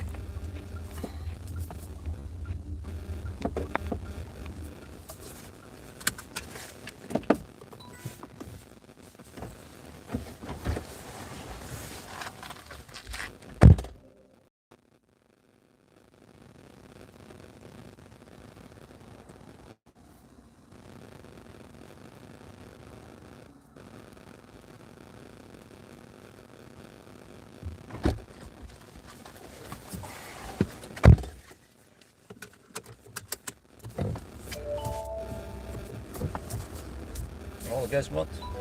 I managed to take a photo. Well, okay, help traffic. I was gonna say I managed to take a photo before the van arrived, but then I had some traffic I could yield for.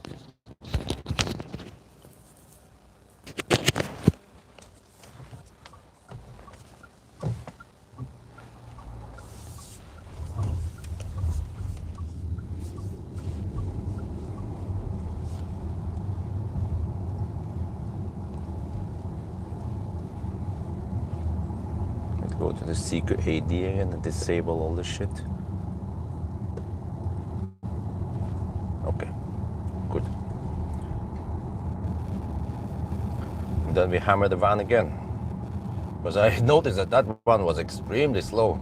Just within a couple of minutes I was gaining a lot. We fell far behind, so that means I don't want to stay behind that van for too long.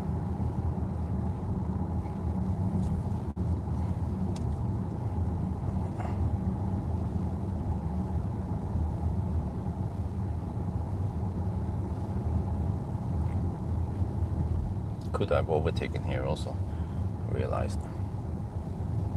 Because both of these are going really slow. Okay, let's wait a bit until it clears up and then we go. Oh, what? This guy's also going really slow. What? Everyone is having a haze or two over here, man. Okay.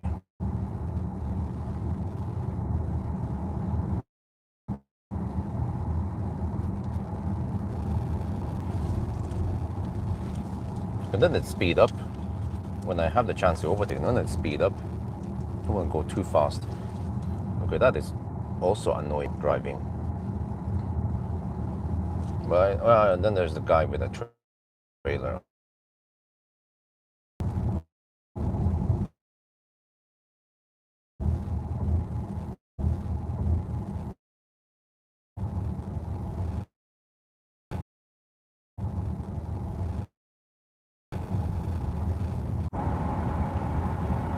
Yeah, we're back live.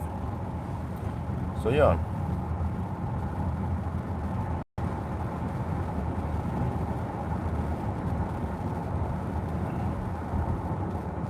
Of course, the most beautiful part is when we are offline without internet.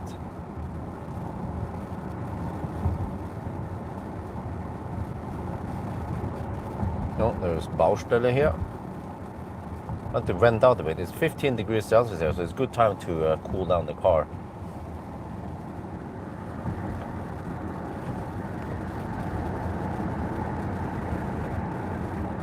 Very efficient to cool it down now, because we will hit the heat soon anyway.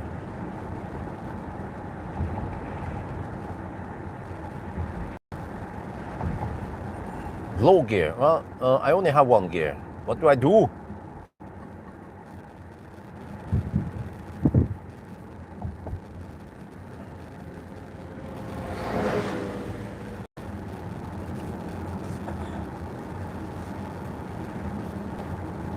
Oh, I just missed the red, the green light. Currently stop here. Halt here. Okay. I'll stop here. I'll take a bun. How about that? Ta deg en bolle.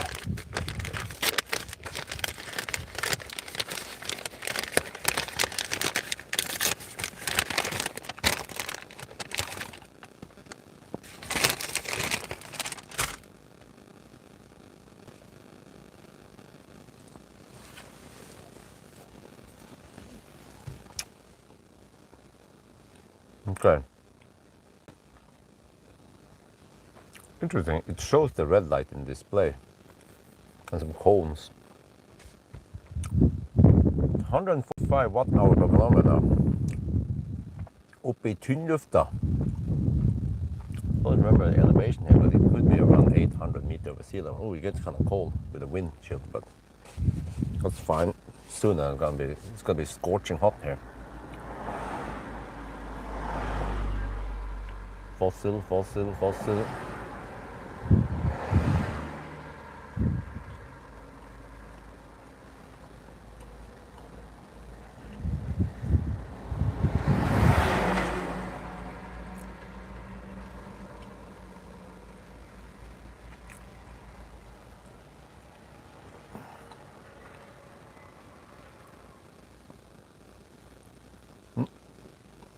I was wondering, if you would live in Norway, you know how awesome Norway is when it comes to EV mobility. We have awesome fast charging network, really fast, 400 kilowatt almost everywhere. We have taken away, removed almost all the 50 kilowatt chargers anyway, right? Here we have the opportunity to charge at home many places. Even if you live in a high building, you have the right to install your own home charging station if you have your own dedicated public garage spot. And also, many places in downtown Oslo, you have, let me raise that. You also have 30 amp, like 7 kilowatt-ish street parking and charging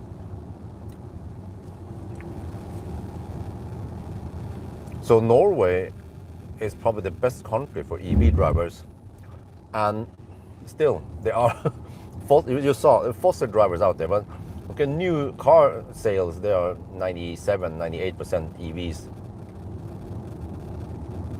But it means that people are still buying second-hand fossils, and they're not exported. The EVs, the old EVs, are exported to Ukraine.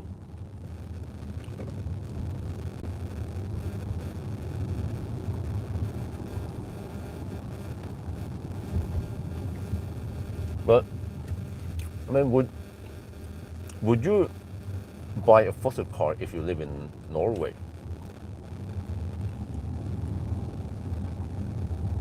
I mean, I even tested in extreme cold weather.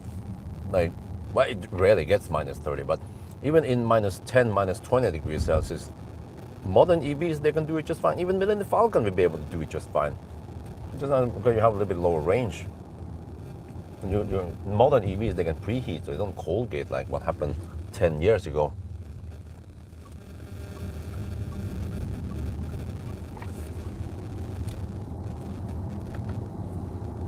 97% Denmark, wow. The rest of Europe is finally catching up.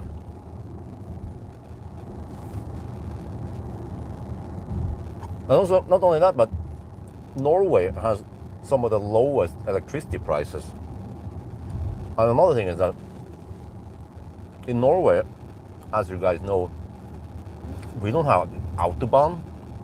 We don't have 140 kilometers per hour speed limit. We don't even have 120 kilometers per hour speed limit. So, depending on where you go, most likely the majority of your route will be on slow roads. So since you can't hammer too hard, then EVs will get tremendous range, especially if you follow the speed limit. The car is nagging me about paying attention to the road, even though that's what I'm doing.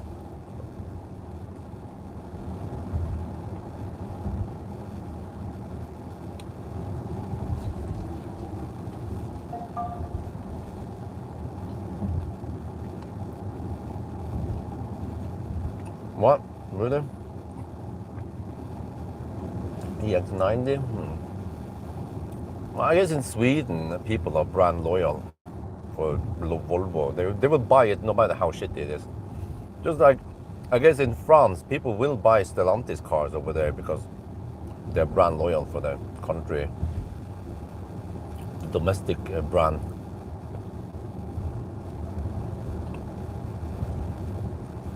I haven't tested any Stellantis cars lately.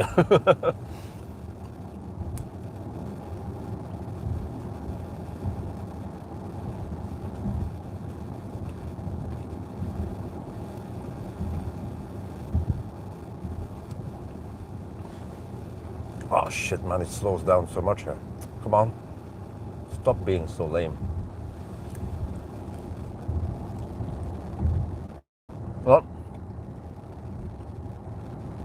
the annoying part with this Zeekr is that I already turned off that curve assist shite, and it's still slowing down. I mean, what's up with that, you know? It's like on your phone, you turn off the ring sound because you don't want to be woken up, or I don't know, don't want to be disturbed. But then it still disturbs you, right? Or like, what? Wait, what?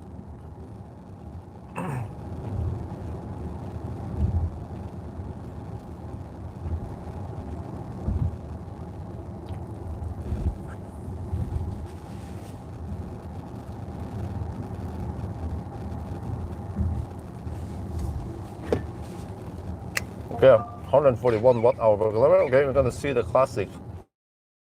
On the way back home now, we will see that the consumption keeps dropping and dropping and dropping until around Elverum, then it flattens out.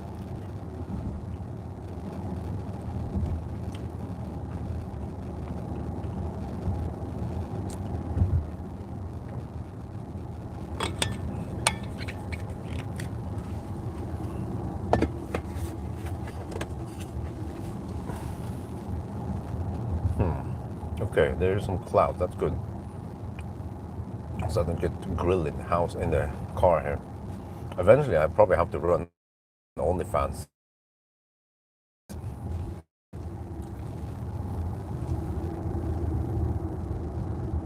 One dealer, 300 cars, really?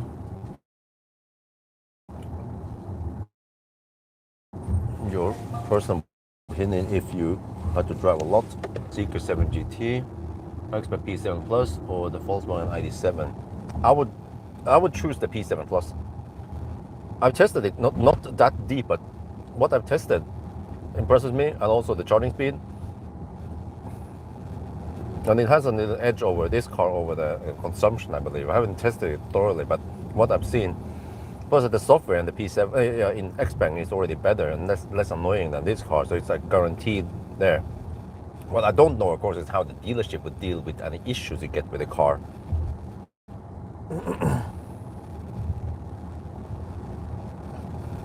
So it's more like I want to go to Xpeng and become an Xpeng ambassador. I want to become Xpeng Björn or Xiao Björn. But before I dare to try that, I need to challenge them and ask them about the whole thing with at least one customer. And then what about do we have more of these cases where customers need to wait a long time for spare parts, and then do they get a loaner, or how does Bilia or the other, how do they deal with this? And there are a few things I would like to change with the Xpeng, where they consider changing it, like the horrible throttle lag, which I get the impression that many people don't like. So I should spend a little bit more time with Xpeng so I can make a list of software changes and see if people agree with me or not. There is probably a high chance that they also agree with me, because I don't just like try to find like stupid things like, oh, it doesn't have fart mode, you know. Then that part people don't care about.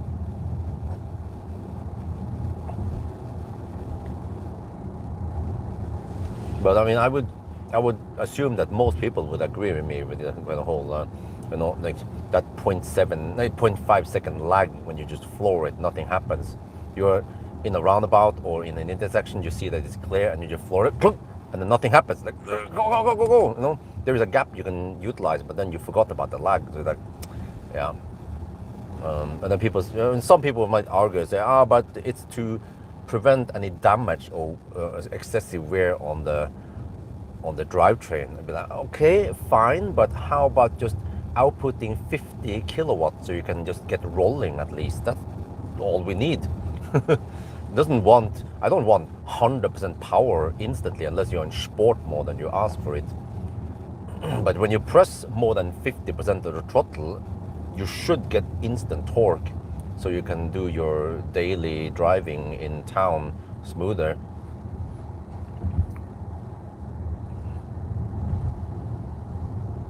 ID bus, okay, cool. Will you test Xpeng Mona? Well, it's called ID3. You mean L03? Yeah, I will test the L03 eventually. They purposely don't want you to call it Mona, because that's in China only. So they want to call it L03. Yes, of course I will test it. Because it's a nice segment. In a segment like in the Model Y-ish, like a baby Model Y segment crossover. Many people, for some reason, want crossovers. I don't know why people are so obsessed about crossovers and SUVs. Yeah, I also went for it for my trip with the family. I went for a Q6 e-tron. I consider, well, I was on a good roll with Audi, but I consider for the longest time, you guys remember, I consider ID7 station wagon. I think it should have been fine, space-wise, because we didn't fill the Q6 to the top. Yeah. I think a spacious station wagon or some kind of shooting brake or whatever they call it, or would still be able to offer people enough space and comfort. What I don't like about many SUVs is that they tend to be kind of tight in the leg room for second row. Just like the Q6, I discovered like, huh, what? The, the rear legroom in Q6 was worse than the EV5. Like, huh? And also, I was blown away by how much space we had in the legroom, rear legroom for in the MGS6. Yeah, MGS6 was a space beast, really. So I mean, it is possible. You don't need to make like a freaking 5-meter long car, right? It can be. Can someone look up for me, please? How long is the MGS6? I was blown away when I picked up the car and I put the car seat and I was like, what the heck?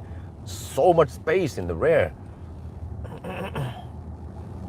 Dude, the car is just constantly slowing down even when there's not any crazy bend going on here. Holy shit balls, this is annoying. I need to drive manual now before I need to go to the nut house.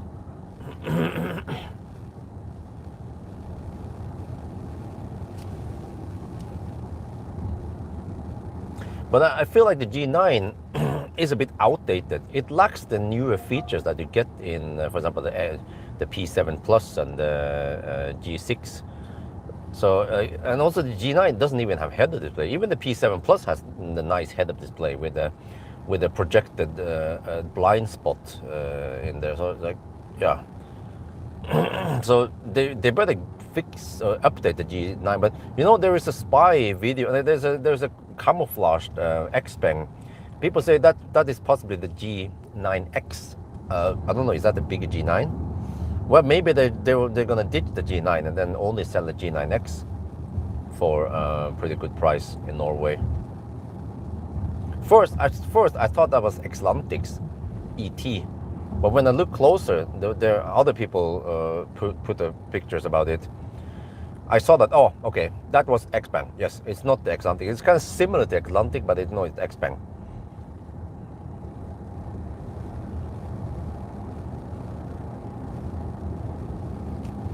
So it's supposedly some Swedish registered Xpeng camouflaged with those black and white stripes, and it's driving around Stavanger-området, I think, in Norway right now. So it seems like they want to test some stuff in Norway, which is probably a very good idea. I'm not sure if it's charging or stuff. They could do that anywhere else, pretty much. Probably just want to test in the real world in Norway before they announce it. So I mean, that's pretty good. The Xpeng means that they're gonna have, well, they have 4 models now, and they will have 6 soon.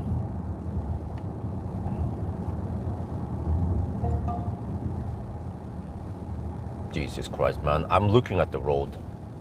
Of course, from time to time, I will just quickly poke over and see the speed, because I'm driving manually, so I will of course pull the speed, the speedometer, to check it. And then the car is like, no, pay attention to the road. I'm like, dude, what the fuck, man? How else am I gonna check my current speed right now, right?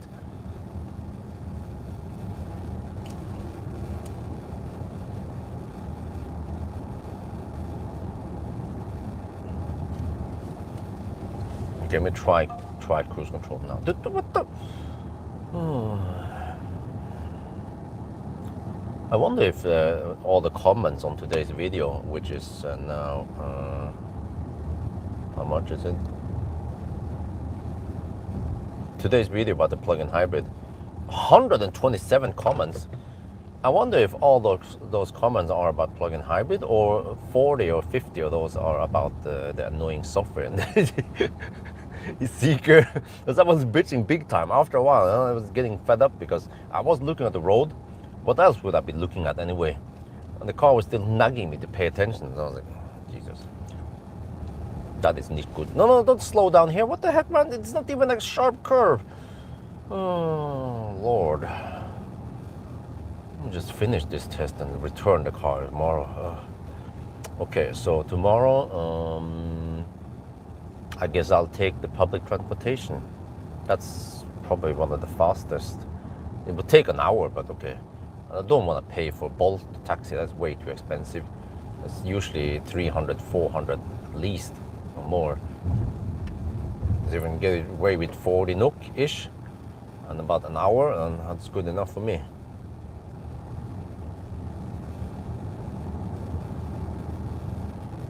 And then I kind of, I don't know, man, I stopped.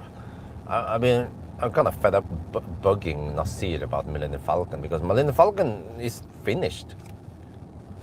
And we just have to shoot a video together about some air suspension and some other stuff. You know, that we want to have it, like, I don't want to just pick up the car and then start using it and start making video and then go back to Nasir. So I just want to do it in one go, and he will show me the whole thing about the air suspension. I don't know if they were able to repair it and find a leakage, and that was the whole idea behind it. Well, I mean, I bugged him so many times, and he was like, okay, we're going to do it next week, and then no reply from him. So, okay, I will wait until he contacts me. How about that?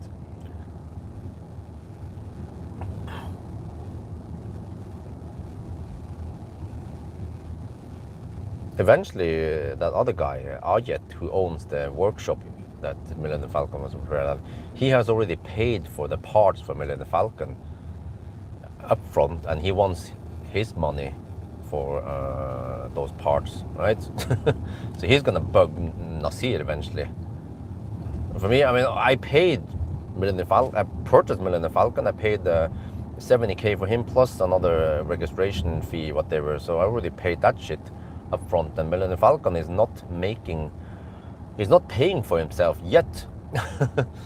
But at least for now, I'm kind of busy with the cars. Eventually, once there is more room in my calendar, I can do some trips with him.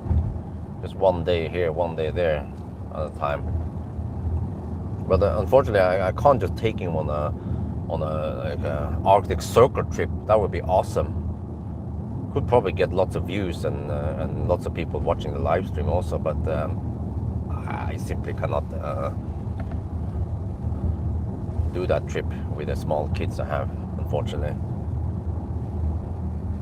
And then I just bring Isabel with you. No, she says she wants to come with me on 1,000 kilometer challenge, but she has no idea how far it is. She doesn't know much about time yet. When she said, like, just yesterday, just driving half an hour to the farm to pick Bringebær, Erberen. She asked me, is it far? Is it long? I said no, it's just half an hour. And she did not understand what half an hour means, or 30 minutes. So there's no way I can take her with me. Even on the trip only to Alvdal, she was getting bored. So I can usually just take a trip to downtown Oslo, swap cars, and then drive back, and that's pretty much it. Like 1.5 hour. Or when she's sick and I bring her with me in a range test, then she will sleep most of the test.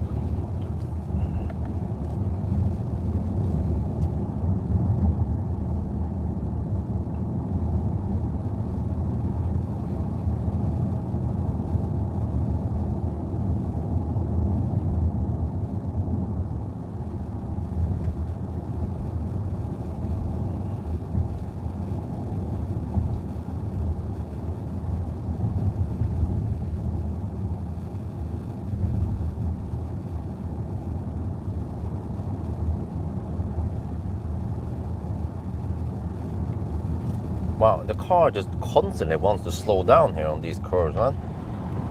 Oh, okay.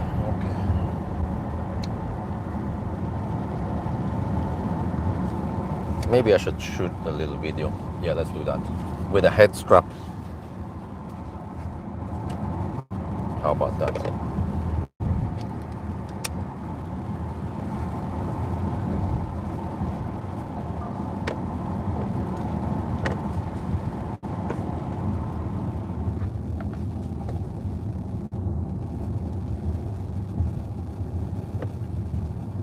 We are getting close to Østerdal now. We're driving this small road here.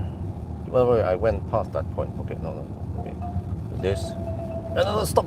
Dude, I'm just looking here on the damn map for just a couple of seconds and the car goes into full emergency stop mode and brake to try to wake me up or some shit. The camera there, doesn't it see that I'm actually doing something on the infotainment here? Holy shit, man. I have actually not recorded or bitched too much about the nagging and the slowdown and whatever today because I'm hoping that they're gonna fix that, you know. But it is quite bad, the software here. So yeah, many people in live stream also ask me, is it a good idea to buy this Zeekr? I said, I mean, it rides nicely. You see, now on the bumpy roads here, it doesn't kill my spine, so that's good. Even though it has just some passive suspension, no adjustment possible there, but it's good, you know. The car overall is nice. Let me see, I want to do this. I want to navigate home, which is Remen 1000. Where, what? Dude, this is also weird. Because I had navigated to Rema 1000 before, but it doesn't move up on the list here. I plotted in, I searched for Rema 1000 a while ago, before 1,000 kilometer challenge and stuff, and it's down here. So even if I just navigate to it, it doesn't move it up unlike many other cars. Okay, start. All right. All right, back to what I'm gonna say about the whole thing. Okay, so if I just activate cruise control now, LCC is unavailable. Stay in your lane. Okay, so you cannot use LCC here. All right, understandable. Only Tesla can do this auto steer, and Tesla can also, of course, work with FSD here if it will be approved, right? But it works fine, except for that it tends to slow down. Let me see. It tends to slow down in curves that are not even remotely sharp.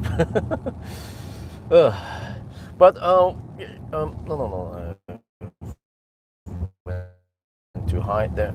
Yeah, like now. I can do this so you can see it better. Well, if I do this, there you can see the speed better. This is why a big screen makes perfect screen. You want a big screen, always visible bottom here, something like that, right? So yeah, and we have still been running OnlyFans for 4 hours now on the drive.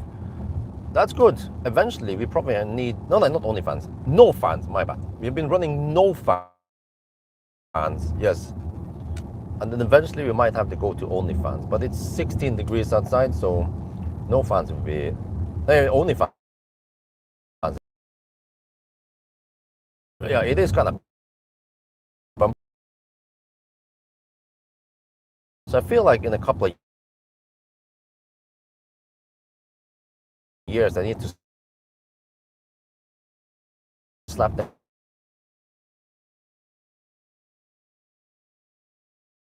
down.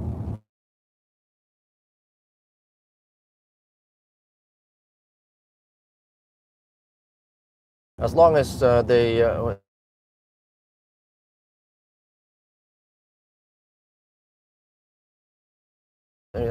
know,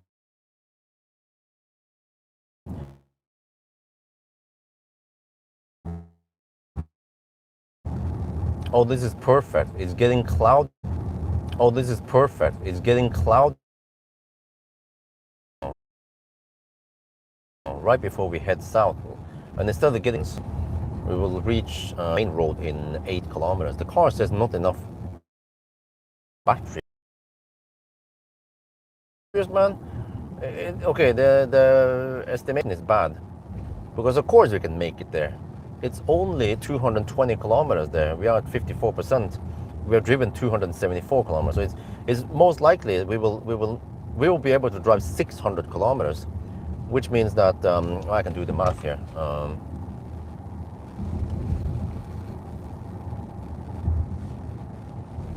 This is a 500 kilometer loop. 125 watt hour per kilometer, 62.5 kilometers. It was 76 kilowatt hour. I will arrive with 18%. Yeah, so how the heck does the car manage to claim that we will arrive with 0% or less? I don't know, it just says 0%. No, we will arrive with 18%, bro. And I've been giving this car plenty of time to react because for the past 270 kilometers, we had low consumption, but the car just didn't take that in account at all. So the trip estimation here is bad. And that's why but the route planner still kicks ass for the Lord. As long as car manufacturers make shitty navigation estimations, then I bet the route planner will still be useful, and we can sell. No, now it slows down again. Holy shit! We can sell premium plans, and I can make money on them.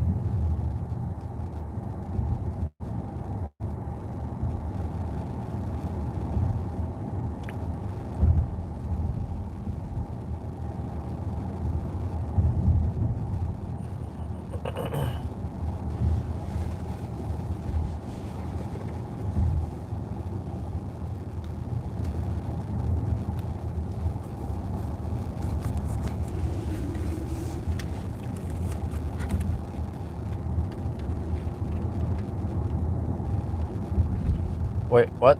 The car claims that we cannot make it home. What? But it's only 217 kilometers to home, and we are at 53%. Okay, the state of charge scale is non-linear, but this should be around 50% true state of charge, right? So that means we have 76 divided by 2. How much is that? 38 kilowatt hour left to drive only 217 kilometers. Oh, whatever. If you look here, we have driven 278 kilometers now, right? The car should be smart enough, and it should have plenty enough time to get enough feedback or whatever to figure out that, okay, we drive like an old man. The consumption in the past has been quite low, and that means that we will arrive there just fine. I calculated that we should arrive 18% at home, not 0%. So, yeah, this means that we need a better route planner. Unfortunately, a better route planner doesn't support this car yet, but eventually you guys can sign up for the premium account on a better route planner, and then you get way better route planning and estimation than you can get in here.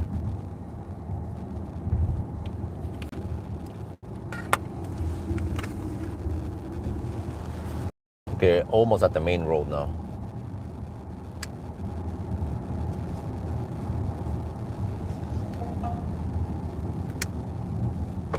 No, what, you slow down now? Shit, what the hell, man?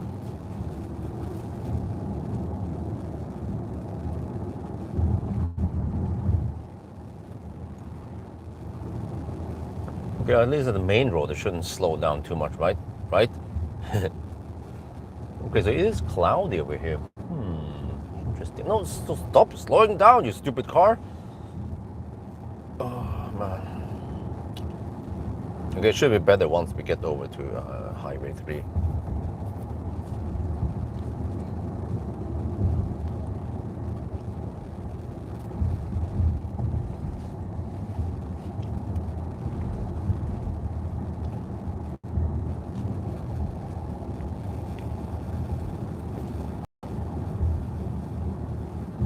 Holy shit, man, it slows down here. 71, 70, 69, 68. Oh, that means 65 GPS speed. Oh, man. That is one of the worst features in the Chinese cars, I know. The slow down. And it's so common in the Chinese cars. But dude, I've been in China, and it's also annoying when it slows down over there. So, how can the Chinese people accept this? I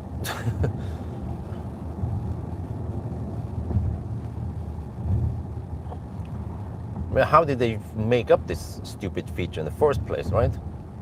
Well, at least when they made it, they should have at least make it possible to disable it, like Xpeng eventually did.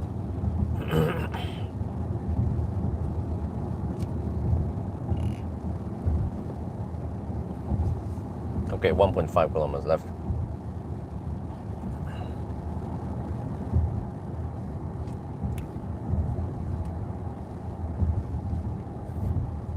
And then we can just relax with the LCC activated.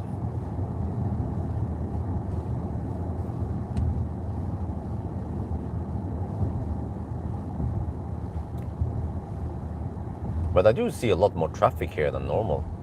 Normally this road would be completely empty. This is just some summer traffic, right? Summer holiday traffic. Okay, 131 hour per kilometer. Now it will drop and drop and drop until 125 near Elverum. And then it just stays at 125, I believe, until we are done the UN. I kind of miss the road trips to Arctic Circle. I wonder when I can resume it. Can we try next summer? I don't want to go there in winter anyway, but how about next summer? When Isabel is 5 years old. Or maybe I can try some camping trip with Isabel. Like a one night oversleep only, one night. Several nights, then it can be maybe a bit hassle. Go somewhere in the mountain and camp and bring some, I don't know, EcoFlow. Well, I need to repair the EcoFlow. It's kaput. The AC part is kaput on it. And then Foto.no, they haven't replied to me. Can they, like, what? Okay, do I go visit them and they can fix it, or what the fuck do I do, huh? So that's also kind of clumsy that they don't follow up better.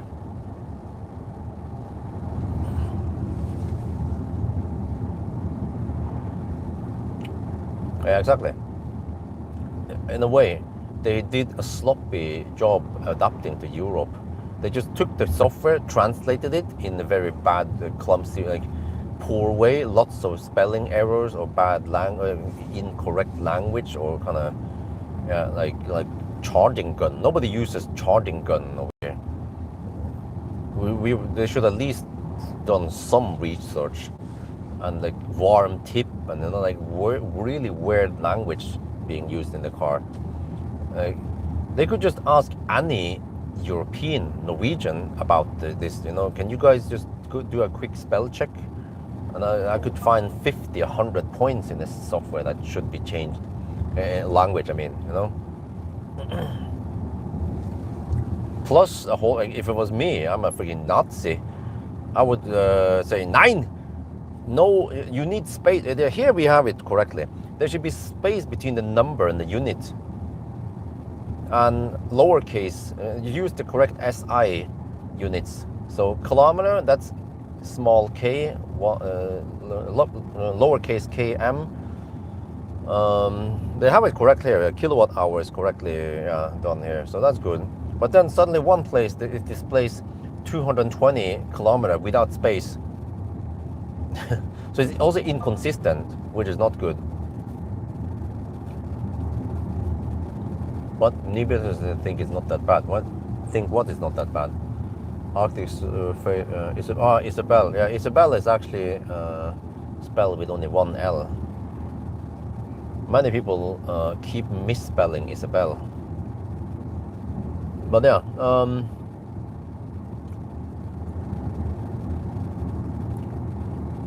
I think some of my friends, they still keep calling her Isabella, but I mean, I never said Isabella. Zeekr GT7. I mean, the car itself is not that bad, but the software is quite bad and annoying. Well, unless you drive manual.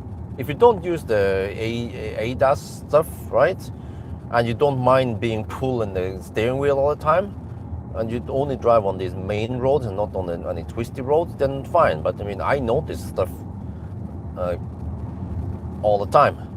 No, I'm not trying to find fault. The faults find me and kind of annoy me.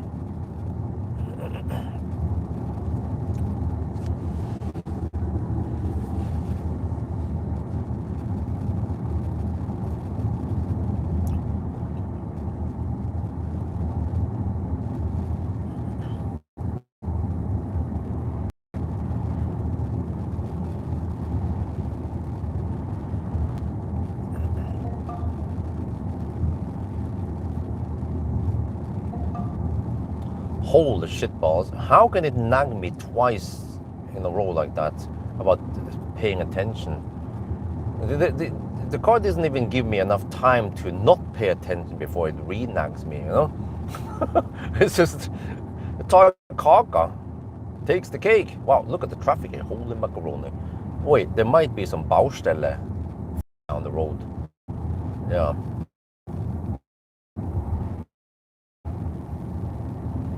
There's some stoplight.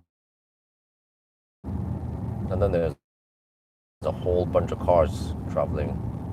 Okay, we don't have sun blasting in the face. That's good. So we can still keep no fans. And it's 17 degrees Celsius.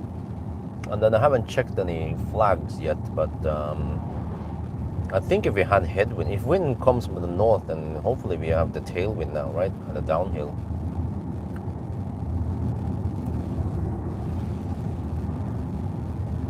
But Kia is also kind of annoying in many ways. And Kia, they're just dinosaur when it comes to features. You know, once you've gotten used to Tesla and like even Xpeng, right? I was like, wow, okay, nice feature. Oh, okay, they keep climate on, dog mode or whatever, right? On stuff. And then you go to Kia and be like, huh? Can I not keep the USB on? Can I not keep climate on? Like this car is brilliant. You just click there. You can even customize a hotkey. It's an icon now. The coffee cup. You press on the coffee cup, it keeps the climate on while you're inside. For example, in the morning, the sun comes up early, right? So by the time we go to the kindergarten, it's 9 in the morning.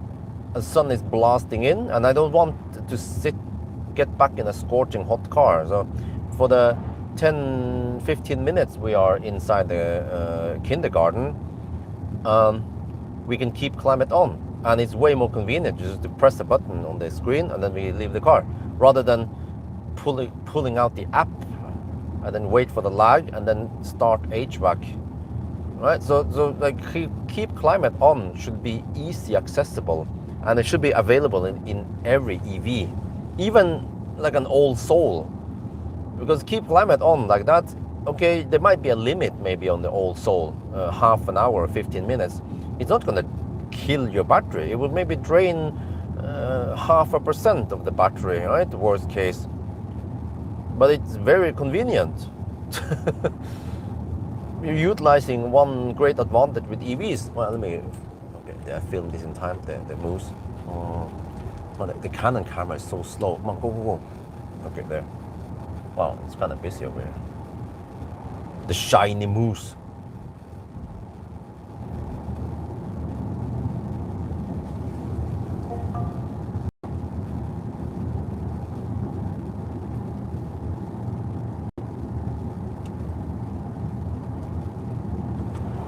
But here they have the utility mode, but it's like some kind of camp mode where you are sitting inside the car and you cannot lock the car unless it's the emergency key. So it's like, even today, almost a year since they implemented that feature, they haven't improved it to make it better like most other cars, or not most, but many other cars. Like many Chinese cars, they have that feature, the keep climate on and pet mode and whatever they call it. Also the Germans, they have it. ID software, they have the HVAC on, HVAC now, or whatever they call it. And then the Germans, like BMW and Audi, they have the auxiliary heater, which is incorrect naming. But at least they have it. But it's weird because in the Q6 e-tron, you can use the auxiliary heater thing. You can run it for half an hour and then it switches off. But if you plug it in, it runs for 1 hour. Why? Why? I mean, I can understand if you have a tiny 20-30 kilowatt hour battery, but this is 100 kilowatt hour battery with heat pump technology. There's no need to be so stingy. And the same thing with a freaking EQS with 125 kilowatt hour battery. You're sitting in the car and it's on, and then after 1 minute it shuts off. Boom. Why is it being so damn stingy on the electricity? You know?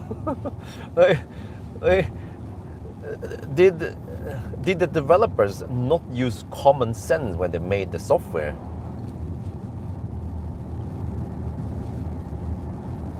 October. Okay, yeah. I mean, it's a nice car. Hopefully, by the time you get it in October, they will have pushed out some new updates. I have the OS 3.0.1, so hopefully they can fix many of these annoying things.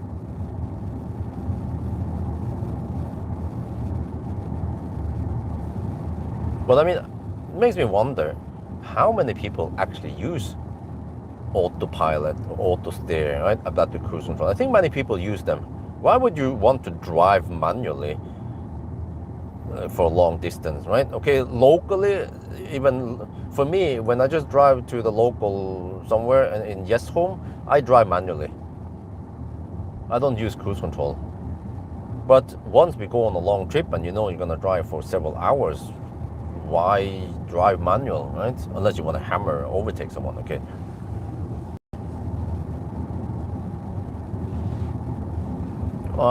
Annoying things. Well, I don't remember all of them, but there are 36 things. At least 20 of them were annoying. You can watch the video, software wish list or something. I feel like I don't want to repeat myself again. Potato, they have course, but they don't spread seeds. They spread, or do they? Yeah, the BMW, yeah, they just go big batteries then. They're giving up the efficiency race because they realize that they can't fight Tesla. It was a bummer. Tesla, they invented Optival, you know, and even that is still class leading today when it comes to efficiency and what you can do. But I wish I could have slightly more control over that, because it tends to preheat the battery, keep the battery too hot in Thailand, which is not ideal. So I already asked Enhance if they can try to hack it a bit to prevent it from heating up too much. It would be great if we can keep it around 30 degrees instead of pumping it up to 45 degrees.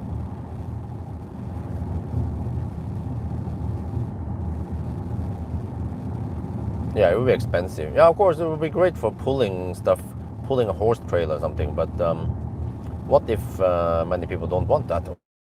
Or don't need that?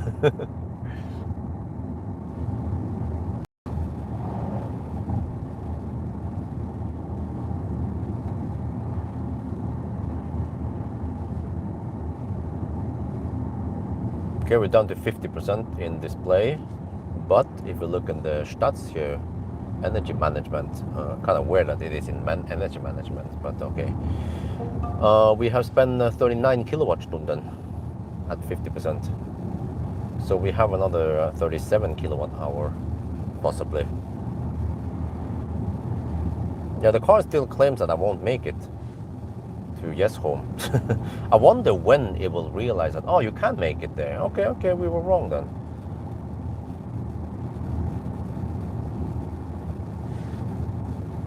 Wow, it slows down in the curves here. Okay. Maybe I shouldn't have cooled down the cars too much, because now it's getting kind of cold for me. Just sitting in my shorts now.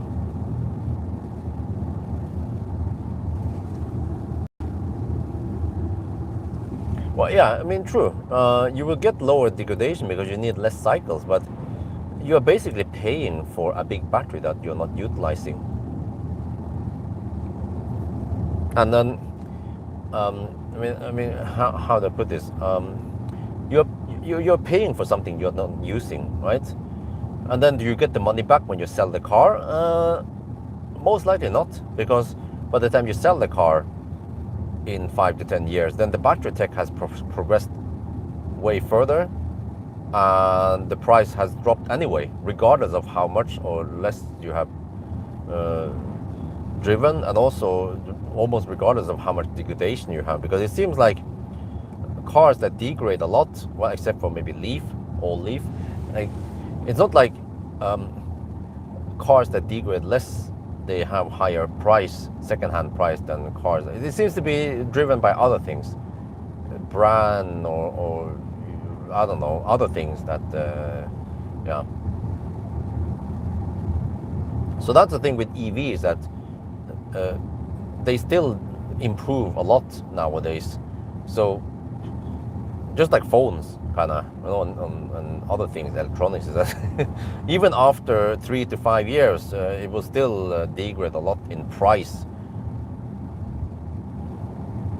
And it seems like, at least today, with most cars having active cooling, degradation is not that big of a problem. And also, as long as you already have 100 kilowatt hour, or like more than 70 kilowatt hour, you can drive on long trips, and you don't have to fast charge that much. You don't have to go to 100% even, right? Depends what you do. So you already have low degradation. Most people might not care if, like, after 5 to 10 years, you're down to 90%, whereas the iX3 Noise Cluster might still be at 95%, because in 5 to 10 years there will be way better batteries out there. You can bet the whole industry utilizes batteries for everything.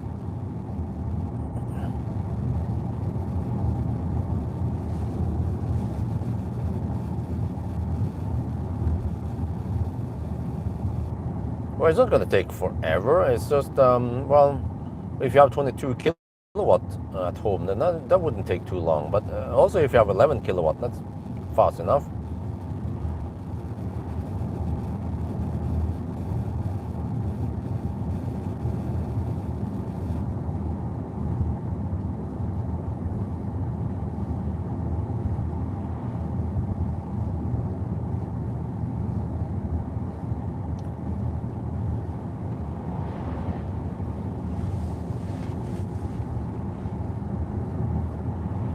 Five years, yeah.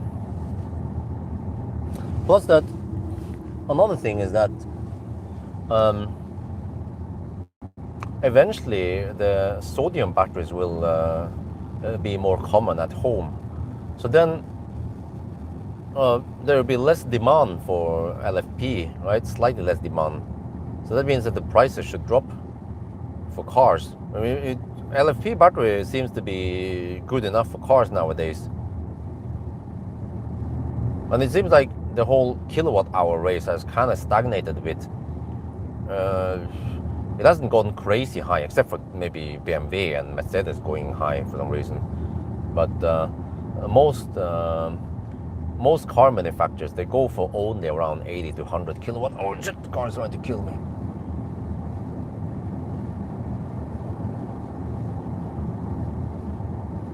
And even for around 80 to 100 kilowatt hour, or at least around 80 kilowatt hour, can easily be covered with LFP today. Huh? What? How the heck? What is that? Oh, okay. A ferry doesn't take. Oh, okay. Okay. Well.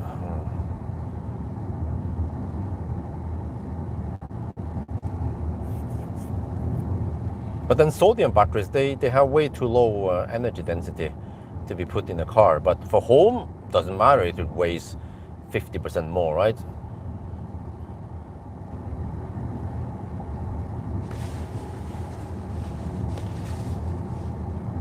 But it seems like price on battery is very important, or price on the car. So people want to have good range, but they don't want to pay too much for a car. So LFP makes sense, but then you see there's another thing which is important: efficiency. If you can just make an LFP with good efficiency, then we have a winner,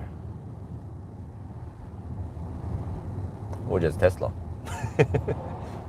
Yeah, I was just blown away by how much range you can get in the poor man's Tesla, the standard range plus, especially the one with 62.5 kilowatt hour now. It's like plenty of range, and okay, the car doesn't charge that fast, but in kilowatt, but it doesn't matter because it's so efficient. So you still get pretty good range after 15 minutes of charging.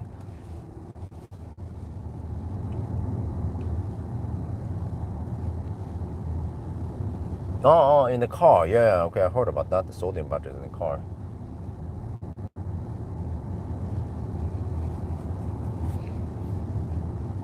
Wait, so sodium battery must have better energy density than the old lead acid batteries, right?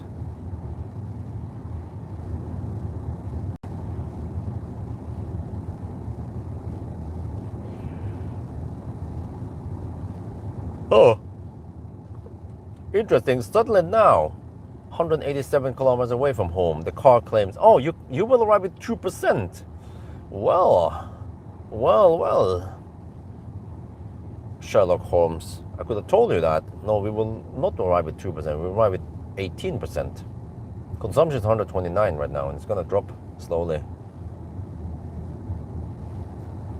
Wait, let me see. 187 kilometers. It's gonna take what, 2.5 hours. That's 210. Time. Wait. What does it say? Wait.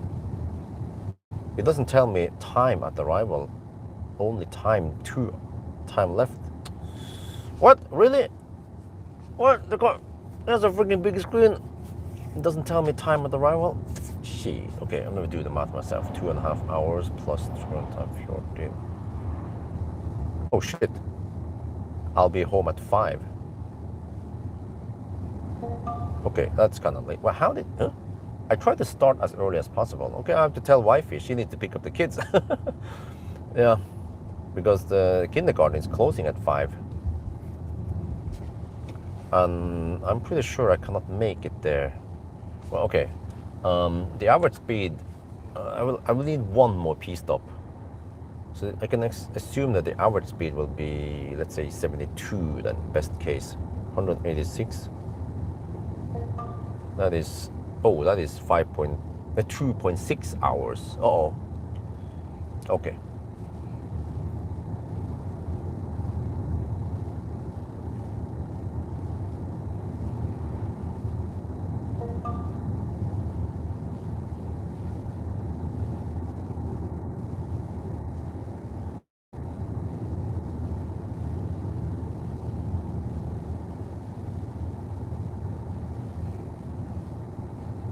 Well, but I mean, if she needs to pick up the kids anyway, then why don't I just finish the test and I'll be home by 6 instead of 5-ish, right? Or something. But I kind of need to go deep to 1% with this car because the thing is non-linear. If you want to. What? If my Infiniti NMC batteries banned because... Huh? Okay, I don't know.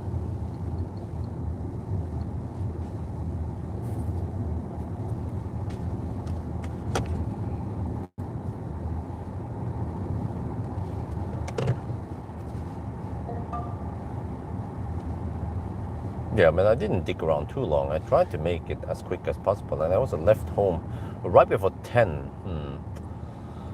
Well, okay.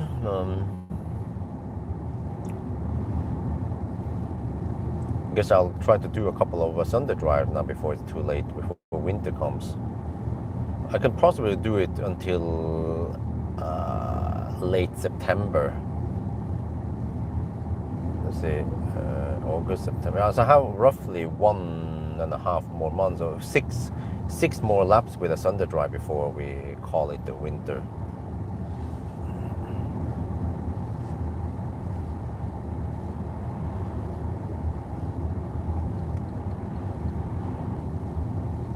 Small brew, okay. Wanted to slow to 50 kilometers per hour here, okay. I obey the speed limit for once. Well, I have to say, Österlen is quite busy, and people are heading north. Hey, man, I thought your office guys were supposed to go home. Oh, they are going home. I forgot. Oh, these are the guys who went Europe tripping, of course. And now they're going... Don't slow down here. Gee. Now they're heading back home to Trondheim over there where they live, Nord-Norge. Oh. Yeah, that's why there is more traffic going north versus south. Okay, that makes sense. So as usual, I will hop out of Svingen, take my last P-stop over there, take a leak, drain the lizard, turn my leg in, and then we go for the finish line.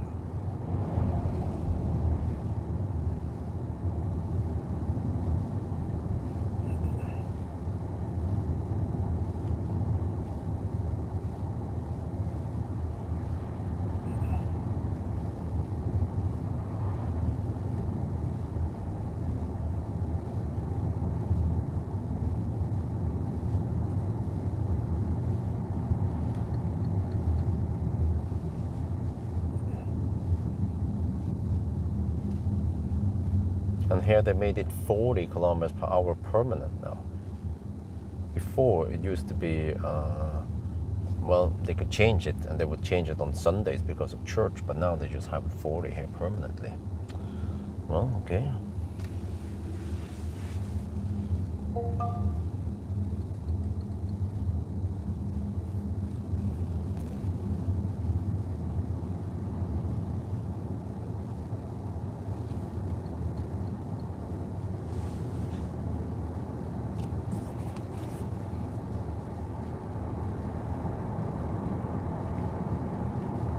What? And then it slows down to 62 kilometers per hour in the curve. Are you crazy, man?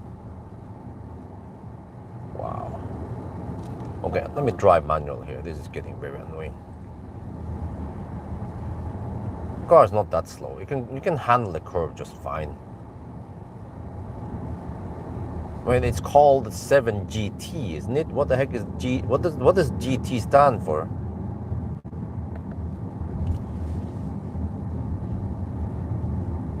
Gammel tante.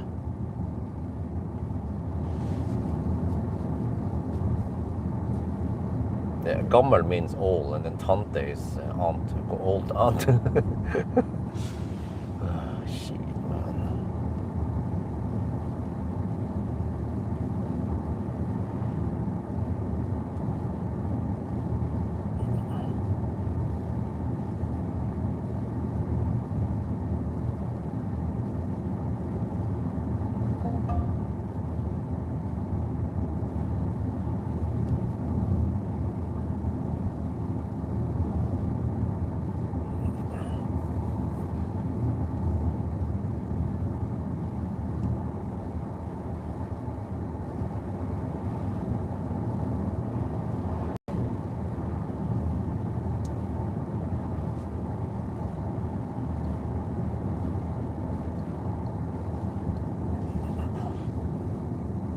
Well, I think it's supposed to be sunny around Yesholm today, so well, now we get the sun in the face. Eventually I need to fire up the HVAC.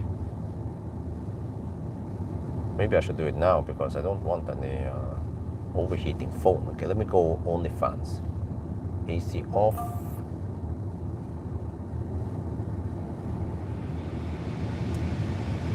Oh, the thing, wait, auto. Oh, you want? Oh, stop the whole, dude. No, and then it breaks. Dude, that is so annoying, man. Dude, I'm struggling with this stupid interface sometimes, and then the car wants to wake me up, think I've died or some shit. But dude, just look in the cabin camera that I'm still looking down on the screen. Can try to figure out what to set this on. Okay, I have it on OnlyFans 1. And I put some airflow towards the phone so it doesn't overheat. Okay, this should be okay. Which chime? Oh, that was, okay. That one, right? That was the, if you don't pay attention the first time it nags you, it will quickly just go into this emergency stop shite where it breaks once and then it tries to, I don't know, I haven't tried to see what happens when it tries to, it's like some kind of emergency brake slow down because it thinks that the driver has died. Well, if I die, it would be because of the annoying things with this car. Yeah.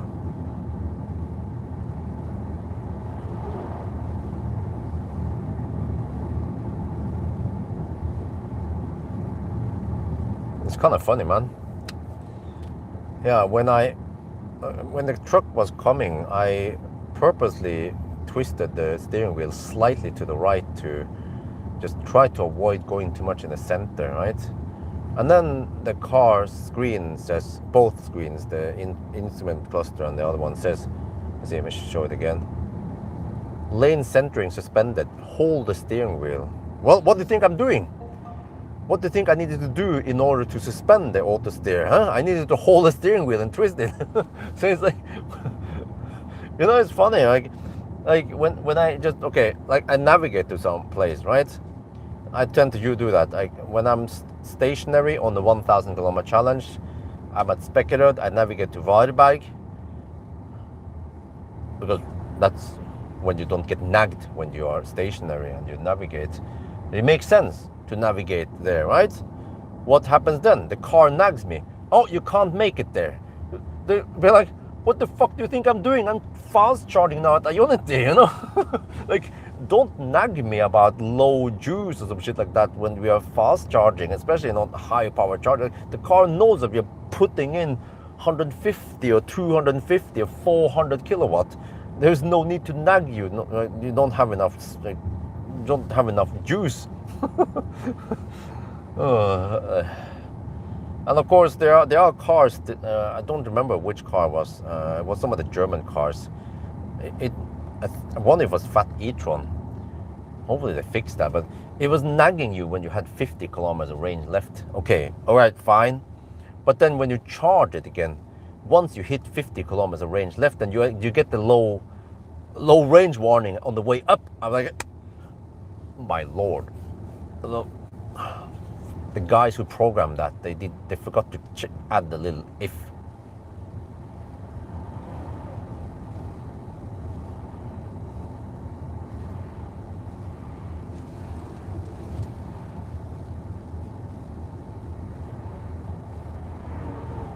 But I mean, there will be some times when you just want the car to drive for you for, let's say, 5 seconds, because you wanna bend over and pick up I don't know, a potato or a bag of chips, or who knows, right?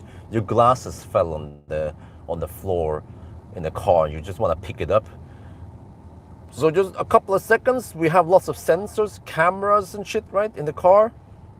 It should be able to drive itself within just a couple of seconds. But then it nags you. Pay attention. But, you know, it's like super strict. You feel like you're always being watched. And if you don't behave, then they're gonna nag at you.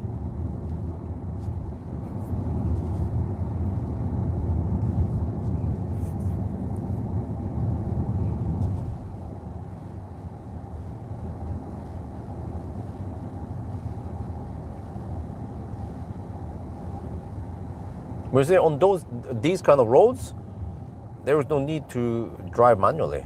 Just let the car drive for you. Just you can enjoy the nice landscape, for example, or maybe change songs in the radio or your whatever you use streaming platform. But if you try that, pay attention. Like, oh. Here we have the new road. It's still 70.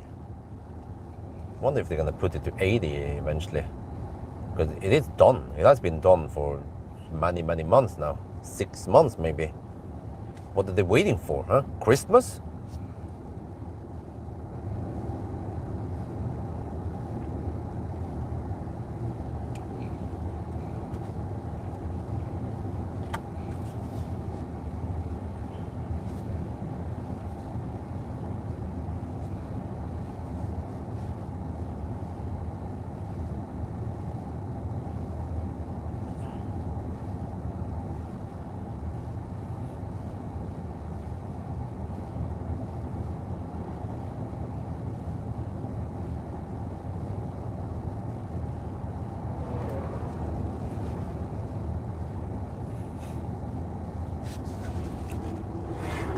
Well, it still claims 2% in Jesco. We are only 171 kilometers away. Well, okay, we'll see. See if I'm right, as I claim 18% at arrival. But I haven't taken account a non-linear scale, so maybe, let's say 15% then.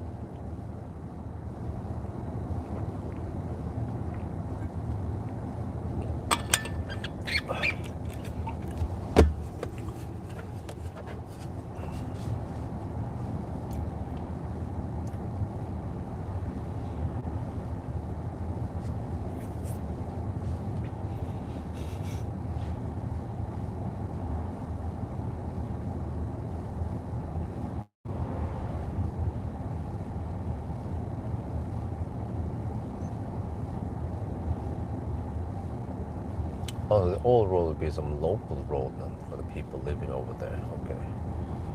Interesting.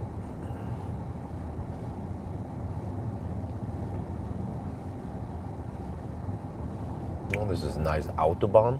We've been improving the Highway 3 here.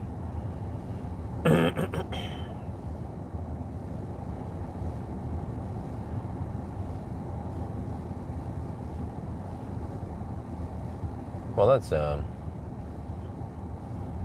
smart #5.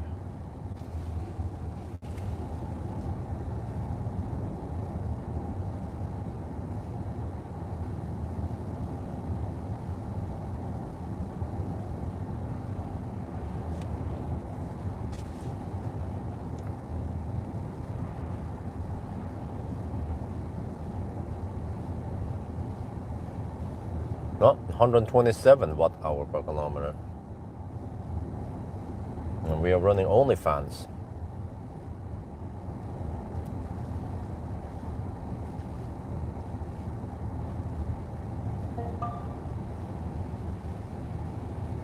And then we have 50 zone here. What the heck? Okay, well, I'll go 50 then. If the sign says 50, I will go 50. Yeah, probably like that. They're smart. Well, okay, but they have to drive slow, so it might be only, I will guess 350 watt-hour per kilometer. That's what I got with the Optimus Prime in the trailer during summer.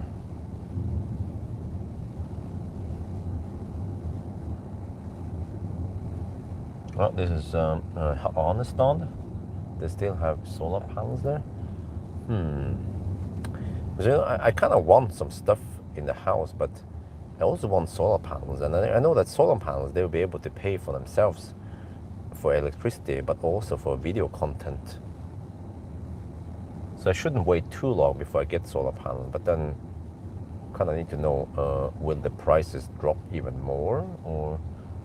And now that I get the batteries up and running soon, then the entry ticket to get solar is even lower for me. I only have to pay for solar panel plus installation and the wiring, of course. I mean, that during installation. So I don't have to pay for the inverter. Right? And then, at least according to Morgan, then I can get, we can put in 50 kilowatt of inverter power. That's massive. I'm not going to get 50 kilowatt solar.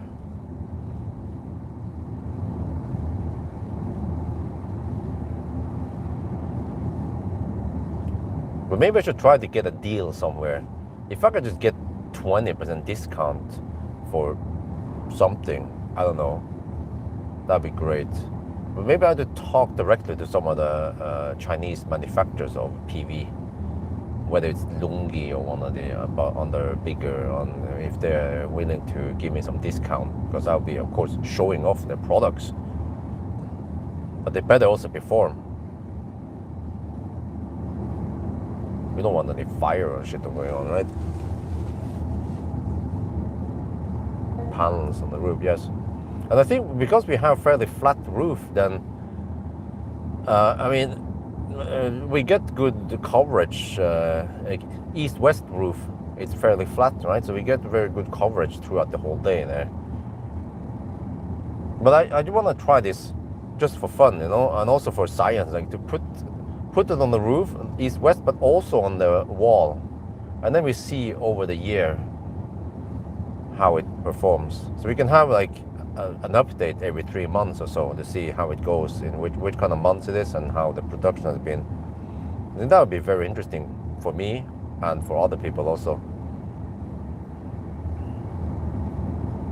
So the reason why I went for fairly flat roof was because I wanted to utilize the space, and I didn't like the slope in the rooms in second floor like we had in the old house.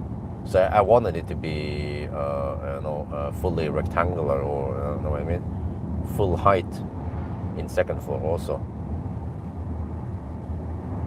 And that angle was good enough. I don't remember how many degrees it was, 30 degrees or 20 or something. It's already good enough to avoid any snow problems during winter. But yeah, of course, during winter, I know from earlier years that usually from around December, then there will be snow up there more or less permanently. And I think I'm not gonna. What, can I remove the snow somehow?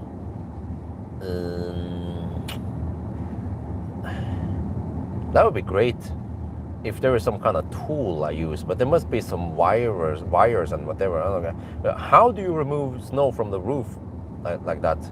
You need to they need to invest in a crane or something, or do I just climb up there with a ladder? So, but then the thing is that, like, how much can we save? How much production are we losing out?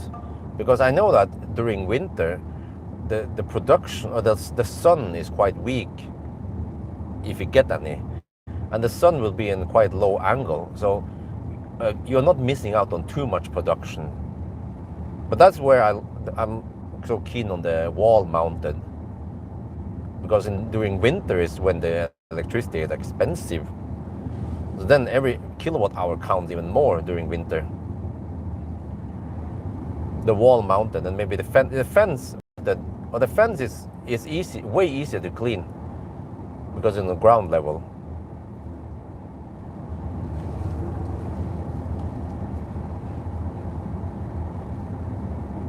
No, in the beginning, Idehus and whatever Skarpnes, we were initially talking about solar roof, and for some reason the roof was solar roof was too heavy. I don't understand all of that, whatever behind it, but I'm pretty sure that conventional panels should be possible to put in there. Many people said that just get conventional panel. I was like, yeah, but I wanted to try something different, and if I can get a good price on it, then okay, maybe it will be worth it. But then by the end of the day, we blew the budget, so it was probably a good idea to not go for it anyway.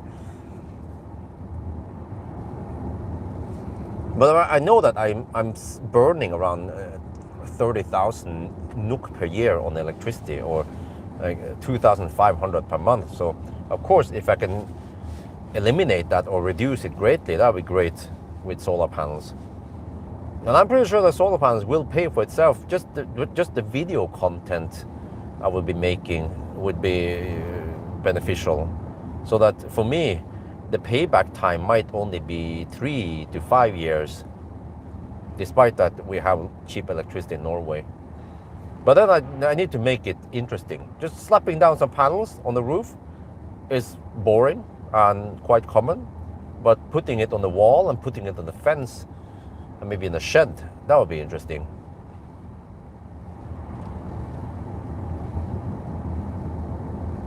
Maybe it would also be fun to have a solar tracker, but then that kind of needs some company to place it there for me for free, and they can take it back again in 1 year, just like a project, just to test it.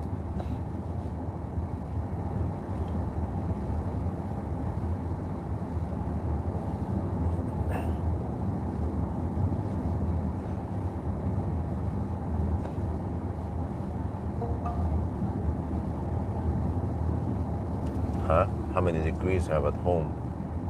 Oh, you mean how hot I have it in the home, right? Well, I mean, I don't know why people are bitching. We like it nice and warm, right? We have 25 degrees Celsius. But, I mean, do you complain if an efficient Tesla is hammering at 130 kilometers per hour? Oh, you're burning electricity. So what? We have an efficient house. We have the heat pump, NIBE heat pump, and as long as it's not minus 20 degrees Celsius, then we don't burn too much electricity. Yeah, I know many people are bitching about that. I was like, excuse me? My house, my life, my money? Why do you give a shit, right? Like, do I bitch about people who smoke or drink alcohol or buy a Porsche Taycan because it's expensive? It's like, do what the fuck you want. It's your life, your money, your health. know?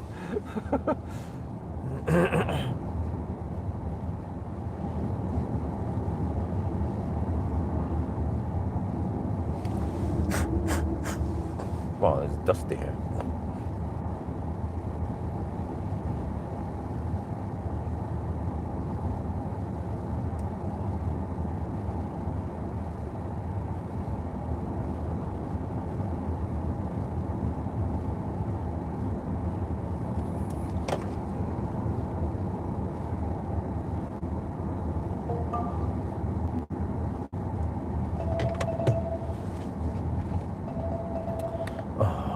Man, Lord. The ESA, what the heck was the ESA that kicked in? Emergency Stop Assist, maybe. No, the ESA is the Emergency Stop Annoyance.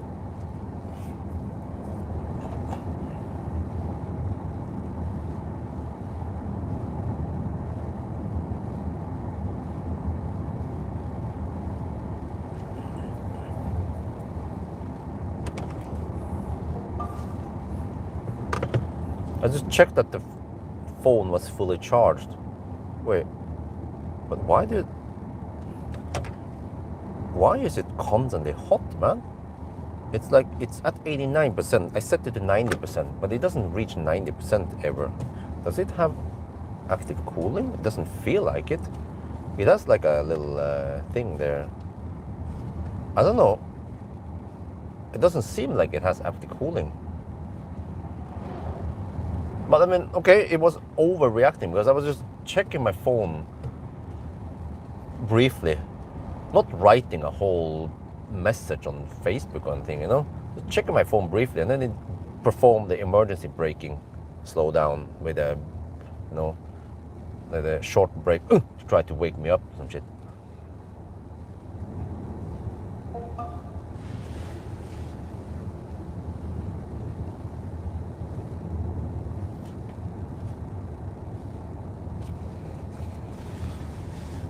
Now it's now the car says 4% at arrival. Whoa, wow.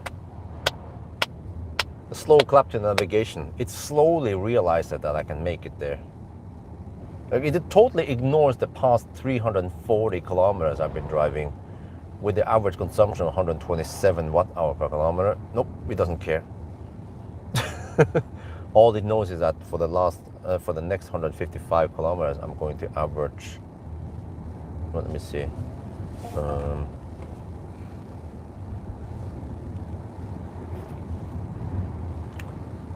I have 45% now. I will spend 41%. You have to ignore the in 31 divided by 150. Ah, okay. So the car assumes that for the remaining trip now, I will consume 201 watt-hour per kilometer. So it's like totally ignores that I've been consuming only 127 for 2/3 of the trip here. No. For the remaining trip, you will consume 201, which is 50% higher consumption than we have been consuming so far. Yeah. So yeah, that's not very smart in it. Tesla would do it way better. Actually, many other cars that has some kind of percent estimation would do it better. You know,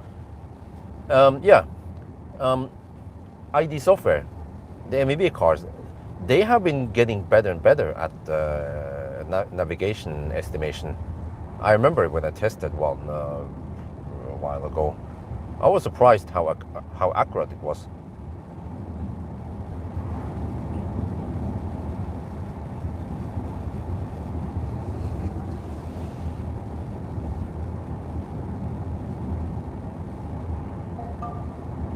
Yes, to be fair, yes.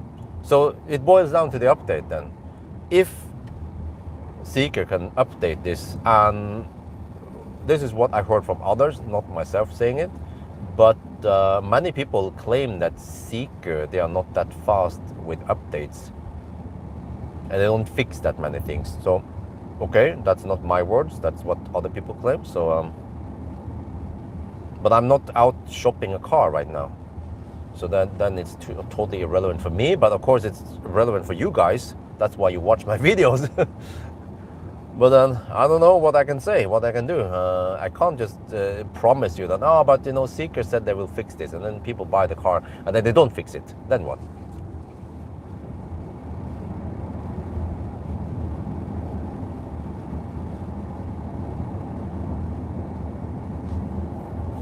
Well, consumption is 126 watt-hour per kilometer now.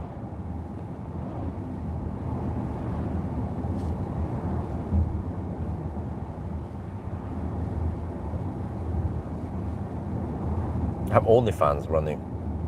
We will stop at Svingen in not too long.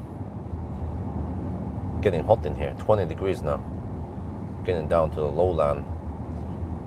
So yeah, no surprise. This is what I expected, 125 watt-hour per kilometer. It's spot on.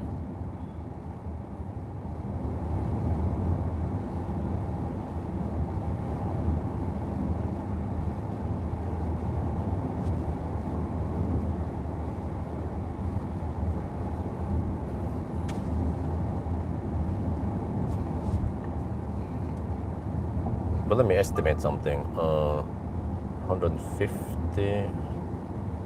Yeah, okay. That means I have to drive another 100 kilometers.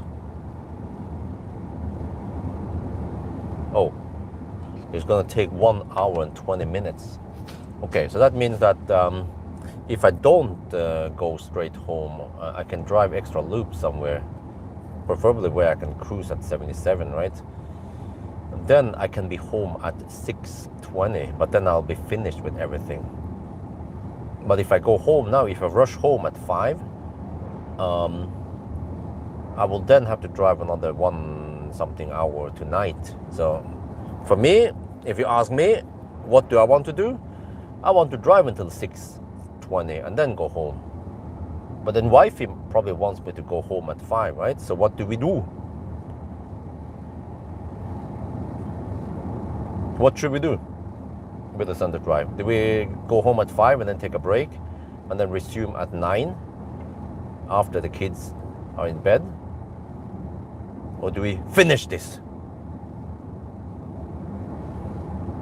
Because the weather is nicer now in the afternoon, so we'll have a higher temperature and a slightly lower consumption than tonight when it's past 9 and 10. It will be around 14, 15 degrees Celsius. No, it might be around 17, 18. Yeah, it tends to stay warm for a bit because the sun sets late nowadays.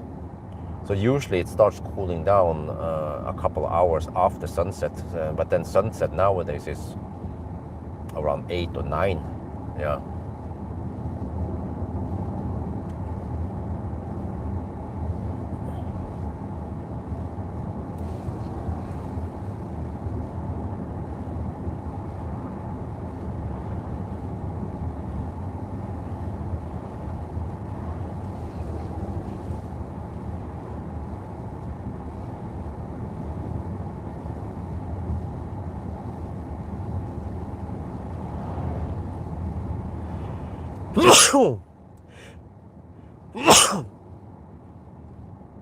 What? Not supposed to be any pollen spreading today, or at least not major, just green, low.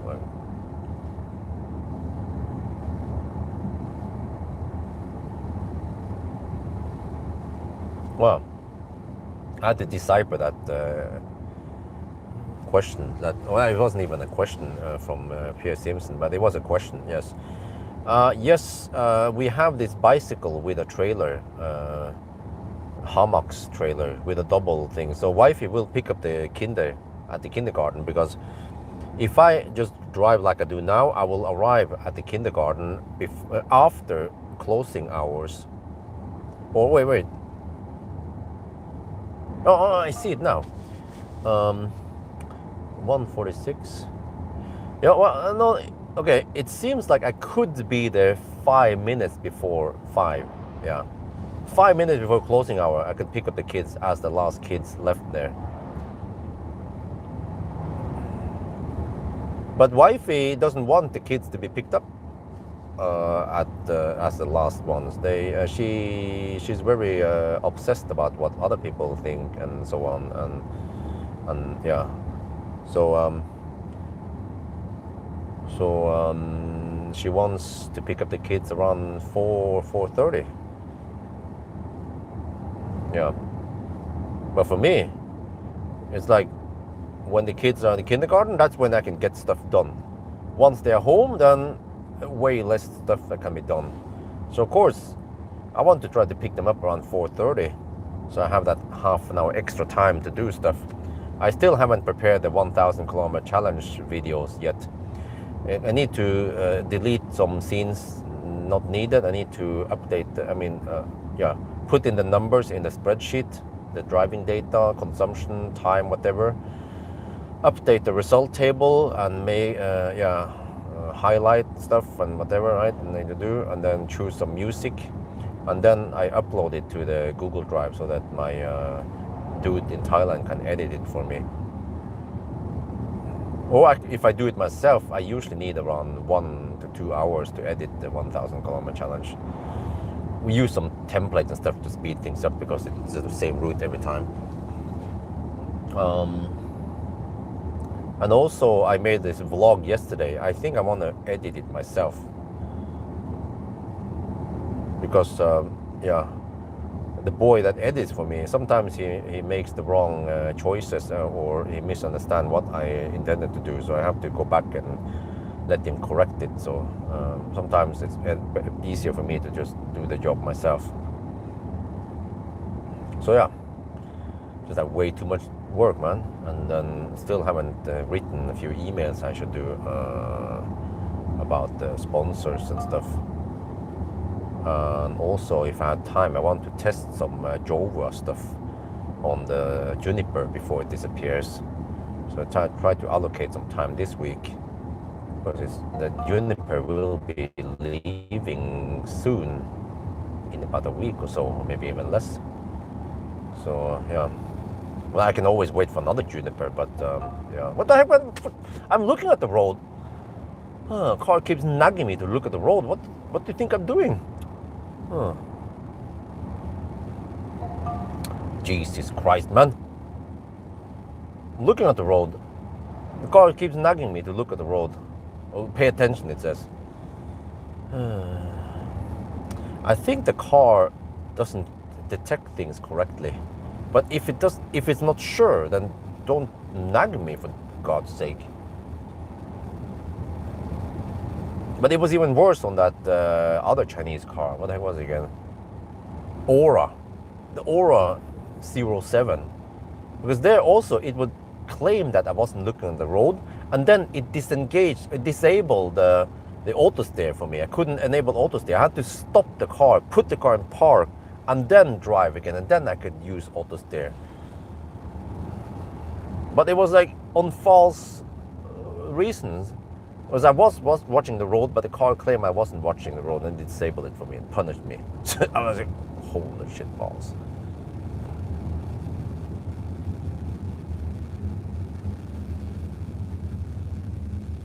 And here we have some Baustelle. What some people didn't get in the line correctly. What the heck is going on there?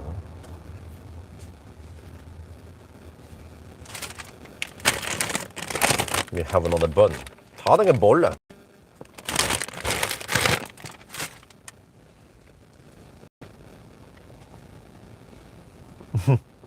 Drinking game now.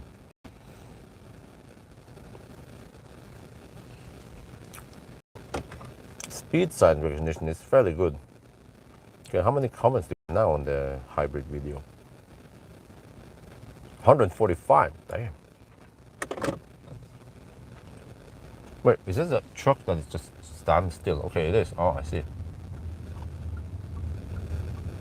A stuck truck, Polish truck. Shit, what? It's red already? Jesus Christ, man.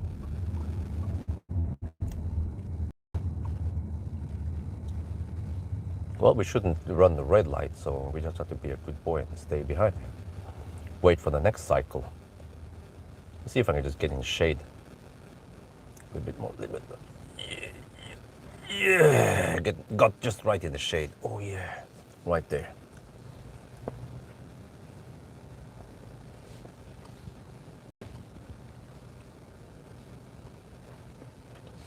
But now I should vent out a bit, cool down when I can.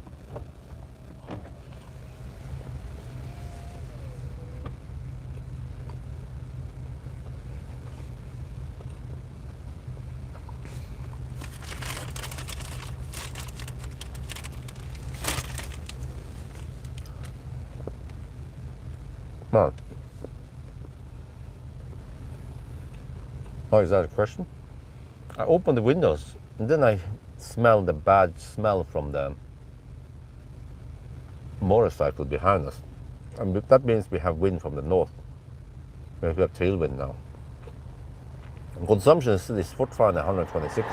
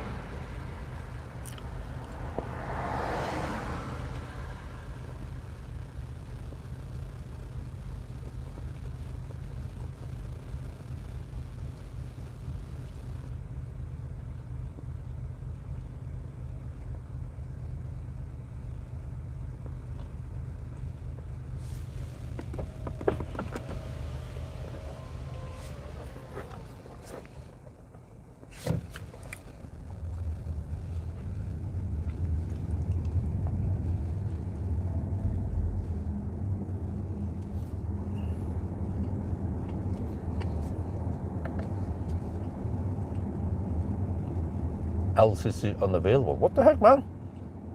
What's wrong? Why can't LCC be used now? Then when I enable LCC, then the ACC jumps down to 50 kilometers per hour.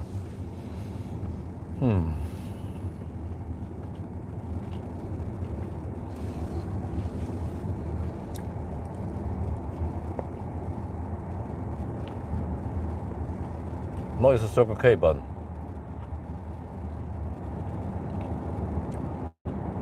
Stop at Ringebu.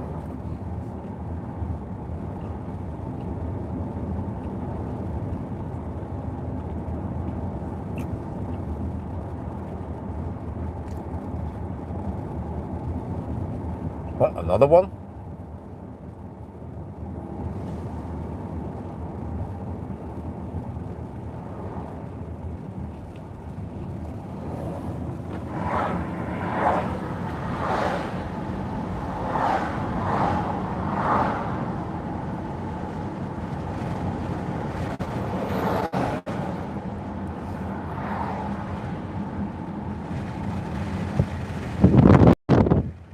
Wow, why is it so windy now? I'm gonna lucky with the timing on this one at least.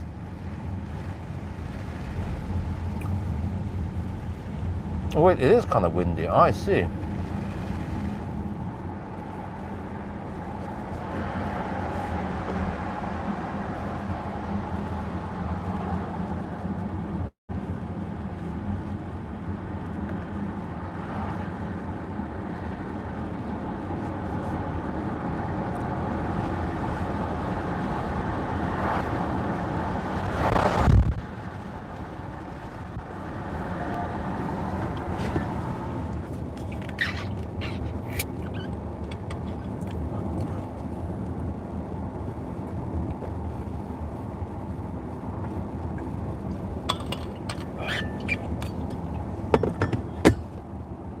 Well, OnlyFans is barely helping now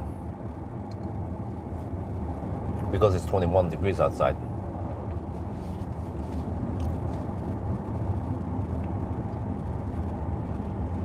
Okay, yeah, now it says 6% at arrival. En route, let's see, go again. Yeah, this is also really clumsy that I need to scroll down all the way to find Rema 1000 Biporten. It doesn't enable it or push it more up, because that's common when you do something, when you access something in the history, the previous stops, it should move it up like most other cars will. 38.7 degrees in the garden. Wow. Germany. Oh shit, that's hot.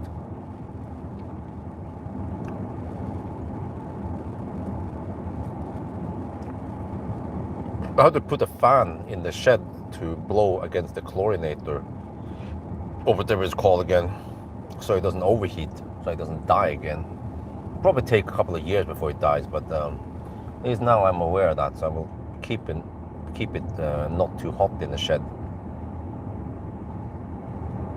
I'll have to actively open the door to cool it down. But I guess it gets better soon when it gets cold outside. But then, well, except for that, the shed is just so well insulated. It wasn't that much affected by the ambient temp.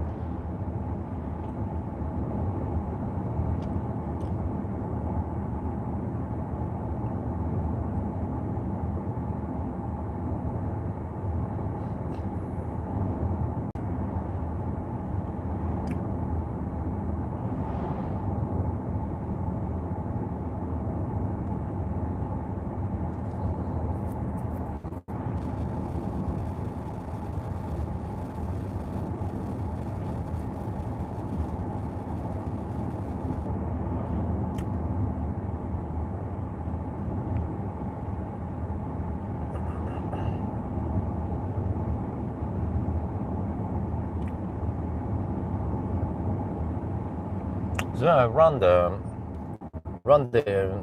ventilation system on OnlyFans today at high speed, but it's not hot outside.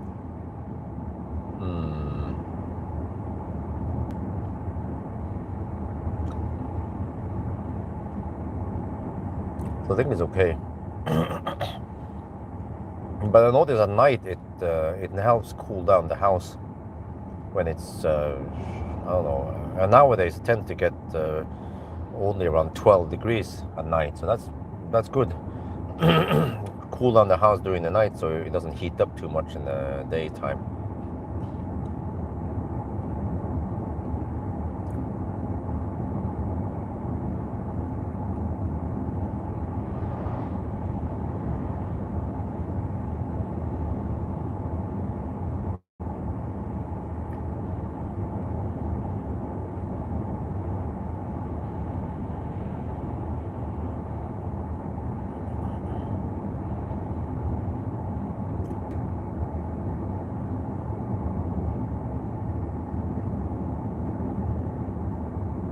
What? Why do these guys... Oh shit, there's a smelly fossil in front. Yeah, I could have guessed that. Why do these guys drive so slow, huh?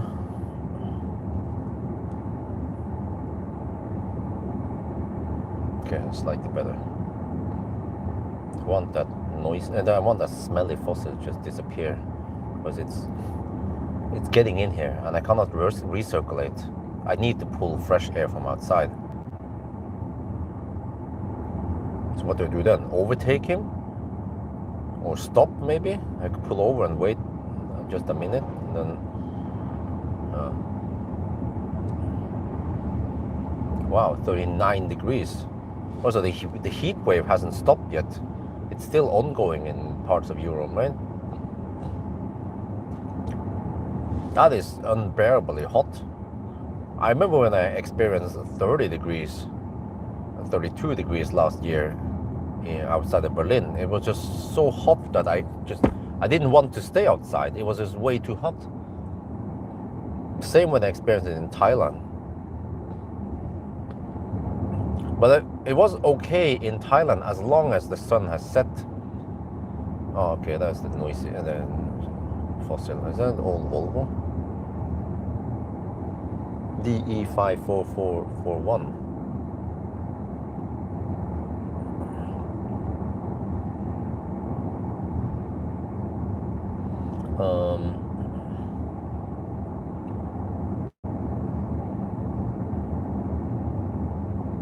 Yeah, I remember when I did those Bangkok trips. I could pull up somewhere in Nakhon Sawan or somewhere Tak in the evening, and it would be 30 degrees outside. But because there wasn't any strong sun blasting on you, then it was actually nice and comfy. But that was also after sitting in a nice chill car for a while, and not having done too much hard work. But when I'm busy, like pushing a stroller or carrying some stuff for camera bag or whatever, then I prefer around 20 degrees outside, because then I'm doing some physical work. Then 30 degrees would be way too hot for me.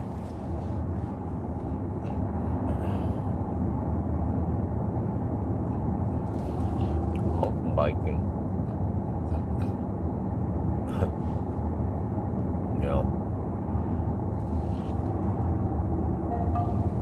Not as humid, okay.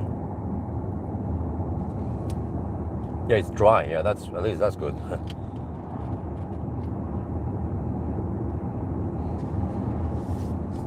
We have Rena. Do I have anyone charging there?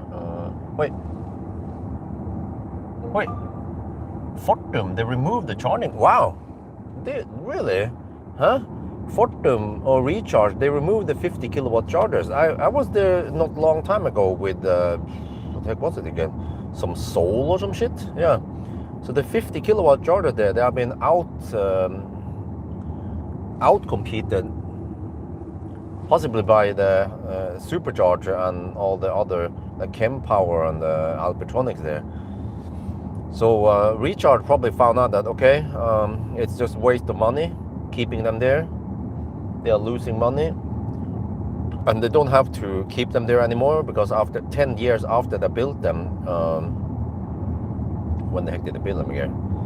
They probably built them over 20 years ago, that corridor to the north. They don't need them anymore, or I mean, they don't have to keep them there. That was the one that they received money from Innova. So maybe it did its purpose. I'm not sure if it paid for itself. I heard that CPO like Fortum or Recharge, they're still not making money. So yeah, but Tesla made profit on superchargers, right? That's what I heard. So yeah, what about Ionity?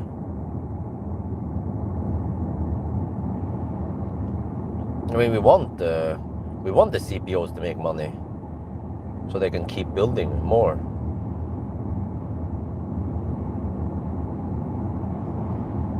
But it was a weird location to put it there, kind of far away from a gas station or anything. So the other newer locations, they're way better, except for Tesla maybe. That's also kind of a weird location at the end. No.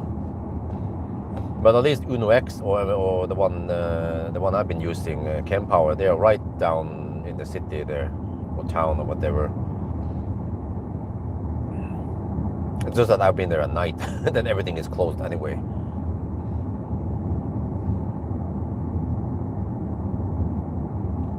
Okay, the car says 6% at arrival. ETA 1648.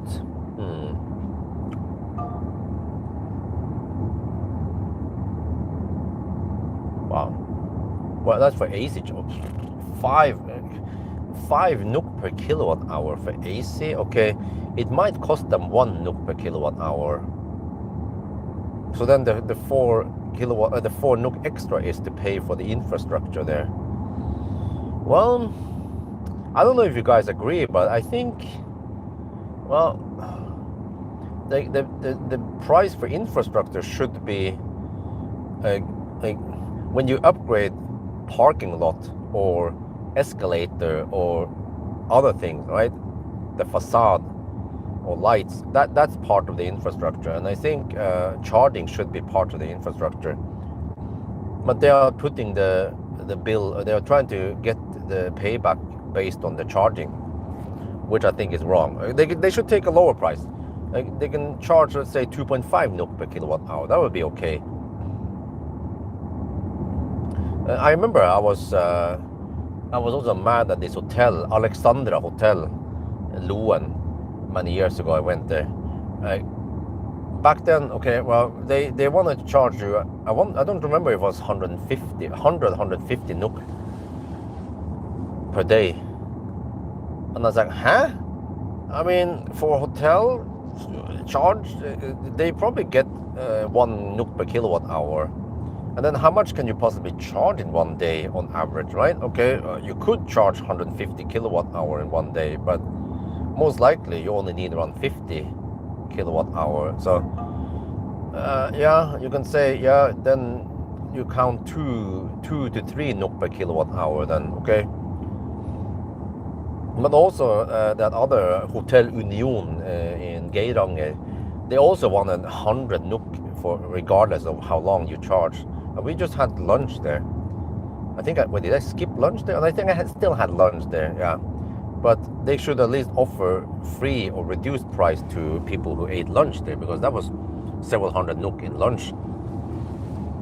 So I feel like many companies, they haven't understood the advantage of AC charging, as that you can keep customers there. You give them a nice price and they will be happy.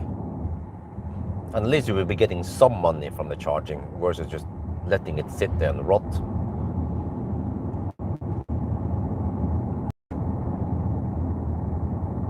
And I wonder if, well, I mean, AC charging should have a nice purpose. It's very convenient. You can charge on AC while you're doing something, shopping or whatever. But it's just, it has been expensive for some reason. And then, well, cars nowadays, they can charge fast. So of course, for AC for home, that's great, or for work, yes. But many places, I feel like AC charging is just too expensive. People like, no, whatever. So yeah, but like those AC chargers at Nordby, well, some of them are in use, but many of them are also not in use. I feel like it's just too expensive, and many people, they're like, whatever, we could just stop at some fast chargers. It's way cheaper. Like how can Tesla get away, or Tesla and Ionity, how can they get away with only 2 to 3 NOK per kilowatt hour, right? For fast charging, it's more expensive hardware. You need to dig shit in the ground and stuff, you know. There is no doubt about it that DC fast charging costs more. But the reason why they can offer it is because they have the membership pricing or the passport power, and they are probably selling more kilowatt hour in general, so they can lower the price.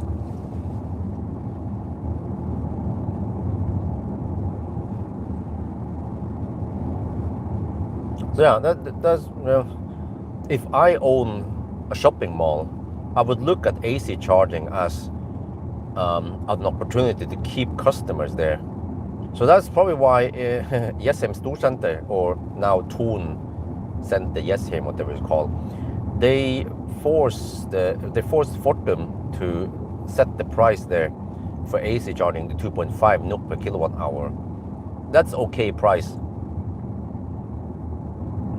So then some people will then be convinced to charge there, and then it's convenient for them, right? You can charge there, or you can do your shopping or whatever, let the kids play, and they spend extra time. And the longer the customers stay there, the more the shopping mall makes money.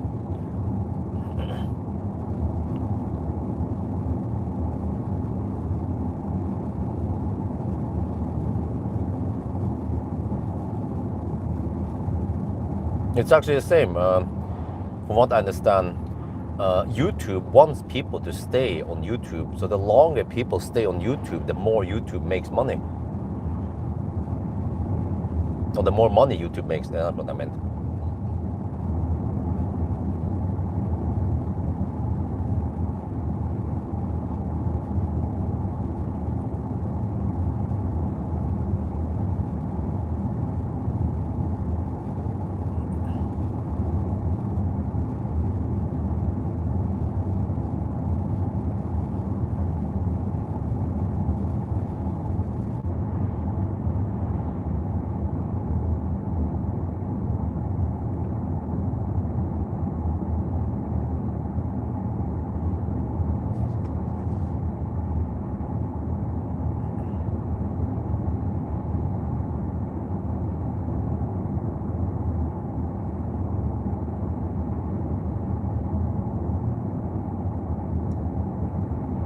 Okay, we're getting close to Swingen soon. I'm gonna have a last P stop before I proceed.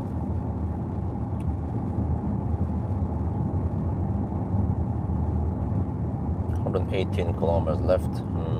That would be about 1.5 hours, right? Okay. The car estimates I'll be going on 110, of course, in the 110 zone. Yeah, that's not what I'm gonna go. So we will be there at 5, as predicted. That'll be too late for the kindergarten. What the heck, man? Dude, that guy with the ID3, he was looking down somewhere in the center console, or he was not looking at the road, obviously. But he did not use auto steer, maybe because he didn't have it. So he was getting closer and closer to the middle of the road, but then he looked up and then he saw that he was on a crash course with me, and he corrected the steering wheel. But that's the kind of situations where, okay, I don't know what the heck he's digging around with, but auto steer would be nice to have for a couple of seconds while you're doing something, texting your wife maybe, or trying to pick up the potato from the floor.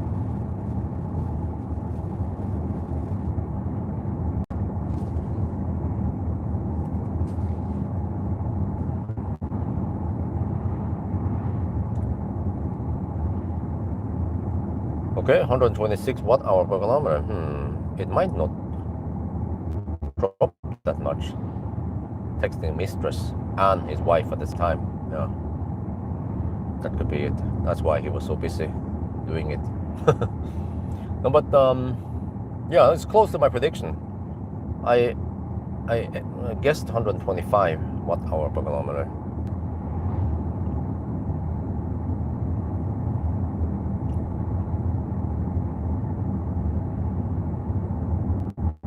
Fox on the roof, yeah. But yeah, guys, what do you think I should do? I can be home by 5 with 15% left, or I can drive 100 kilometers extra roughly, and then I can be home by 6:15. So I drive 1 hour and 15 minutes extra. What's gonna happen is that I saw that wifey was preparing some chicken wings. She will make barbecue chicken wings. Well, she just put barbecue sauce on it. Nothing very fancy. And then she puts it in the air fryer for 15 minutes. And then she makes she cooks some noodles. So the kids, they will eat some noodles with chicken wings, barbecue chicken wings, barbecue sauce on it. And they will probably eat around 5, or I don't know. I think she will pick them up 4:15. I can see in the baby cam. I have a baby cam in the garage, so I can see when the bicycle is gone. Most likely, she will go around 4:15, pick up the kinder, and be back around 4:30, or more like 4:45, 45. And then dinner is probably will be served around 5. So then if I would just rush home to 5, well, what's gonna happen is that I will just see the children there eating dinner. Okay, great.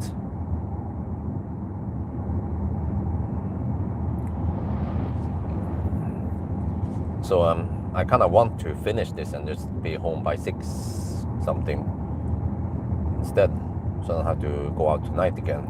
Otherwise, we have to park the car, shoot a little shot, say, okay, we are home, we're gonna take a break now, it's family time, and then resume tonight for the night, Go home and eat and go out again. Oh, no, I don't want to go out and go home just to eat. That's a waste of time. I would just stay on the main road or somewhere and then just keep driving. But there's overhead here, kind of, because eventually I have to go home anyway, but it's the overhead is that I have to leave home again tonight and then do my shit and then come back home again. So it would be better if I just finish everything, then go home, shoot the end shot, we can go 600 kilometers, the car is not that thirsty, blah, blah, and then finish it, done, deal end. And then tonight, I can just sleep. How about that?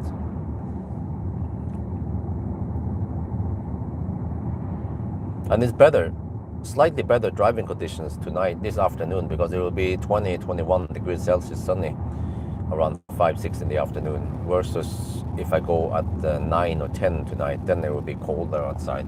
Consumption will be slightly higher. So do you guys have any suggestions what I should do?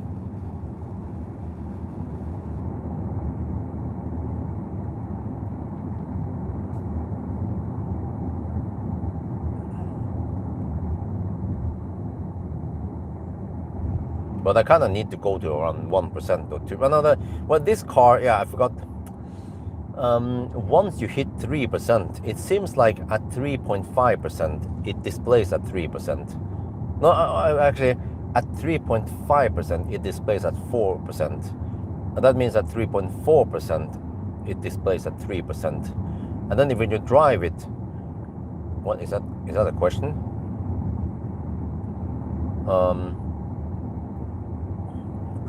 Well, that was an exclamation mark, not a question mark. Yeah, but I believe that once you go below 3%, 3 point, I'm not sure if it's 3.0 or 2.9%, then it shows as dash dash dash.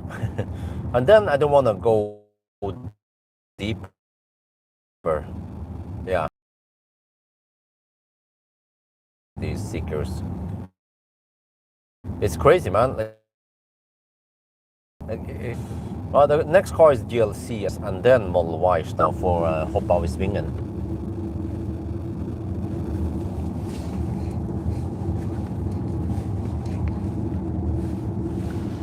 We have 38% and 385 kilometers done, and the car is more or less spot on distance reporting.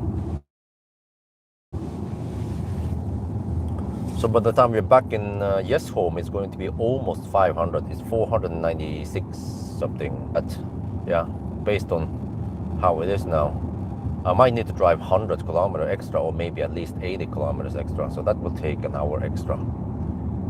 So I guess I can consider once we get closer to Yes home, right? Probably Minnesota somewhere. I can consider what to do. It's like extra. Well, I can leave all the equipment in the car since nobody is coming in and out anymore. No, I need the car seat for tomorrow morning. I forgot. Okay, but let me see.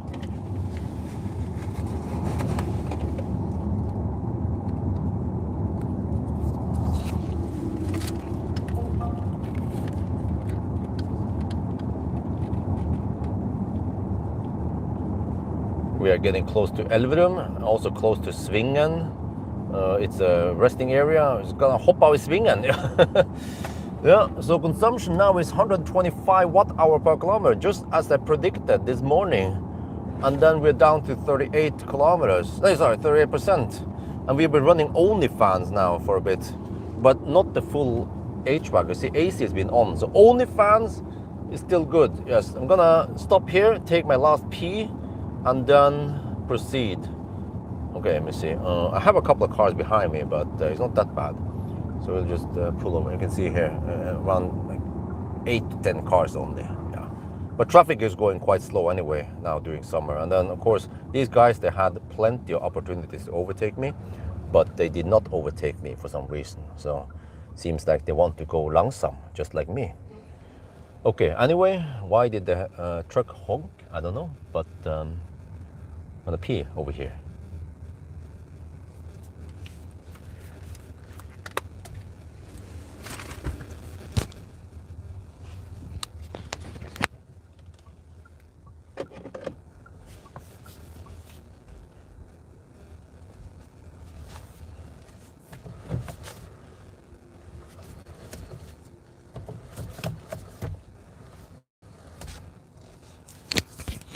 Okay, I'll be back. I think I have some trash to get rid of. Yes, here. Maybe here.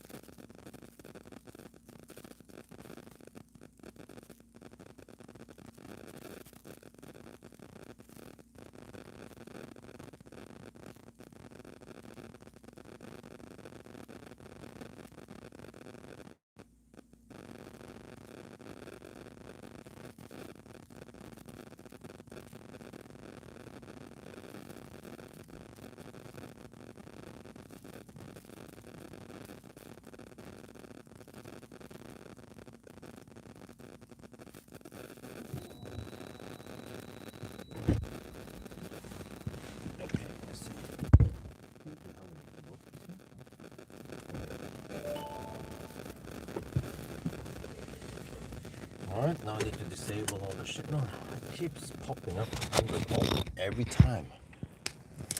And I haven't found a way to disable it. Because I don't need it. Many cars are like that. They're very aggressive on popping up the Android Auto every time.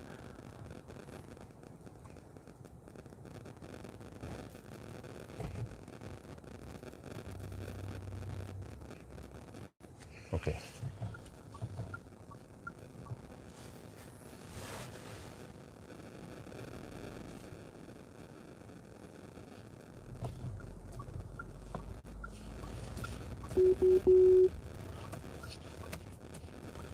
Let me see also the annoying Zeekr AD lane shite. They're off. Okay. Alright, now it's good.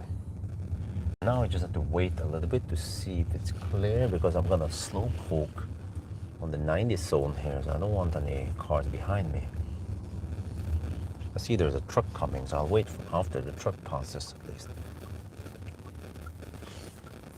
Seems to be only one lone truck. Okay, so that's good.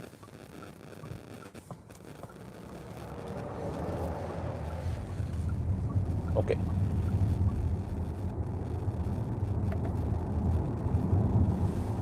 There we go.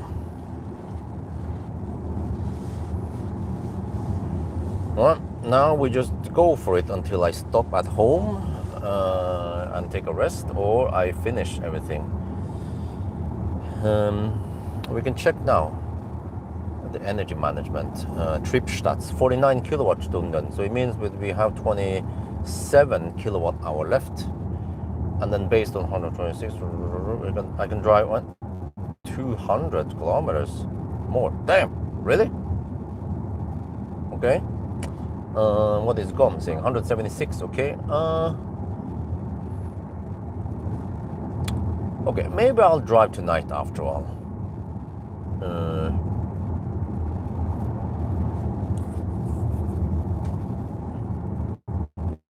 Okay, once we get closer to Oslo, I will recalculate again. And well, it's a good thing that it remembers the navigation when I came back to the car. Many cars also cancel navigation when you just leave it. Well, what's up with that shit?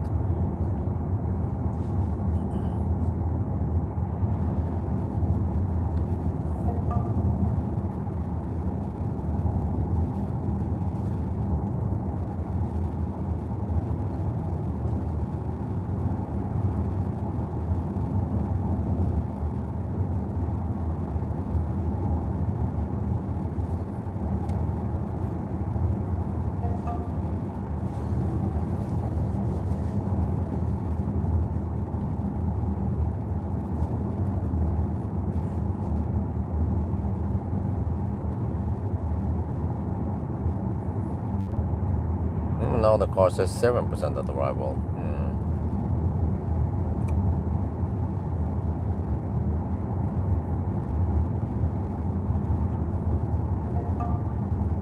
I guess once we're closer to home, I can try to estimate the remaining kilowatt hour and then how much we need to drive if we would proceed. Because I don't know. I feel like I just want to finish it and then that's it, done for the night, rather than having to make a break and then come back and in the evening and so on. Should we do it like all days, before kids? And then, well, I mean, I know what's gonna happen is that the kids will just eat for an hour or so. So by the time I'm home, if I'm home at 6:30, 6:20, they will have just finished eating. And that's it. And then wifey wants to take a shower, usually around that time, 6:37. Then I'll just hang out with the kids. And yeah, I need to copy files over and log how many kilometers I've driven. And what was it? And yeah, and maybe charge some of the cameras if it needed. I prefer doing that right away when I get home, not the next day or in 2 days. So I always want to do the end procedure and routine after shooting a video.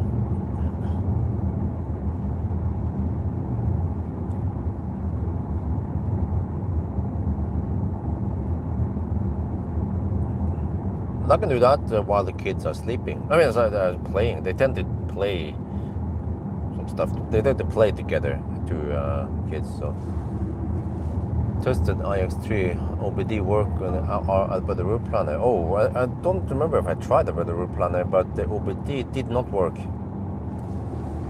But yeah, I think I also tried the route planner. Yeah, and it didn't work. Because I was trying to get some stats out of it, but I couldn't. Static, huh? But what the heck, man? Emergency stop assist. And they, the fuck, man? Dude, I was just looking at the screen for a little bit, trying to read what Pierre Simpson wrote.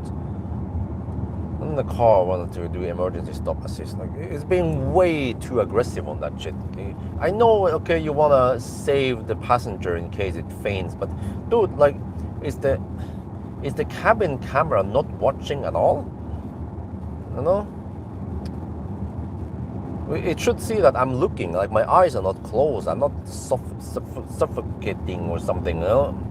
There's not foam coming out of my mouth or anything like that. Or I haven't had any epileptic seizure, so I'm still wide awake and alive and just looking at the phone mounted in the front windscreen for a bit. Sometimes I'm also looking on the main screen for something, searching for a feature or trying to figure out how the heck the HVAC works. And then the car's like, emergency stop initiated. Like, what the fuck, man?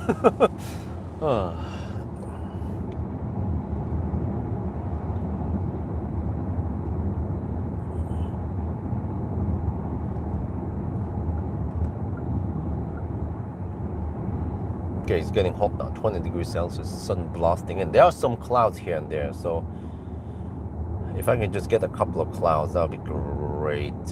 Yeah.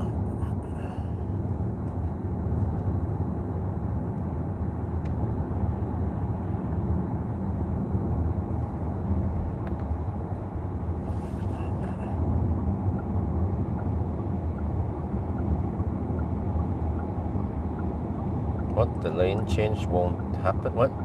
Okay, I blinked now, and then, oh, he wants to merge here. Okay. Well, that's fine. No, then the blinking doesn't stop. Oh, I need to stop it manually. Well.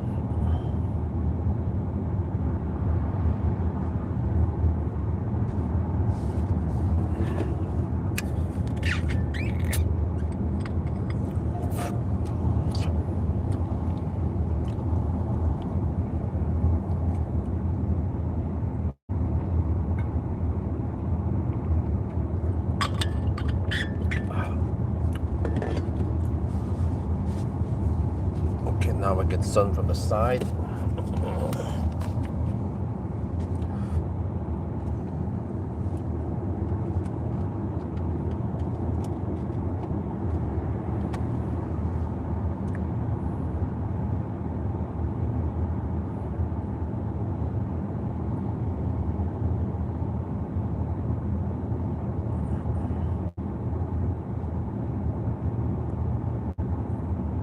$126 watt-hour per kilometer.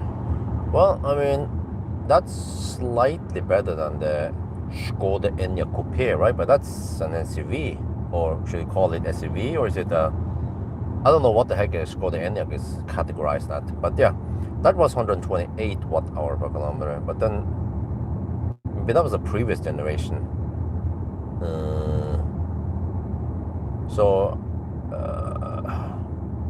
I mean, what should... Wait, but what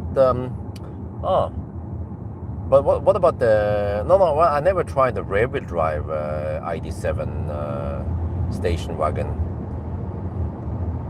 But I believe it was less efficient. But that was a GTX, yeah. So, 126 is still considered good, you know? For this size car, 4.8 meters or whatever it was. Wait, what kind of debris? Dude, is it more urban? Oh, huh? It's this truck here that drops debris on the road. Okay, I might want to overtake the truck.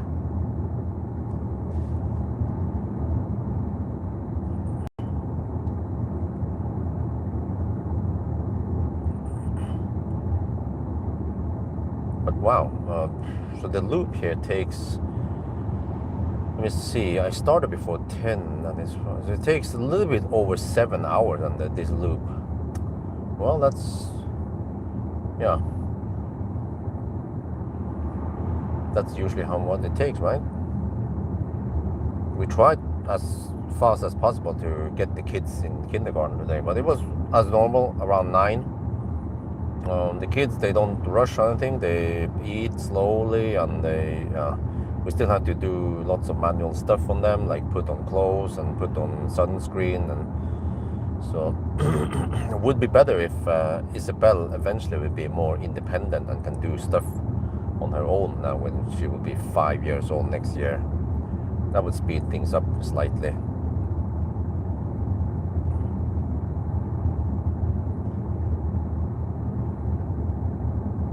So I mean, normally it takes like an hour at least. Yeah, we woke up also late today. At least Oxa woke up past 8. So yeah, normally we need about an hour so they can get ready for kindergarten.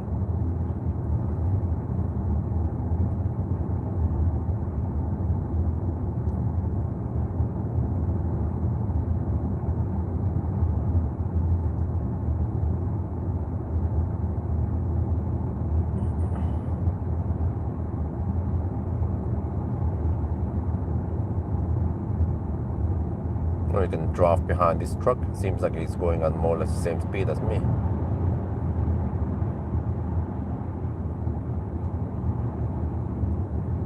Maybe I want to overtake it.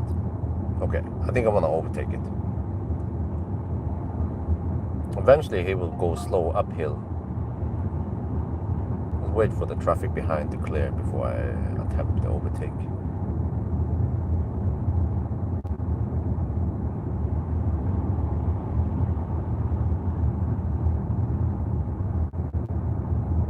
Well, consumption went up to 127 now. Possibly because the road flattens out, so we don't get the downhill advantage anymore. Okay, let me go for an overtake. Speed up slightly. Lane change is way too slow, and do it manually. Okay, 5 kilometers per hour difference. It's still gonna take a while to overtake. Okay, let's go at 90 on the speedo then. That's 87 GPS speed. Okay, with 10 kilometers per hour speed difference, then the overtake doesn't take too long.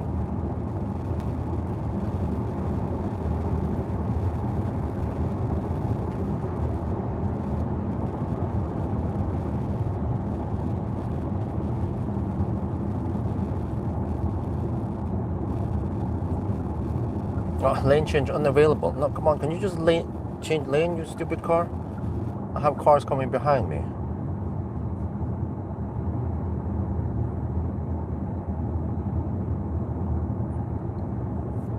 Okay, let me slow down again.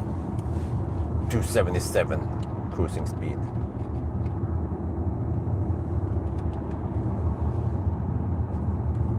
Oh man, it's nice to have a few clouds here that I can cool down in between the sun blasts.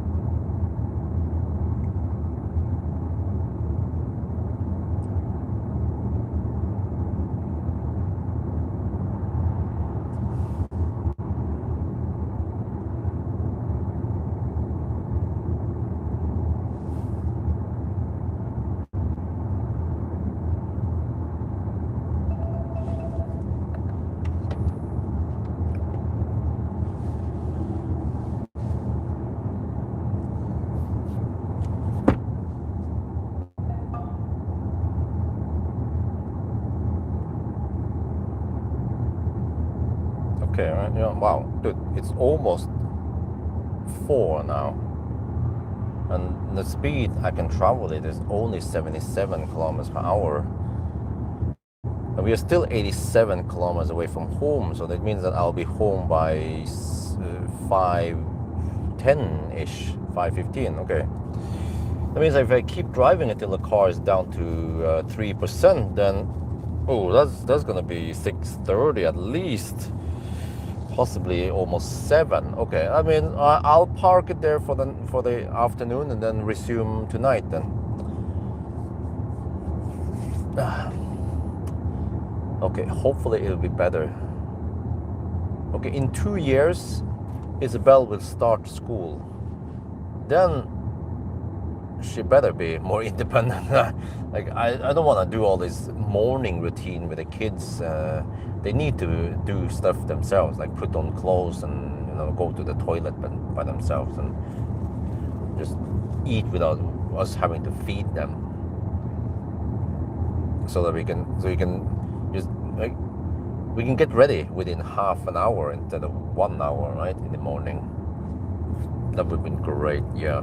Because I mean, there's nothing wrong for me. For me, I woke up actually 3 at night because I had to pee, and then I was kind of up for a while, and then I was just laying in bed for a long time before I fell asleep again. So I could easily just wake up 6 in the morning and then get ready, and then then it's kind of cold. So I'll probably wait until, let's say, 8 in the morning before I start. So as long as I don't have to shuttle anyone to the kindergarten and do all that shit, then I can just do my stuff in the morning and then finish around 4 or 5 even. No problem. Now we end up starting at 10 every time I'm gonna do some kind of trip. So it's very limited what I can do, right, nowadays. So I hope this will be better soon.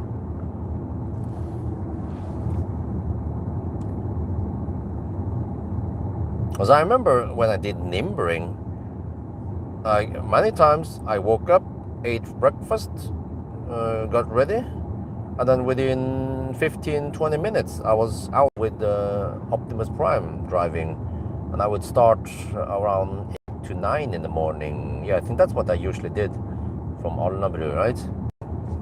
And I would, let me see, there's an Ionic here hammering. Okay, I can see that a bit.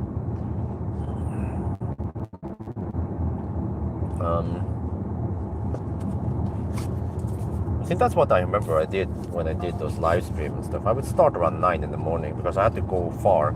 With a trailer, it took a while. And unfortunately, Optimus Prime was not charging very fast after the nerf. So I would then get over to Trondheim or Bergen in the evening. Yeah, it would take me usually around 8.5 hours with all the charging and the slow driving, since I had a trailer. And then what I usually did was I would deliver some items or pick up some items in the evening, and then sleep in the car somewhere, and then do the remaining next morning. And then sometimes if I could start early and get everything done in the evening, that would be easier, because then I could, like when I went to Trondheim, right, I would then do all the pickups, deliveries in the evening, and then charge up, eat whatever, and then start heading south again towards Oslo, and then sleep over in Alvdal or some shit. Yeah, usually that's what I did. I came over to Alvdal like 2-3 at night and then slept over there. Sleep of 6 hours maybe, and then next morning proceed back to Oslo. Man, those were the days, man, when I traveled a lot. It was of course fun. I loved traveling, but then eventually over time the Nimber task became a bit annoying, mainly because we were expecting way too low prices for door-to-door transport service.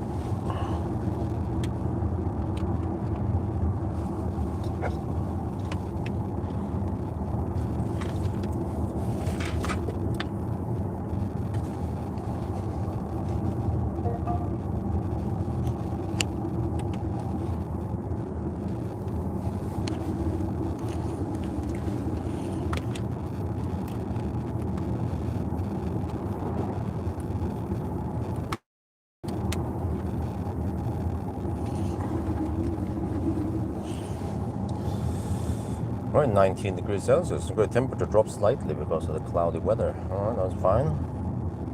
This car just slices through the air like Swiss cheese through ice, right?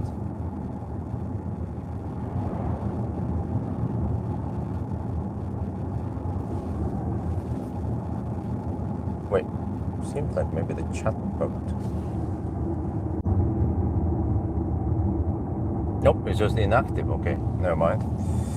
Also very annoying that the YouTube app defaults to the face cam every time. It doesn't remember that I always use the front cam, not the face cam. It just wants to default that. Of course, when you want to live stream, you want to live stream yourself. No, why do I always want to do? Why does everyone want to do that?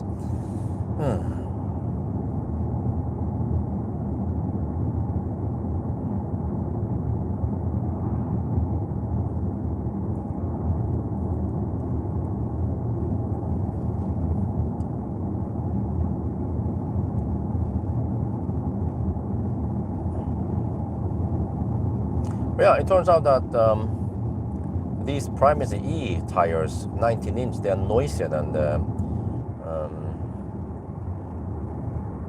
the Michelin Sport Contact. I don't know what the heck it's called again. The sport tires from Michelin. Pilot Sport EV, 20-inch. They are quieter.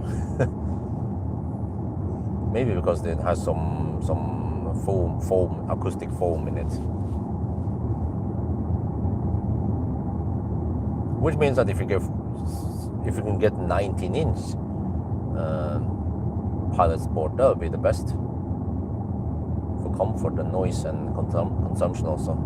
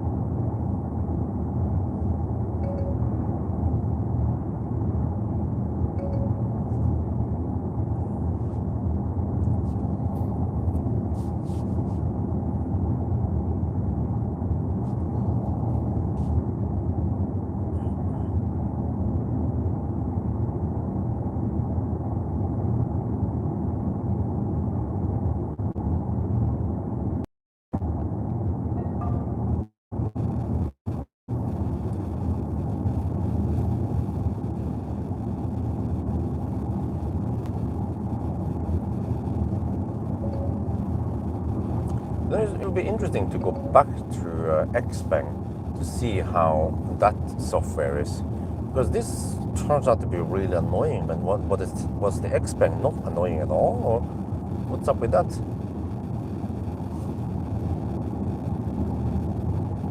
Two Chinese brands, right? They should be similar. Maybe they're not.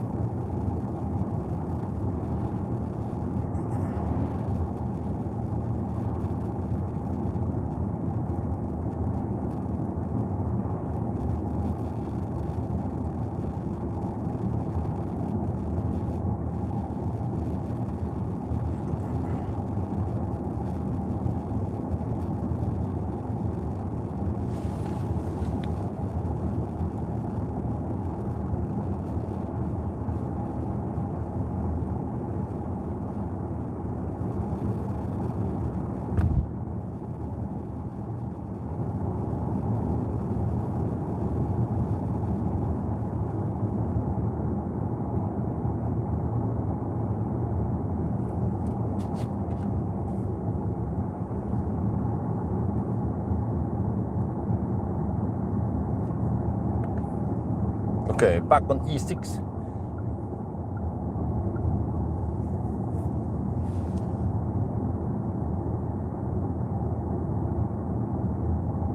Now we can hammer it or not. Well, that was a plug-in hybrid Ionic. I wonder how many watt-hour per kilometer the plug-in hybrid consumes. But I saw that there was this big-ass battery hybrid I tested in Thailand. It was actually 34 kilowatt hour, and I got a little bit over 100 kilometers on it. So I hope I calculated the consumption there.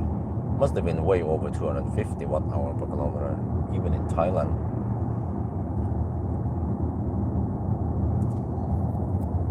But that was an SUV, quite spacious SUV. Pawel or something.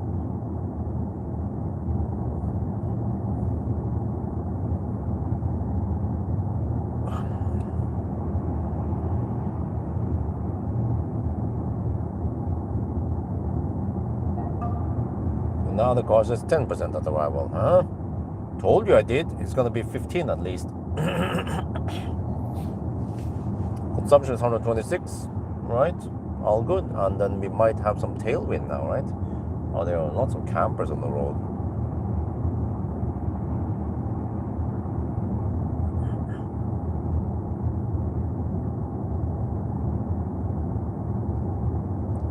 I really hope that we don't get a caravan one day. But the way I understand wifey is that she's not a caravan person. So let's hope that our kids cannot convince us to get a freaking caravan. It's up to store that shit during winter and then drive around with it during summer. And then who's gonna clean it and empty the shit bags? Me, of course. So I will refuse if that happens.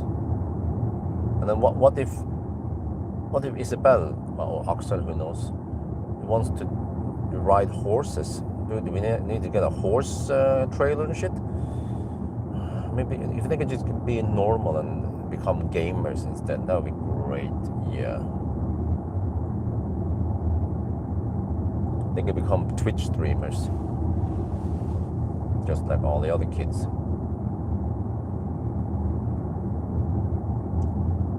What, 125 watt-hour per kilometer? Wow, that's not too bad, is it?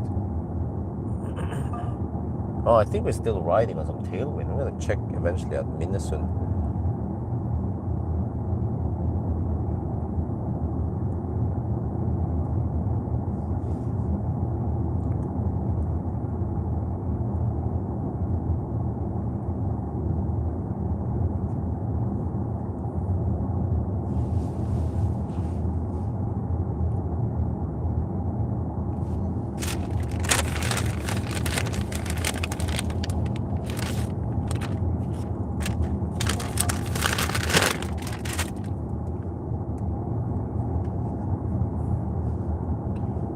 Well, you guys are quiet as the oyster.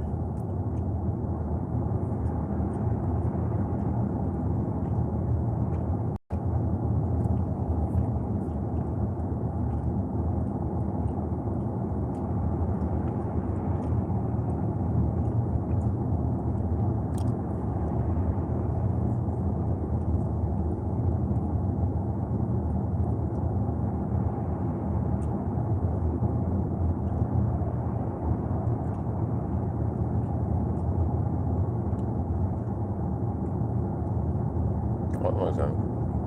We need cream.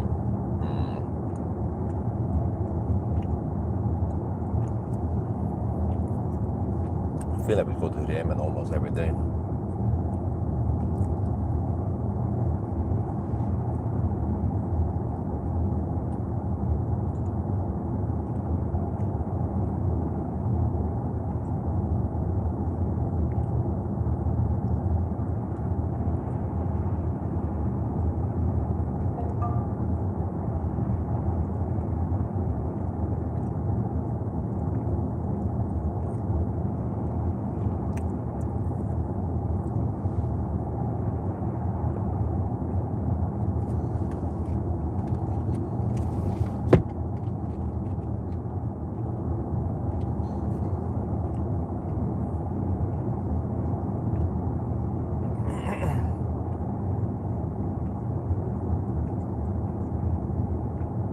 Man, it is kind of cramped in a caravan. Well, it depends how big caravan you have. That is not that big. Seems like they have kids in the back also.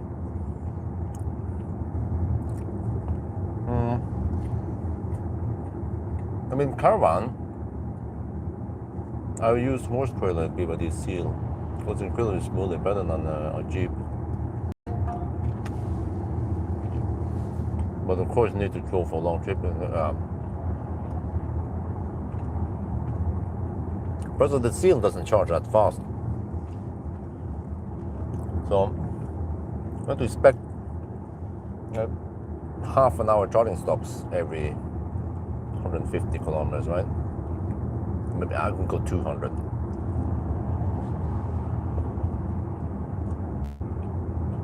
I've experienced a lot of trailer driving with Optimus.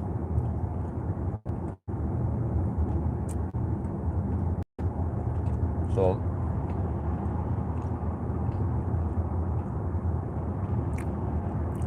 and then, well, I mean, for us, if we would bring a trailer, I mean, a caravan, it costs extra money. Consumption will be higher, but also travel time is longer. And also the charging sessions are more clumsy. You have to unhook and hook and all that stuff.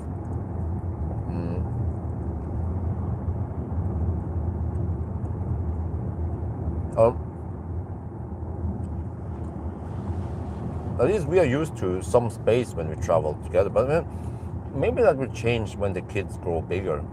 Because for wife and I, when we were before kids, we could, okay, maybe like 10 square meter room is a bit small, but we had tried the whole, we tried to stay on some hotel suites. They were nice and spacious, but it was actually too big for us. Like, we didn't need that space. It was that suite we had in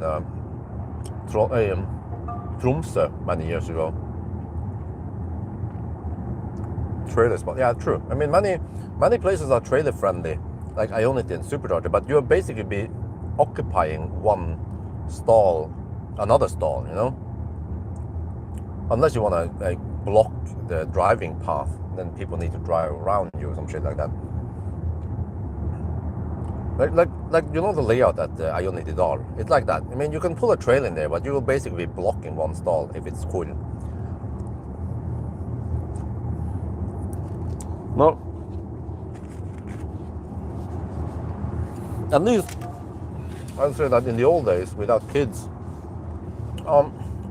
as long as we have around 15 to 20 square meters, then that's plenty enough space for us.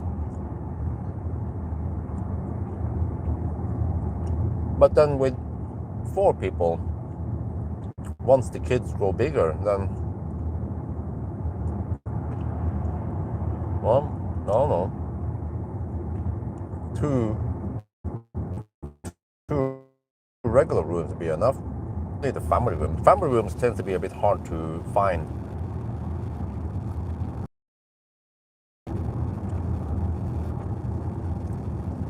But I really hope that I don't end up having to buy a caravan and haul around with that shit. As I've seen it, when you store it during winter, I saw it in Deutschland, they put a cover over part of the caravan to kind of protect it and prevent too much schmutz coming. So there's extra maintenance and shit going on with a caravan. Plus, of course, it costs money to invest in that thing. And it also depreciates. So, well, at least for me, if I consider the extra hassle versus the money we spend on it for traveling, but also the value of the item, bundet kapital and all that shit, I'd say that just go for some Airbnb or hotel. It's probably gonna cost you the same. And for me, less hassle, because I end up having to do all the dirty works anyway.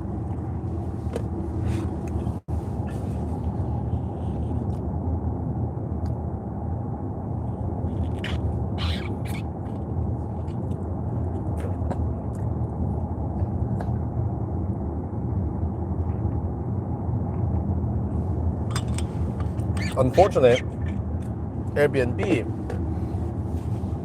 many Airbnb, there is no option to like pay extra, right? Pay 50 euros extra for the cleaning, so I can just leave it like that almost. But I also noticed that not every Airbnb require you to do all that. And many Airbnb, they just say, just empty the garbage and lock the door. That's it. Okay. Then, well, okay, but I mean, I still don't leave a big fucking mess in the living room and stuff. I try to tidy up the clothes. I mean, tidy up the toys there. To wipe over the kitchen so it looks okay. Even though I know that they need to clean everything, just want to leave it in a nice state.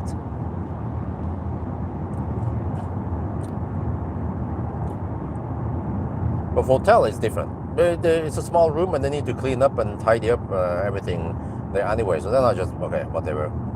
But I mean, even in a hotel, you know, maybe it's just me. Maybe I'm just a psychopath. But it was a place. Okay. The people left food in the fridge for you. Oh, I don't remember. Huh? What they did? Okay, but you know, even when I stay in hotels, and I know that they're gonna clean up after me, I still put the trash in the trash bin in the hotel room, right? Wife, she doesn't give a shit. She would just open a bottle of something and then throw the trash all over the room, on the table or on the floor. Shit, I'm like, whatever. I mean, like, the hotel room will not give us bad review because there is no way they can do that. You know, they cannot complain because the hotel, they operate in a different manner than Airbnb. But I'm just a psychopath because I want to keep things tidy. In the car also, same here. Like every time we go on a road trip, wife will just litter in the car. Yeah, I mean, that's technically littering in the car, and I have to pick up after my kids. Okay, I can understand my kids because they are kids. My wife is like, yeah, I don't know, I find trash in the car. I don't know, she treats it as a trash bin. But when I clean, spoil more than everything. Okay. Well, when I look in other cars that park in front of my house, they also look kind of nasty. There will be sand and shit and like bottles and even like McDonald's bags and stuff. You know, like I if I knew, and also I have even shuttled people to the airport, and then I discovered that they opened up two cans of Coke in the car. I was thinking, those two open cans, they will evaporate over the 2-3 weeks the car is staying here. So I of course emptied the cans for them, and I just took the pump also. But whatever, you know. I don't know. Some people are just careless, or they don't give a shit. It's like trash in the car or open cans in the car. They don't know. They don't care, right? They don't care about the physics, what's gonna happen. I mean, you will get, not only do you get it quite warm in the car, but it also get moist from all the Coke that has evaporated in there, you know. So, yeah.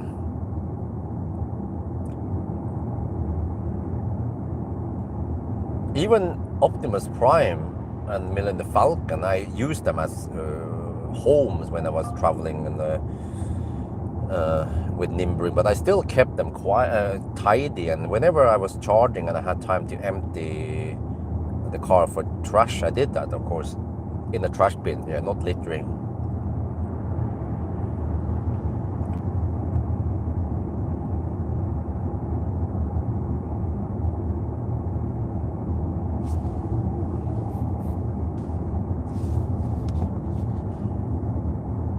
Wifey probably never notices, unless she would marry a guy who is even messier than her. Or I mean, I'm not saying that she's very messy, but I guess there are men out there who doesn't care about hygiene or tidiness, and yeah, they just throw trash all over the place, or just, I don't know, maybe like eat half a burger or burrito and then just leave the rest there, not putting it in the fridge or anything, or not, I guess there are men like that out there, right?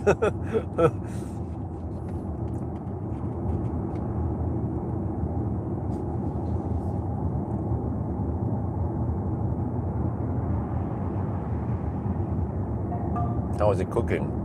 Well, I can't see it now. They have the stay focused, drive caution. Okay, 125 watt-hour per kilometer. Okay, it's going a little bit up and down. So it might be 125.5, 125.4 right now.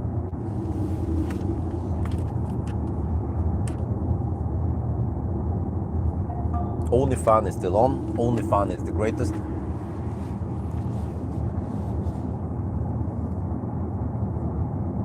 Wait, did Elon Musk actually launch X money? I heard about this. It popped in my source for information, which is Facebook news. So that's interesting. He went back to his origin. That's how he started. He made PayPal decades ago, and then he sold it so he could found joining Tesla. And now he's back at X money. The littering at chargers. No, it's still the same shit. All over the place, man. There's the litter all over the chargers, and people are swine.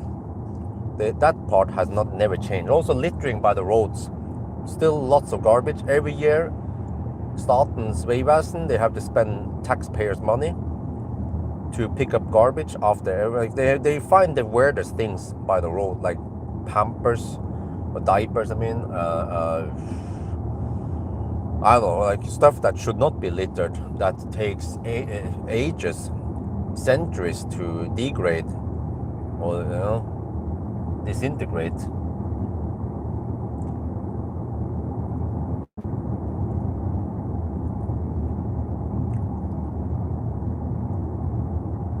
Yeah, I mean, it sucks that everyone else who's paying tax in Norway, they have to pay for other people's selfishness and carelessness by just throwing garbage out of the car.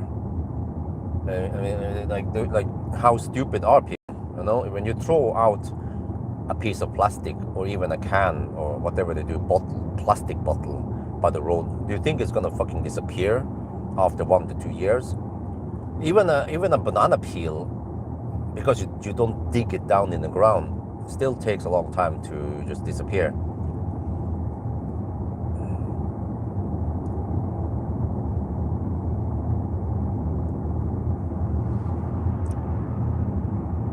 Oh, it's only for X only. Oh, I see. What do you pay for on X? What can you possibly buy on X anyway?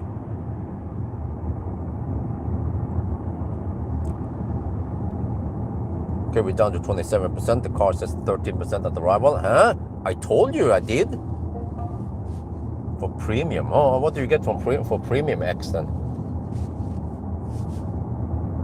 Oh, 125 watt-hour per kilometer. We're getting close to Minnesota now. We're on the Norwegian Autobahn. 1632, yes. Okay, yeah, we are late. So hopefully I'll get some okay views from this trip, this video. Because it seems like people are interested in this car, the rear-wheel drive. It's probably, across Europe, this is the car that more people are interested in versus the all-wheel drive Privilege, which is too expensive for them. You can write more words. Okay. Oh, really? Well, that's lame. Yeah, that's one of the reasons why I don't like Twitter. It's like you have some limit. Oh no, it's never fun of it. I found Facebook workflow way more intuitive and enjoyable, but it's also another time sink. I was more active on Facebook, commenting or discussing shit. But I found out it's just a waste of time. Half of them are idiots anyway.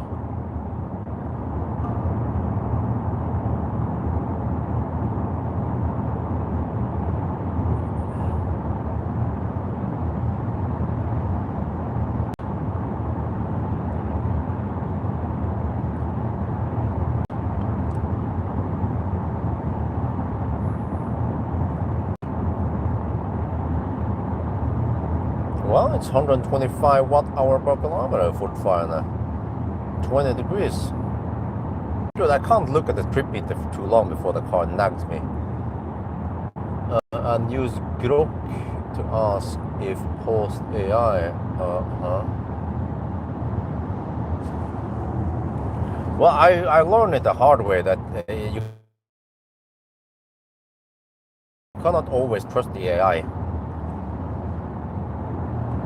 Even though you would think that you can trust it, because it's like searching for different sources. I'll be like, okay, it's doing the searching for me, great. But it often, it happens that it gets the wrong info. But it's great help because with regular conventional, I never use the conventional search anymore, because then I have to click on some kind of website usually, try to read a bit, find out that extra time it takes to search for information is just wasted. And Google AI is usually very accurate at finding information for me way faster.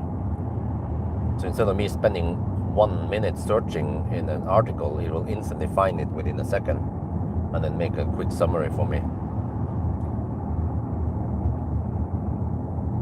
Approaching fixing, huh? Well, the only thing I heard was that from the importers that Göteborg, they are working on something on the software. They heard, I mean, they heard about my video, so yeah, on my list, but that's it. They no more details about how many of them they will fix and how long it's going to take, or that I don't know. Just that they're working on something based on my list.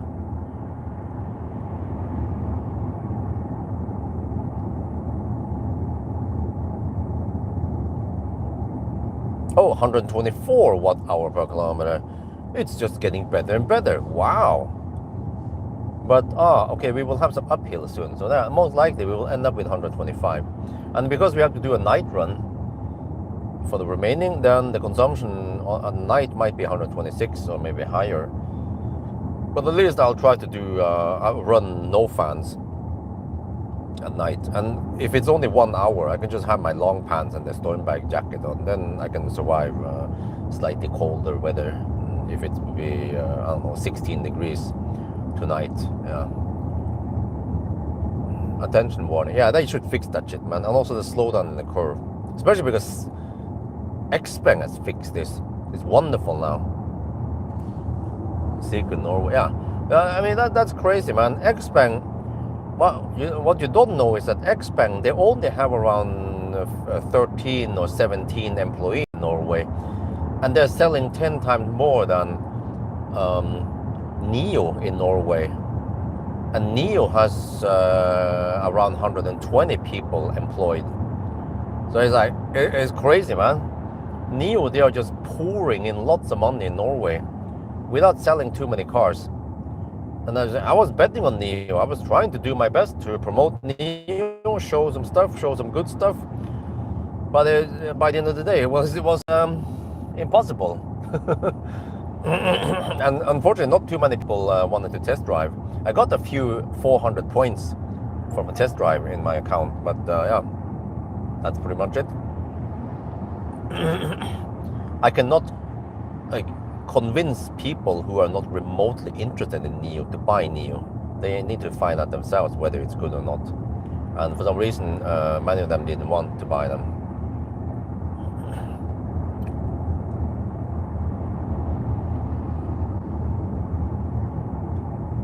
And I kind of understood the whole ecosystem over here for a long time. And I had some ideas about how they can improve things. For example, open up the swap station 24/7. That will help. Or and or get rid of the Gen 1 batteries. Or and there were some issues with battery swap also that I encountered. So, but I think they try to fine tune it and improve it, but not sure if the problem is gone or not. So I think they just have to swallow some camel. I think that's how they call it. Swallow some pride and then realize that swap in Europe is pointless because we have so good charging network here, and several reasons why. You know, I made a video many years ago about the Neo swap station, and that I don't think it has a future based on what I knew back then. And yeah, especially nowadays with the fast charging cars coming out left and right, the swap advantage is just getting less and less. Plus that, yeah, because the whole swap thing has already some fundamental limitation. Like you have to be in the car and whatever. I don't remember. You know, I mean, I wonder if the car wants to park itself in the bay. Well, why can't it drive itself out of the bay and park nicely? You know what I mean? Like, they could have worked on that so that you can leave the car, it parks itself, swaps, and then gets out and then finds an available spot somewhere. So then you can spend those 10 minutes or whatever that it's using total. You could just spend that, and if you spend too much time, 15 minutes, 20 minutes, no big deal. The car will just be parked outside of the charging, the swap bay, right? Not in the way for anyone.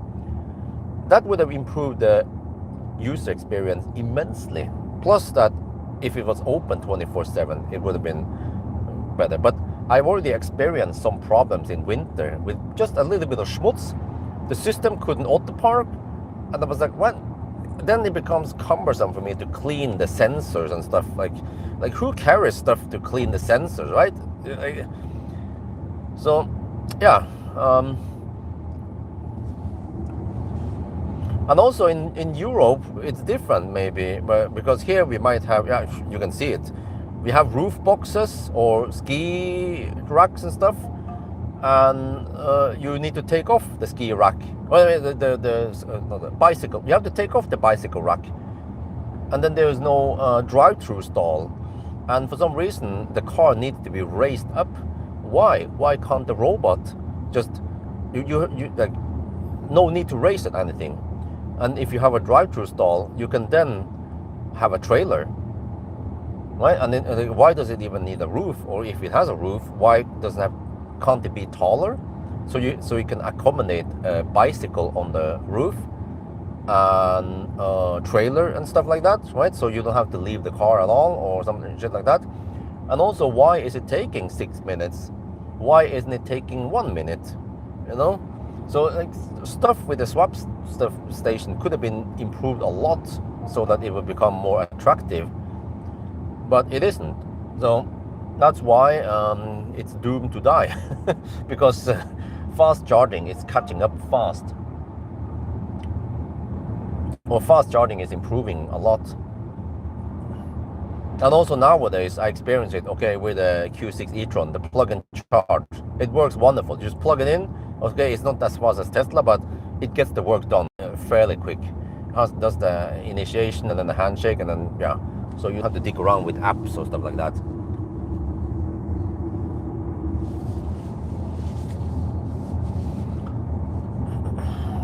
So, I mean, it's a shame because the Neo cars, they are great. They you know, like, I feel like it's great value for money, and they have great performance and feel and features. But I feel like they've been kind of lagging behind. Well, except for the newer Neos in China, they are good. But the existing Neos in Norway, they have small screen, this weird aspect ratio on the screen.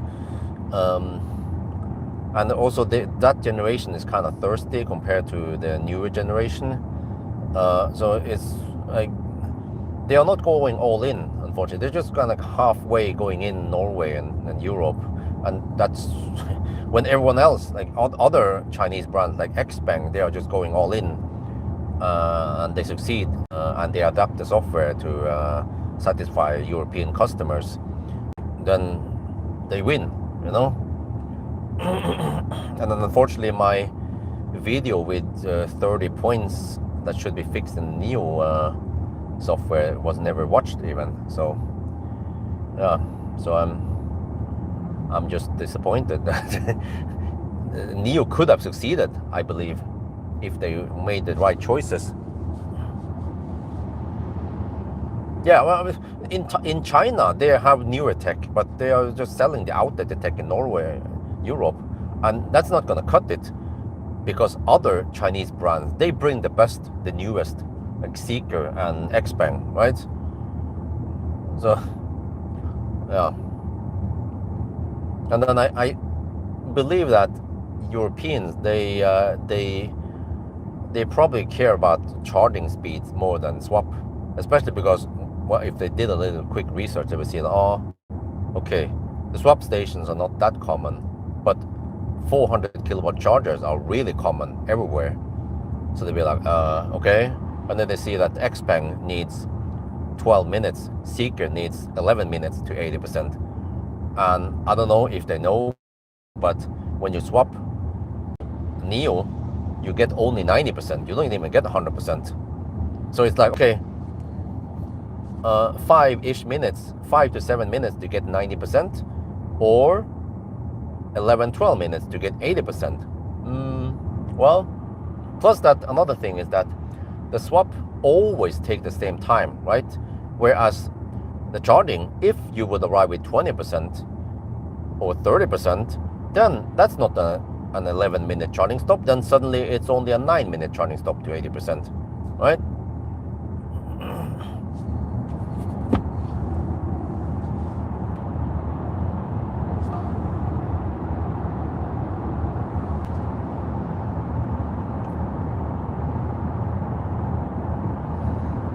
So, no, that's a bummer. Neo is about. That's why I put my faith in Neo, because I consider it the best software and the best hardware from China back then. But then now recently, when I tested Xpeng, I was blown away by how much they have improved things, adding new features and getting rid of annoying things, and also improving the charging to the point where it can match or outweigh Neo. Yeah, another thing about Neo is, of course, that someone needs to be in the car, and then if it would be a Schwabstau, then suddenly it's not a 5 or 7 minute stop anymore. Then suddenly it might be a 12 to 15 minute swap. But then, yeah, the possibility of all the stalls taking up is lower on charging. So I experienced, during this year, some, I wouldn't say Ladestau. I got a stall, but I didn't get 400 kilowatts. I got only around 110, and then eventually around 170 kilowatts. But I guess that's good enough, because even after 10 minutes of charging, I still got some okay juice in the e-tron, the Q6 e-tron. And then usually after 5-10 minutes, you also get more power. You might start with around 100, 120, and then it goes up to 170. And even that speed is okay. You don't need 400 kilowatts. I experienced it when I was alone, in 1,000 kilometer challenge. It was just wonderful, but it was simply too fast, because I had to eat while driving. Who does that anyway, right? When you're on a vacation, you will go stop and have a snack or dinner or lunch. Then it takes longer anyway.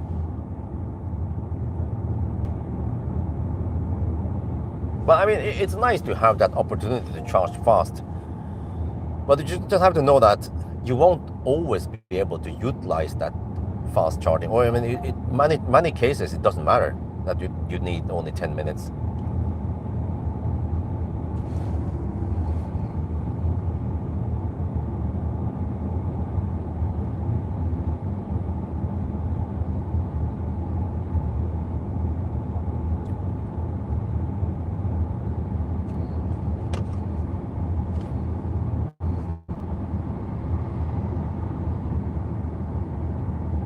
No battery for bicycle.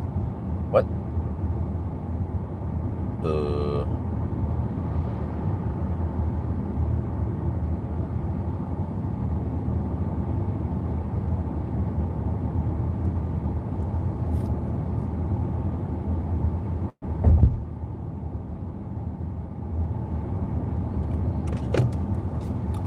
okay. Wifey claimed that there was no battery in the electric bike. Well, it's gonna be quite heavy to bicycle that thing without electric help. But how? Why would it?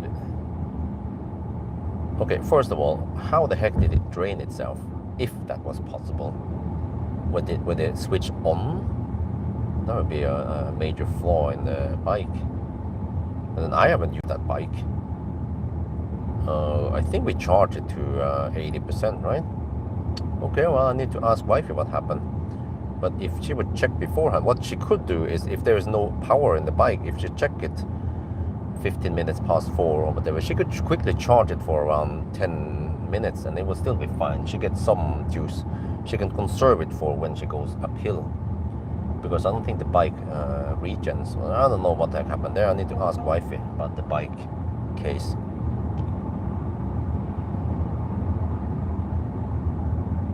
I guess she didn't go and check on the bike if it was okay. She would just assume that there would be electricity in the bike. Zeekr is selling really well in England, okay? Well, Zeekr is super annoying when it comes to slowdown in the curve. But, well, I guess people don't care about that, right? Or maybe they fixed it.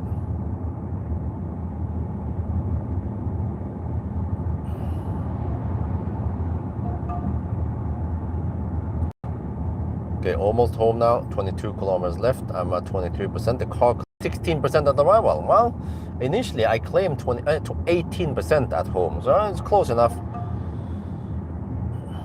We'll see how many percent we actually arrive with. So that means I have to do a night run, an evening run. Yeah, 22 kilometers left. Let me see the stats here. Almost 60 kilowatt-stunden used. Okay, so then I have another 16, right? That would be over 100 kilometers tonight. Okay. No, we're still not done yet. Yeah, I forgot. We're 22 kilometers left. A Zeekr, okay. Wow. Well, they make affordable cars at least, but it's not that well equipped. But I guess that doesn't matter as long as it drives and has okay range and okay efficiency. Then that's good enough. But it's front-wheel drive, so I feel like it's just half good enough at design. It should be rear-wheel drive first of all, and have also good space. But even I consider Zeekr 5 or Zeekr, which one was it again? Yeah, in Thailand. But well, by the end of the day, I think I figured out that now we don't really need a car like that. Just like it said, this EV was actually good enough. It's not perfect, but it does the job. We get around town, we get around Chengdao, and even if we would take a trip to Chiang Mai, even with the family and stuff with us, it's still gonna be okay. And we can just charge it. Okay, it has limited range, but no problemo. So yeah, but unfortunately this winter I think I won't be able to enjoy him. Well, we call him Doraemon. Yeah, we just call him Doraemon anyway. The rebirth of Doraemon.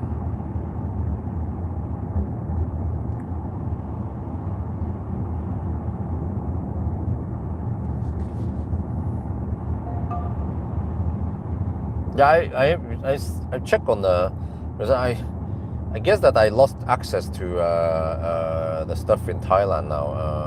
Huawei Fusion, whatever, Solar Fusion. Yeah, I haven't checked on that unless I fire up some VPN. And also to access the app. Yeah, I probably need to use the VPN. I can log into the app and see. But I think, yeah, they have been using it because I see it on Easy. I have the Easy in Thailand, and I see that it has done some charging sessions, but not that much. So they are probably only driving it like 50 kilometers per week or 50 kilometers per 2 weeks. Like it gets only 100 kilometers per month driving. I can see it based on the kilowatt hour delivered. Yeah. If I know roughly how much charging loss it is, right, 10%-ish, and how much the consumption should be when they are driving in Thailand, usually around 130 to 150 watt-hour per kilometer. Then I can calculate how much they use there. But the whole purpose of that car was for them to use the car while when we are not there. So like that's why I just went for some second-hand cars. Like almost doesn't matter, if they scratch the car, I'll be like whatever. As long as they don't crash it totally. But yeah.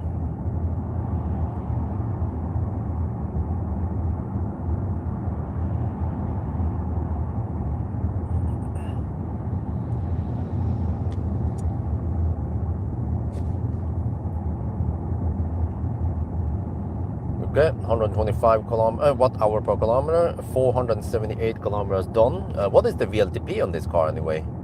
Does anyone know? With the 19-inch wheels. We have 22%. So it means that we could have done the Valdresfly route, maybe. Different route, longer route, but then I'll be home at 7, right? Well, unless I started earlier.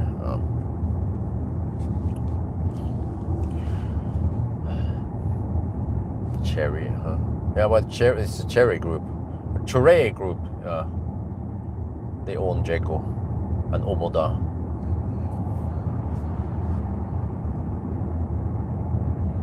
But I don't know, man. The software in the Zeekr 5 was very basic. I mean, it had some features, but I feel like it was roughly on the same level as BYD, which is also kind of basic. But like Zeekr software here is way more advanced and sophisticated and way more features. And the same with Neo and Xpeng, and of course Tesla. So even the Tesla standard gets basically the same software and the same features, like Sentry mode and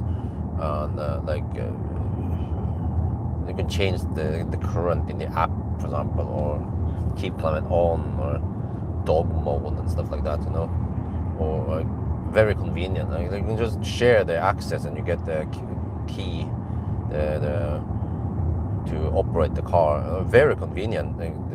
It has improved a lot over the years. I remember 10 years ago when I had Millennium Falcon, Tesla introduced that press to start, or whatever they call it. So I was like, oh wow! So I could then, what did I do again? I had to in the app. No, yeah, I remember it. I could. There was someone when I lived in Bodø temporarily in 2016. I could then press the button to start the car, and then he had 2 minutes to start the car, and he moved the car for me. Espen Limstrand, yeah. So that was in 2016, 10 years ago, Tesla implemented that stuff. And nowadays, every car can do that. Every Tesla can do that. You just configure it, and then the car, the app becomes the key for the car, and it's very stable. VLTP 519 kilometers. Okay, so we can beat that. We can probably go 600.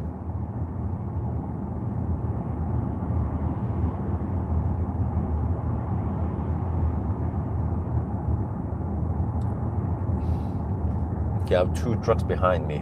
They probably want to hammer me, so I will help them by slowing down. Okay, there he goes. Alright, once he gets out of the lane, then I will slow down by 10 kilometers per hour. There's even see the brake lights. At least it's visualized here, that's good.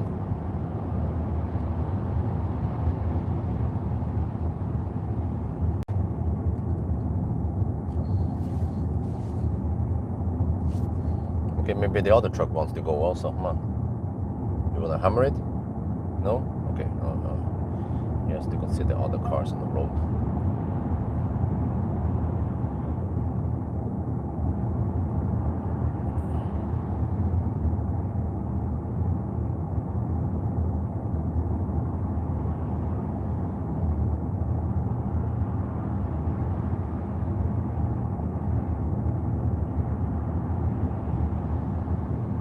$558 and privilege, Core 510 long range 655.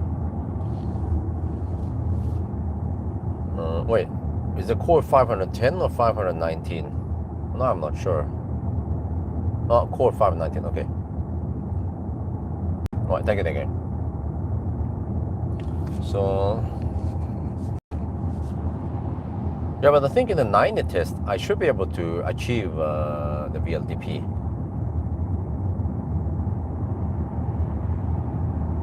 But also here, if you drive on the Norwegian B roads, then you can easily achieve VLTP.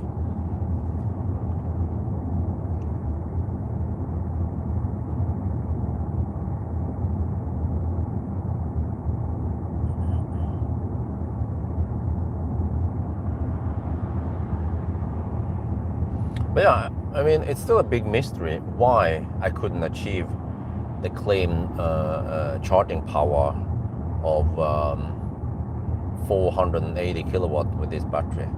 The maximum I've gotten was only 430. And then the other reviewers, they got 447. Almost, no, sorry, not 400, 347. So they got almost 350 kilowatt, or it seems to be 500 amp.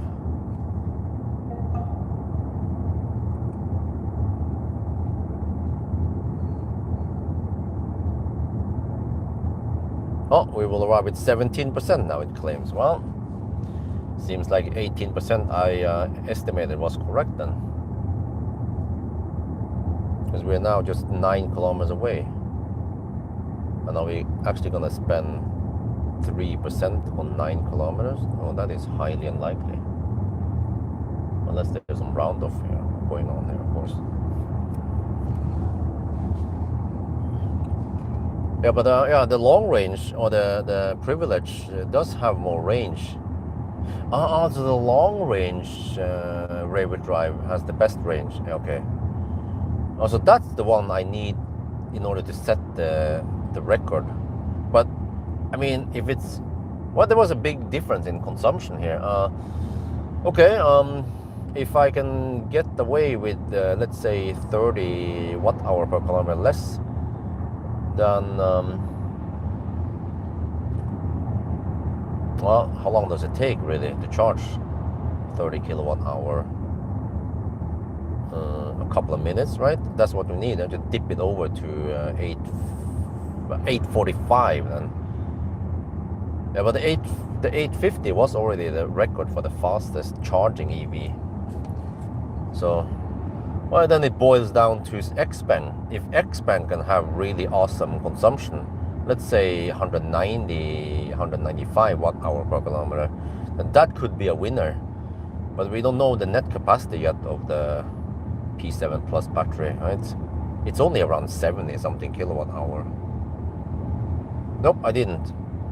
With the Sunday, with the privilege, I didn't have time for that. I don't know. I was quite busy right before stuff was going on. I don't remember. Yeah.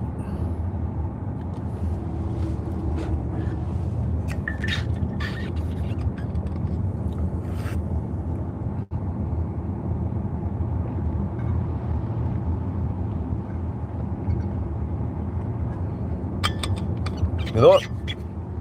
I found out. Very often I bring this insulated bottle on my trips, and I also fill it up with ice cubes to keep it as cold as possible for as long as possible. But I found out that it's very convenient to have the fridge in the garage, because now I can just refill it with some drinks, or I can just keep it in the garage. I don't have to bring it inside, and I want to restock some drinks. So I have some cold drinks. I have one can of Coke and some cans of Red Bull in there in case I need, but I rarely need an energy drink, because I want to prioritize getting enough sleep instead. 1,000 kilometer challenge with this car on Friday night, maybe I should have popped a Red Bull, because I was getting really sleepy towards the end. But that was by the end of the Swedish route and then into Norway, I was really sleepy. Okay, so Sunday drive still has a purpose then, or has a value for people. That was the whole idea to create it, because I've seen it. Many people, when you see those posts in Norway, they post pictures about Fat e-tron going somewhere from cabin and home, and I see that they have been averaging only 65 kilometers per hour. I'm like, how the heck do you get so low average speed? And they were like, they were just following speed. I know what they did. They went under the speed limit, and then when they met a Nissan in a Toyota, they just follow them. So that's why they get so low average speed. For me, the average speed is higher than that. I can calculate on my Sunday drive. Let me see. Let me see. 491 divided by 7.05 hours. Wait. What?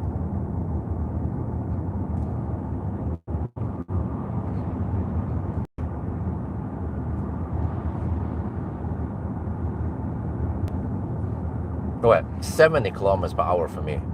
And I'm even going under the speed limit in the 110 zone and shit like that.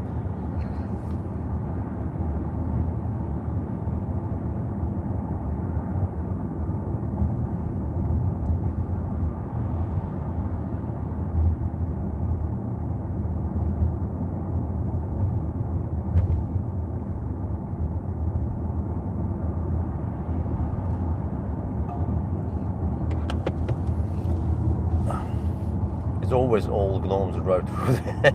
It's like that old fart this morning with a Toyota. What the heck was it again? Yeah, whatever. It was a Toyota something.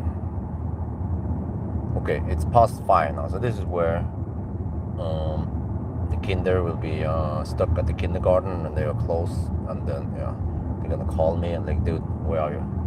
Because I wonder how wifey did it then. If she had to pick up the kids with a trail, I mean with a bicycle trailer without juice in the battery, like, dude, seriously, if you kind of left the ignition on or left the bike on like that, will it then drain itself after several weeks? That would be bad.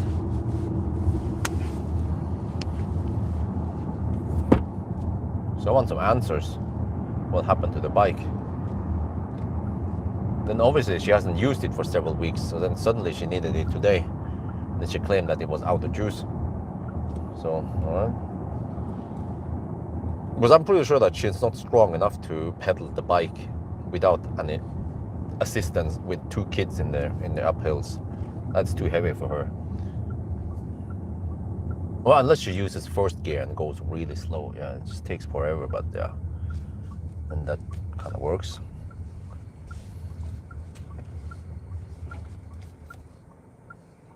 Oh shit, this is always tricky. The left turn here around 4 in the afternoon, 4 or 5, because there's so much traffic here. I had to yield for everything when I left.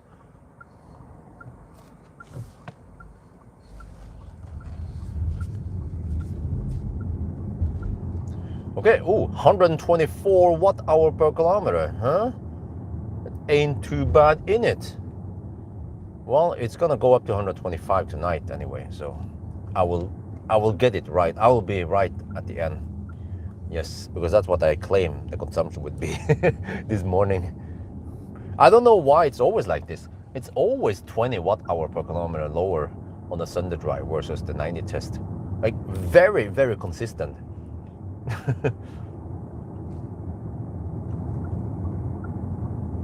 So usually from the range test, I will measure the net capacity and the consumption at 90, and then I can already predict the range and the consumption on the Sunday drive. So it's almost like we don't have to do the Sunday drive. And then it's almost like we don't have to do the 1,000 kilometer challenge, except for that nowadays cars are charging faster, and you know, my spreadsheet claims that this car would do it in 9 hours and 13 minutes, but we didn't. We did it in 8 hours and 10 minutes. And it's simply because my test thingy, it's based on the 120 kilometers per hour test. And then there are sections in the 1,000 kilometer challenge where we go faster than 120. Yeah. Other than that, what else is it? Well, the car is charging as fast as we tested. We don't go deeper than 10% because that's also usually an advantage. Not Sweden, they need to fix service sale. Okay, I'm thinking a Model Y, huh? The Model Y for this. Oh, okay. Might want to see. Okay. Well, I mean, the Model Y, Uniper, I was surprised of the comfort. I just drove the Q6 e-tron across Northern Europe at least, spending 2 weeks with it. But then I quickly went into the Model Y long range premium, right? And I was just blown away by how quiet it was. It felt almost quiet. It is actually quieter than the Q6 e-tron that cost twice as much. Yeah, there is the Uniper. Maybe, okay, let me just back it. I'm just gonna pretend that I approach now. Okay, take two. Wait, here.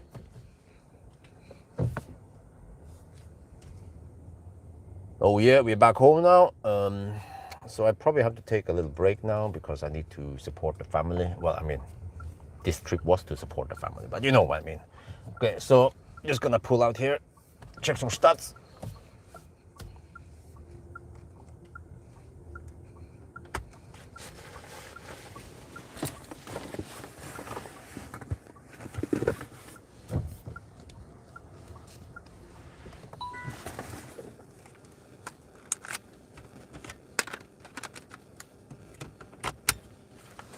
Okay, where's the remote? There it is. Okay. I guess I can turn off HVAC for now. Just open up the windows instead. Should be cold enough in the garage, right? Yeah, nice and chill now.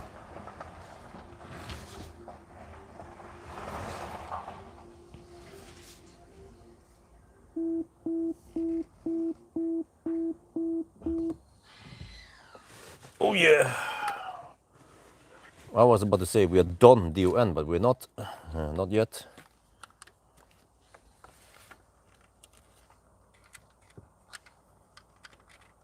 Wait, let me test that. Can I? Testing. Oh, shit. Okay. That's the other mic. This mic. Wow, 100. Greetings from Latvia. Because of your content, I got my first EV, Hyundai Ioniq. Wow, nice, good choice.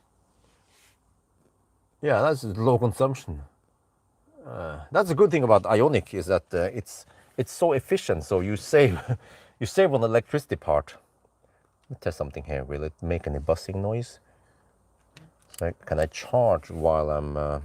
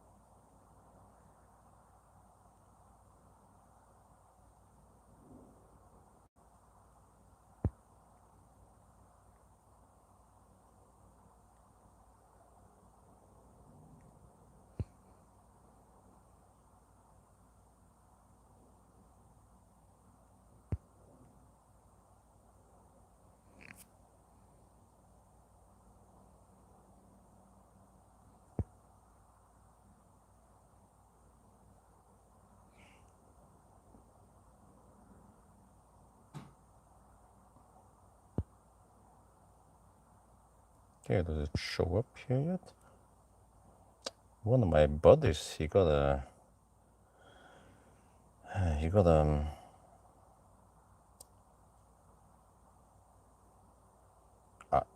what's it called again? Idle fee supposedly, but I don't see it here. Okay, whatever. I might see it later. Okay, let me see. Let me check here. There's something here. Will it make any buzzing noise? Oh, it doesn't. Okay, good.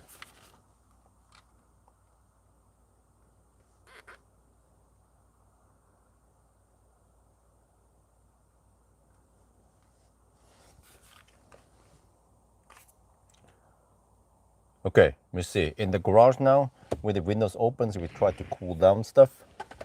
Look at this, 124 watt-hour per kilometer. Wow, I predicted 125, but I think tonight it will go up slightly because it's going to be a bit colder. So yeah, we are. The odometer is at 668 now. It was 666, 666. Okay, whatever. If we look here, and well, it's kind of weird. You have to go here in energy management. Here we see the trip stats. Since, okay, it doesn't say since last charge, but you can see it here. It resets after charging. 62.1 kilowatt hour. So I measured. There's the beeping. Oh, it's yeah, it's in the, it's my fridge. Yeah, in the garage. It beeps for some reason. But yeah, it's supposed to be 76 kilowatt hour. That's what I measured. So we will see. Can we achieve 76 again? We have 20%. Oh, okay, it's doing that weird thing, man. Okay, whatever. The fridge is beeping at me. Well, okay, now we take a break and then we'll resume around 9 or 10 tonight. Yeah, okay. I sent feedback to Jovo about that. That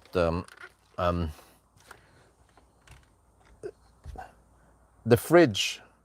Sometimes it needs, it seems like it requests more than 65 watts, which the travel adapter can provide.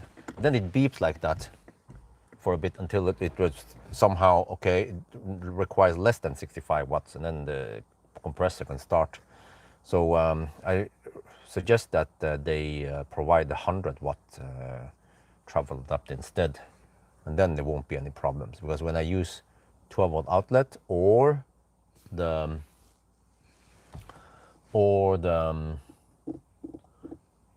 power bank or EcoFlow that can provide 100 watts, then no beeping at all. Okay, anyway, I'm done for now, and then I guess you guys probably don't want to watch tonight. It will be 14 kilometers. I have to drive a little bit over 100 kilometers tonight. Yeah, to finish it. So yeah, it was a nice Sunday drive on a Monday, because remember that every day is a Sunday drive in Norway. Yeah, and then we did 495.5 kilometers so far, so it should be a little bit over 600. Yeah, if we get 76 kilowatt hour, let me check here. Then we should get 608 kilometers.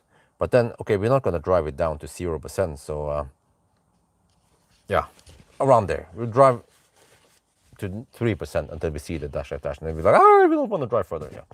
And because my EcoFlow is kind of kaput now, the AC part is kaput, then I don't have protection. So I need to repair my protection first. Yeah.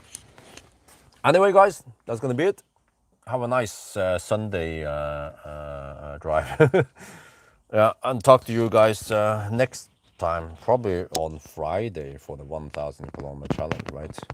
Of the GLC. Yeah, that'll be game over. We have to find out if the GLC is better than the Neue Klasse. Okay, so that's it. Bye bye. I can just leave this one here. Try to tidy up a bit here.